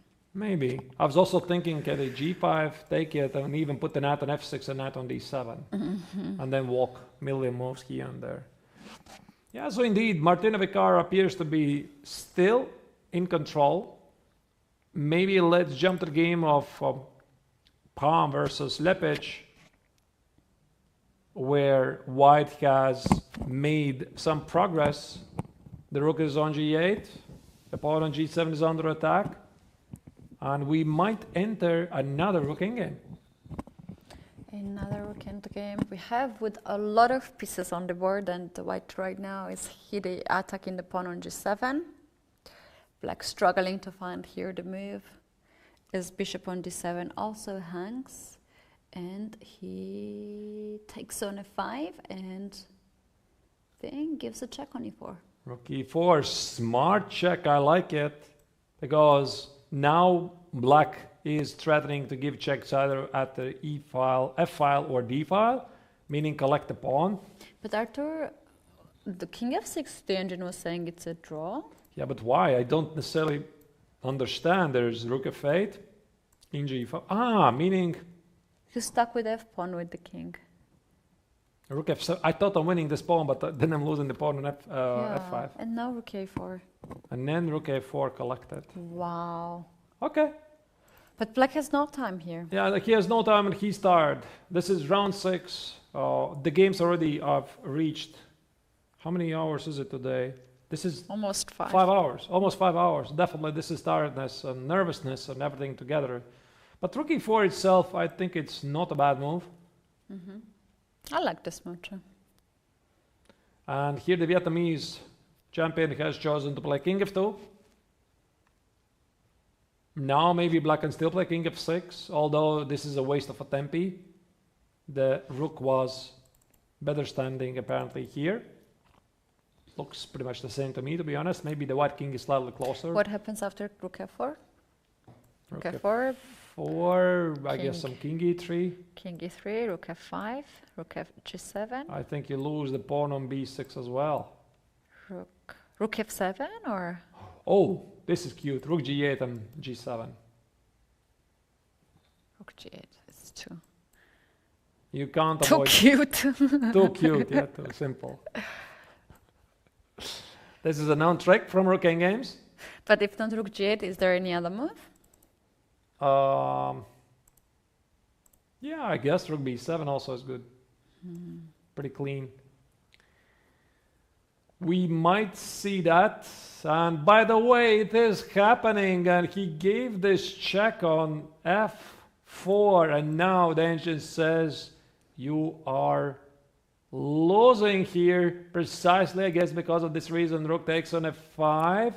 By the way, Krebenchikova versus Martina Vikar has finished in a draw. Those are kings centered against each other, because if you position the kings on e4 and e5, that is a draw. This is how you send the signal to the digital board operator. I'm sure the viewers you already know that. And now white still hasn't taken the pawn on g7. You see, he is super concentrated. There is also king e4 move here. Maybe we can go full screen here, because there's so few pieces on the board. Would be better to see. King e4 is on the board to attack the rook and centralize the king even There you further. go. Yeah, king e4 looks beautiful. Rook g5. I'm not gonna give you the pawn. Rook g5. Now he snatches the pawn on g7. King d6. We are blitzing here. Rook b7. He plays with a lot of confidence to send a signal that he's got this. Black wants to continue, but now what do you do? I mean, rook g4 check. There's going to be king f5.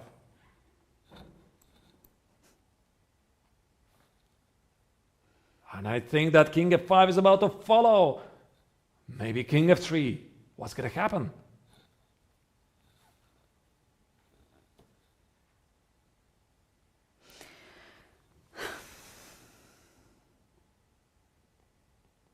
The clock is ticking. He's choosing king f5. This is the confidence of a person who knows he has got this. The pawn on g6 is very strong.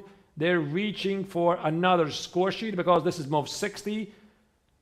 One score sheet only He feels... takes for the opponent as well. That's so cute. He Takes for the for opponent as himself and he puts his opponent as well. Wow, that's so nicely behaved person. All right, rook g1 is played. Oh, that was so nice to see that. Wow. So the Vietnamese player shows that he is also an excellent speed chess player. And now it's time to call down. They continue to write their first names, last names, rating, age group, day, tournament name. What else are they writing on the score sheet? I never write those. You know? things. You don't? No, only last Why names. not? Yeah, it's required. Because it's not required. Why not? Is it not? According which rules it's required. I have no idea. You're making up some rules. I make them up as I It's continue. required. No, you can just write down your name and your opponents, and that's it. All right. That's required. You know, there's one trick I always do. When I'm reaching the second score sheet, I go back to the first score sheet and I write at the very end of the first score sheet number 1. And then I will write on the second score sheet number 2. Because there are so many score sheets, you can't understand which one is number 1 and Yeah, number and then 2. there's 3 sometimes. Yeah, that's pretty rare. But in general, the viewers, the players don't use the second score sheet. Very often the game finishes before move 60. But about writing down, I think Veselisa was actually punished by writing down on the score sheet some of the things, because it's not allowed. Not around. He wrote some other things you're not supposed to write there. He wrote Yeah. like some inspiration words like think or concentrate or something, and this was treated as, I guess, some illegal help, although he was giving himself this help, but whatever. Rule is the rule. All right. Moves are played very quickly. I guess also Pram wants to get this thing done. Actually one girl in Georgia who was writing down her last name and the cross next to her last name. Oh. Why? I don't know. Okay. People do weird things. But only for her, this cross.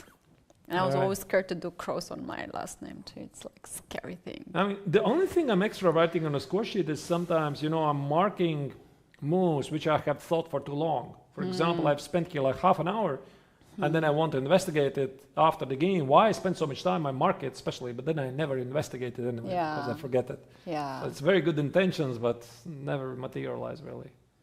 Okay, so I think we're seeing the final moves here. White is about to advance with his king, and Pram tries to accumulate also extra time on the clock. I think he knows this is totally winning with the pawn on g6, another passed pawn at the b5. We are heading for an outcome where Pram becomes one of the leaders of the category open under 14. Sava Vetochin is already waiting for him. The game of Edgar Mameda versus Taboenka, we don't know yet how this game finished. I assume it was draw, but we will check the result at least so that we know. Yeah. So there's at the moment only two leaders. It's Sava Vetochin and Pram Tran Chapok, and they might face each other in an epic showdown after the rest day. Yep. So this game is slowed down a little bit as the players also gained some of the time on the clock, but we have not it hasn't changed much on the chessboard. White has 2 passed pawns, an active king, and black has only 1 passed pawn, which is not enough to hold the game. But Andrei has been played a really long game. He fought back many times in this game, but the fact that he had less pawn on the board, that played a huge role in this game. And this is the final pause, usually before the game finishes. Yeah, I usually when I'm in these moments, Keti, I try to, I try to remember how the game went through. Try to memorize the key moments before, stopping the clock. Yeah, so, I mean, okay, maybe he researches some final chances, but yeah, they're not there. There's a couple of more moves already been made, but we are just not getting the live board, so let's just watch it live screen and see how this game finishes. Maybe we could go once again full screen to get a full update of the actual situation, and you can see that Pram is sure he's winning this. There you go. This is the position here. Final trick, b6 would be a big mistake. Rook d6 with the idea of king f7, rook f6, g7, and add the b pawn on top of that. This might as well be the final move. Yeah, not much here for black, unfortunately. There was a chance. King f6 was there in the end game, and it also shows how rich the chess is. Even in the lost positions, you can still fight and look for some last resources. Well, this game is one of the last on the top boards. So let's continue watching it full screen. Yeah, very good view. We have the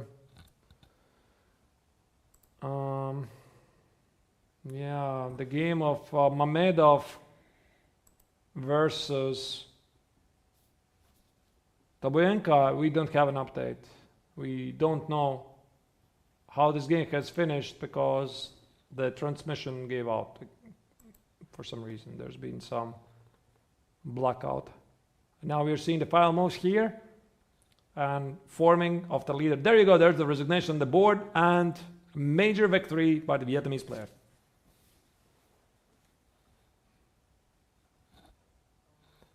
All right.